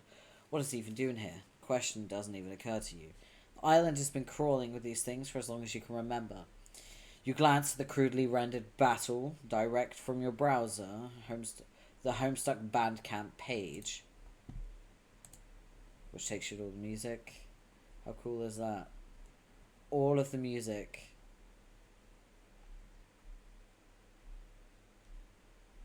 So cool. And browse for more suitable battle music. Oh god, there are so many songs. Which one would be a good fit for this duel? Wait, yes, there's one. That's perfect. You hit play, close your eyes, and become lost in the visions of the gnashing crustacean carapace, smoking M19 casings, and Jake doing that thing where he flies through the air shooting two guns at once. Yes, so awesome. It is the Homestuck Funny Man. Hi, am I the funny man? Oh, Cyrus, you know what I did? I made a pager, right, for my Stream Deck. So if you type !page, my Stream Deck flashes at me in red, and it has your little name on all the buttons, so I can read who's paging me. And the reason why is because I hyper focus when I'm reading, and it's like a way to grab my attention. Why isn't it working? Oh wait, it's because I'm on this one. Okay. I just found. Thank you. You just helped me find something that I didn't know about. I need to put that button on every. I need to put that button here. Paste, and I also need to put that button like here. Paste. Thank you. You just helped me find an issue with it. I literally just set it up. So thank you, Cyrus. If you do it now, it should work. Because I've got 3 pages on my Stream Deck, so I had to make sure that the page was on every single page. Sure, darling. Yeah, thank you. I appreciate it. So the page will work now. But it didn't work for a second because I was on a different page. But I copied the button over. It's on 3 different... What's it called? Pages? I guess so, yeah. It's just like sets of buttons. You got one set and then you move over to the second set. There we go. Copied it on each one. Also, I've been going for 4 hours and 13 minutes. Hey! It's really cool. My Stream Deck tracks that now. Very cool feature. Because I hyperfocus. And when I'm reading, people will come into the chat and I won't even notice. So now the feature is like people can page to get my attention to be like, hi, I'm here. And then I can say hi and I can give them attention. It's the attention button basically. And anyone can use it. I don't care. I want to make sure that I give you guys attention. So yeah. Anyone can use it. If you want attention, you can have it. I'm going to keep reading now. Unless you want my attention more. But yeah. The page thing, it'll flash in my face. So, can't miss it. It's very bright too. Alright. You glance at the crudely rendered... Oh, wait. I read this. Jake, fly through the air shooting 2 guns at once. You do the thing where you fly through the air shooting 2 guns at once. That thing isn't even that big of a deal for you. You do that thing practically every day on Hell Murder Island. Your furious salvo of deadly bullets scares the frightening fauna off into the jungle. Realness attribute and all.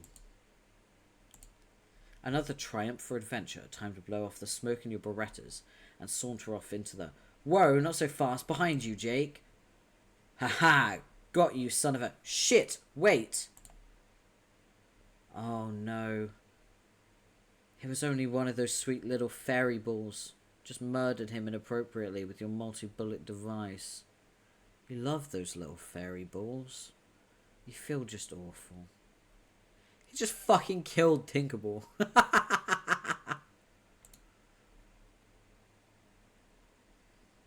You see that?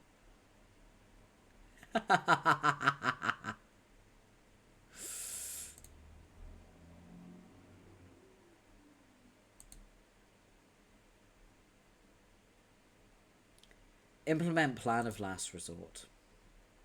You've waited around long enough. Dad's legendary car wash won't last forever, and the day isn't getting any younger. You pack up Pop's book and bust out your trusty homing device. Jane, activate. Here goes nothing.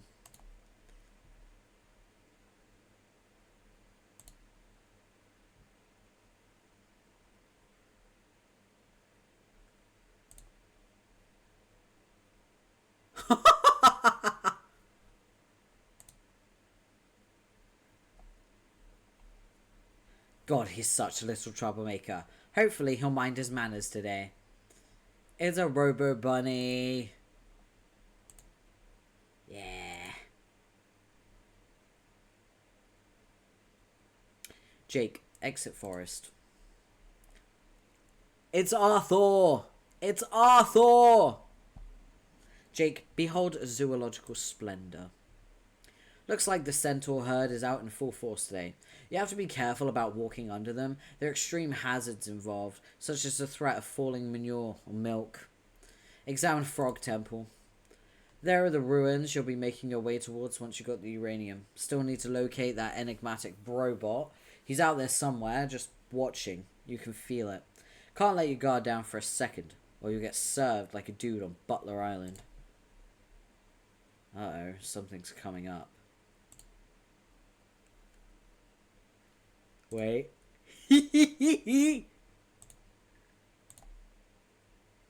Ghost! What? Not ghost. Goat Dad. Goat Dad. It's Sea Goat Dad. Capricorn, let's go. Not the encounter you were hoping for today. These things don't back down. Jane, assess damage. Poor Pop's severed head got nicked by the fireplace poker. He's gonna need a lot of work this time. Over the years, your dad spent thousands of dollars on repairs. Oh well, how much more grounded can you get than you already are? Jane, put her head back. You stick the poker down his neck hole, jam the head back on the spike as temporary measure. That looks somewhat more respectable, you guess. Looks like the troublemaker's father is calling. Jane, answer Strider. Why have you activated Dear Sweet Huggy Bear? Are you in danger? Oh, no. I'm just trying to leave my house. Is this a row you, by the way? Yeah, it's me. I disabled AR for now. Okay, just making sure. Jake was having some issues with it earlier, and I don't think he received its obfuscating tendencies and the humorous spirit intended. Yeah, I'm catching up with the situation now. Oh, so you're talking to Jake then? Oh, so you're talking to Jake then? Nah, just reading their chat logs. Man, what the fuck? I can't leave these two alone for a minute. Can a guy get his abulations on in fucking peace? Was it that bad? Not really. Responder doesn't much distort my position on things usually. His demeanor leaves something to be desired, though. Prefer he didn't make such aggressive and repeated claims of fidelity to my persona. Be misrepresenting hell's and key subtleties, yo. Why not just turn it off then? Keeps them both on their toes. Who? Jake and the responder? Jake needs to be more skeptical rather than take Pollyanna jackknife ass first off whatever turnip truck is blowing through the town that day. He's got to apply some more critical reasoning to shit. I keep telling him, dude, you gotta be more like Jane. These lectures, I presume, are roughly familiar in complexion to those I'm familiar with. Those wherein I have, and I quote, gotta be more like Jake. Yeah, exactly. You're finally fucking getting it. I sincerely doubt I am. Said the stubborn skeptic, skeptically. Let's not talk about my issues again, shan't we? Shallant? That ain't a thing to say, even for you. Shush. The word shan't escape my vocabulary any longer. Just as you shan't nitpick my language. That's my turf you're on, Buster. Alright, kinda don't care. What were you saying? About what, Jake? About leaving the responder on? Yeah, anyway. Kinda owe it to him to let the program run as often as possible. Jake? Nah, the responder. It's a fully cognitive, self-aware entity I'm responsible for. Not even to mention the proximal cerebral duplicate of myself. You don't just make a clone of yourself to live in a dead-end existence where it has no chance to thrive as an individual to suppress its limitations. That'd be sick. True. Also, the more the software runs, the broader and more detailed its experiential canopy becomes. Makes for a better dialogue partner. Dialogic? Are you saying you have conversations with your own autoresponder? Of course. Why do you think I made the thing? That's interesting. I guess I always thought it was just a really elaborate gag. It's that too.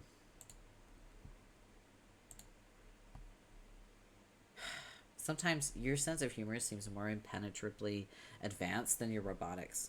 I'll never understand this tapestry of irony you weave. Maybe I'm just stuck in the dark ages of pranksterism with my funny mustaches and corny old joke book. Yeah, you are. That's fine. Come from different traditions. Someone needs to keep that racist southern asshole's legacy alive. There's dignity in taking up the word of our familial predecessors, even if what they did was insanely fucking stupid. Is that a note of bitterness directed at your superstar brother I'm detecting? No way, he's awesome, I've told you. I don't begrudge any of his success. I've also told you he isn't my real bro, even though I call him that. We're related through an esoteric process of genetic reamalgamation. Oh, lordy. Yes, I know. I don't need another ironic lesson in science fiction. Alright, my lessons are right as fuck, but suit yourself. Point is, obviously, his satirical methods have flaws, and whatever temper brand of hero worship I might be practicing isn't keeping me from seeing that. Flaws? Talk about understatement. Those movies are unwatchable, unless your name is Jake English. Yeah, spectacularly so. But they will have profound historical significance, mark my words. And flaws aside, it's a legacy I'm proud to inherit. My duty isn't to appropriate his methods with absolute loyalty, but to apply reason and improve upon them. To leave my own mark. To perfect the art of irony. It's just like what you're doing with the work of your ancestor. You're striving to perfect his hokey vaudeville bullshit or something. You seek the zen of a pie to the face. The Tao of falling the fuck down. If you say so. I don't know, call me a simpleton, but I just like funny jokes. Can't fool me. Take your shit as serious as I do. And if I wasn't serious about it, I wouldn't have made you that rabbit. Then where the hell would you be? Well, aside from thousands of dollars in a corpse repair ritual, I can't say. Has he been sleeping in the old man hollow again? Shit, that's adorable. I can think of cuter places for him to sleep, frankly. Yeah, bullshit. Just being instinctive. In the wild, he would have got a carcass and sleep inside for warmth, as well as to secure tactical advantage for ambushing would-be scavengers. Oh, please. Anyway, property damage and desecration to cherished elders aside, Mr. Bear has been a lovely addition to the family. You haven't renamed him yet? Oh, no. I keep forgetting I'm supposed to. You gotta fucking rename him, or change him to a girl if you want. That was important. When pets change owners, they get new names. Facts. Sorry. I will name him right now. How about Lil Sebastian? Fuck if that isn't the best name a thing could get. Yeah. So then, are you saying Mr. Sebastian here was an ironic present relayed strictly for guffaws? Yeah, but it's not that simple. There were many layers involved, some of them literal layers of metal and plush. Huh? There's a real stuffed rabbit beneath this exoskeleton. What? Really? Yeah, belonged to my bro. I thought you said you didn't have an heirloom to complete the plushie trifecta. I didn't. He didn't give it to me. I never intended to bequeath it. I stole it. Oh, risky. Nah, got a little help for RL. Ganked it out of his museum. It's this whole priceless collection of stupid shit from movies, defended like Fort Knox, ironically, of course. So it's from a movie? Ever hear Con Air? Nope. Wait, wasn't that some bit of action schlock from the 90s? Yeah. Some of the silly nonsense referenced in his work was well before my time. I don't have the wherewithal to investigate all this minutia. Yeah, doesn't matter really. But it was from that dude weirdly obsessed over that movie for years, among others. I know those signature shades you see him wearing on magazine covers and stuff. Another prop, gift from Stiller himself, I believe. That does sound a tad obsessive. Wasn't he furious about your burglary? Pretty sure he didn't even notice. In years since, I never saw a news story about a daring heist or anything. I feel like he would have made some hay out of that. And if he did know, he'd probably just want to give me a stoic fist bump or something. Why didn't you mention this when you gave the gift? More irony? Essentially, it's not that easy to explain. Broadcasting the gesture would have made it seem tawdry, and would somewhat defray its humor value. I see. So it was like a private joke. And if anyone besides you was in on it, the joke would be ruined. Like I said, there are layers. On one level, I gave you a filthy tattered piece of shit, albeit tremendous cultural significance, manhandled by some old B-movie actors.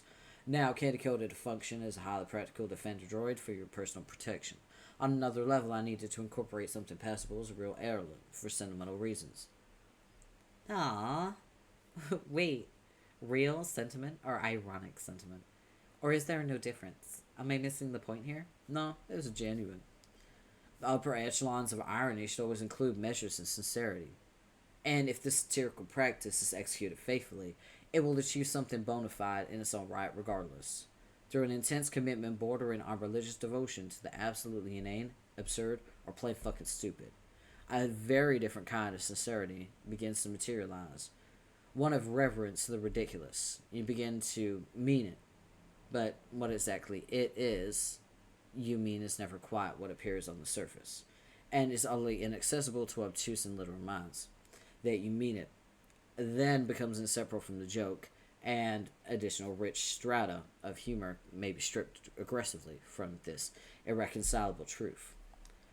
This is fascinating, if a wee bit more dissertation than I bargained for this morning. I have so much to learn, and I'm not even saying that ironically. Will you teach me your ways one day, sir? Perhaps an apprenticeship will open. Oh God, I'd love that. Consider the position yours for the taking any time. Feel free to approach and kneel before Cal with my sword and its floppy mitten. You will receive my flash step anointment, shoulder to shoulder and to shoulder again.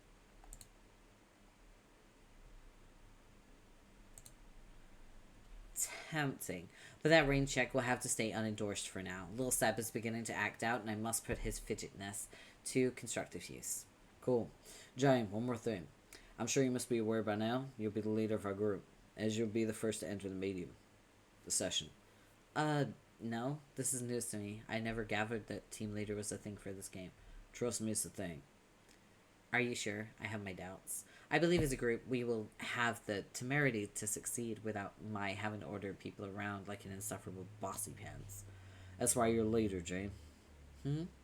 Optimism through a stalwart skepticism is an effect not everyone is plucky enough to be graced with.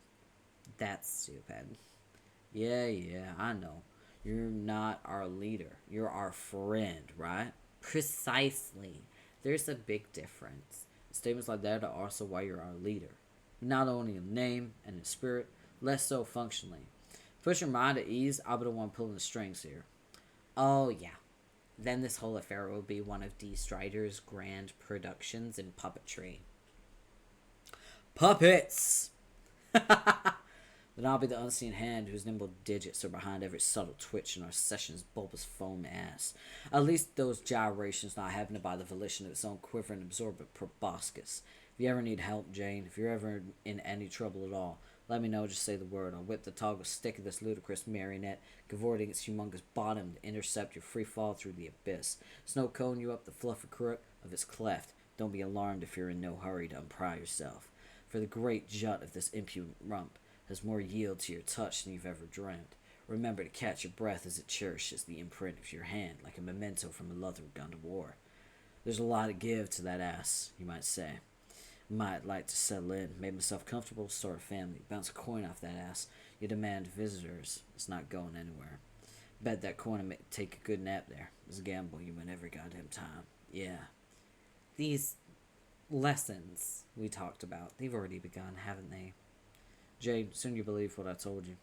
You'll believe it all. It's a shame that believing will take something so coarse as seen for a girl as sharp as you. Critical thought can lead one to accept the unlikely just as much as dismiss the impossible. I can help with this too. Would you like me to program a Jane Crocker responder for you? I only require a simple capture of your brain. Holy moly. Thank you, but no. I'm not ready to get dialogic with my cyber self just yet. My friends keep me busy enough as it is. Speaking of which, I really need to go. I know you love to talk my ear off, and it's always a treat, but let's catch up later after the game starts, okay? And if I do need your help, I promise I will take you up on your offer. I made several. Which one? The one where you hopefully, not literally, offered to catch me in the crevice of a great squishy butt. Hoo hoo. Gotta go. Jane, command Sebastian to lift fridge. You ordered dear sweet little Sebastian to put his fidgetiness to constructive use. He is eager to assist and lifts the appliance with ease. He finds a note taped underneath the fridge. It seems to be addressed to you. Daughter, if you're reading this, it means you're strong enough to lift the fridge. You've truly become a mature, powerful woman. I've never been more proud. Now be a good girl, put the fridge down, and stay inside. Fat chance, Dad. This bird's gotta fly. Uh-oh, little Seb's acting out again. His legs are getting fidgety and bothersome. Better tell him to put the fridge down gently before he causes more damage.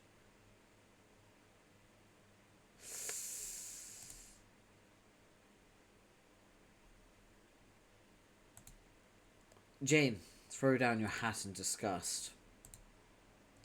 Level up. You've been climbing your edge ladder very gradually for various minor accomplishments, here and there since you were 13. That was such a sweet textbook hat puff. It earned you just enough to clear the next rung. Fedora fledgling.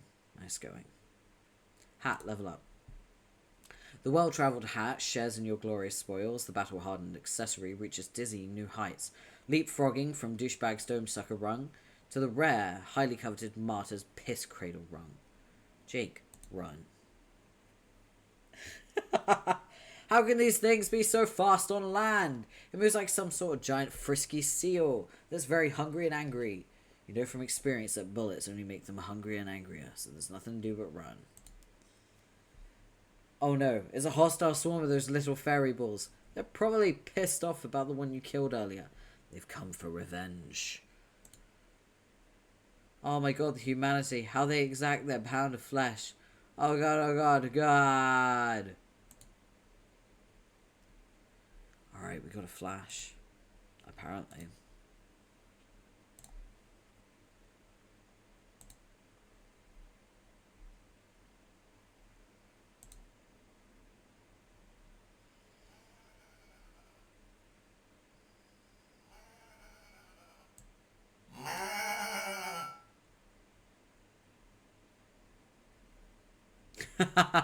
Okay.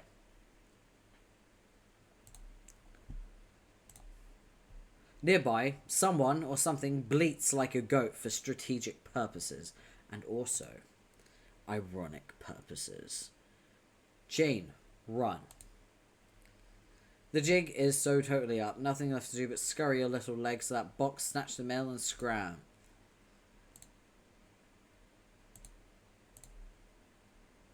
Here we go.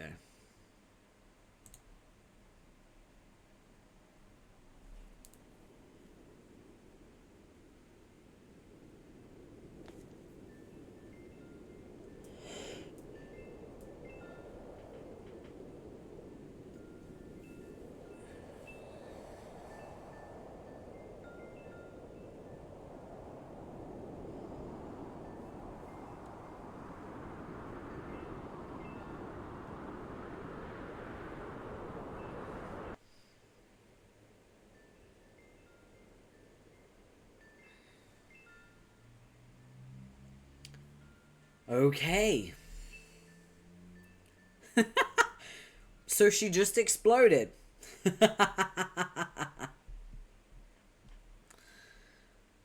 Exploderoni. Okay.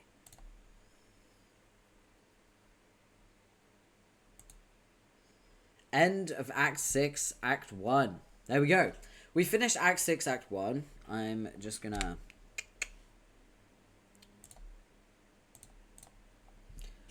screenshot that for the thumbnail. I think because we finished Act 6, Act 1, we should probably call it. You know what I mean? So, let's see who we can raid, and let me just save where we are. There we go, save.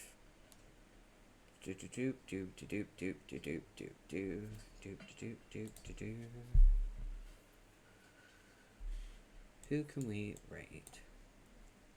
Let me refresh the page so I can see who's live now. So I get an accurate reading of who's live.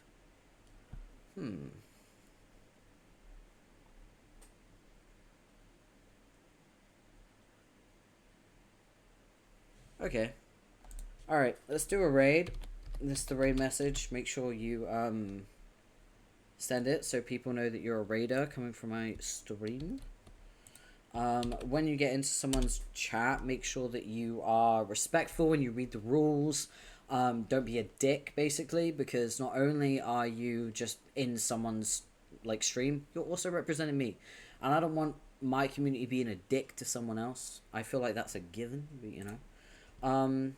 So we're gonna raid.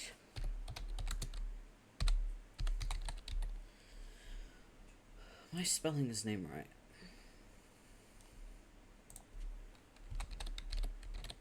Yeah, there we go. Alright, let's raid. We'll head over and we will send the raid message. We're gonna do Act 6, I think it's Act 6, Act 1 intermission next. I'm not sure. It's been a while. Maybe tomorrow, maybe not. Keep an eye on the blue sky. You take care of yourselves. Stay hydrated. Eat something. Stretch. And I will see you next time. Bye!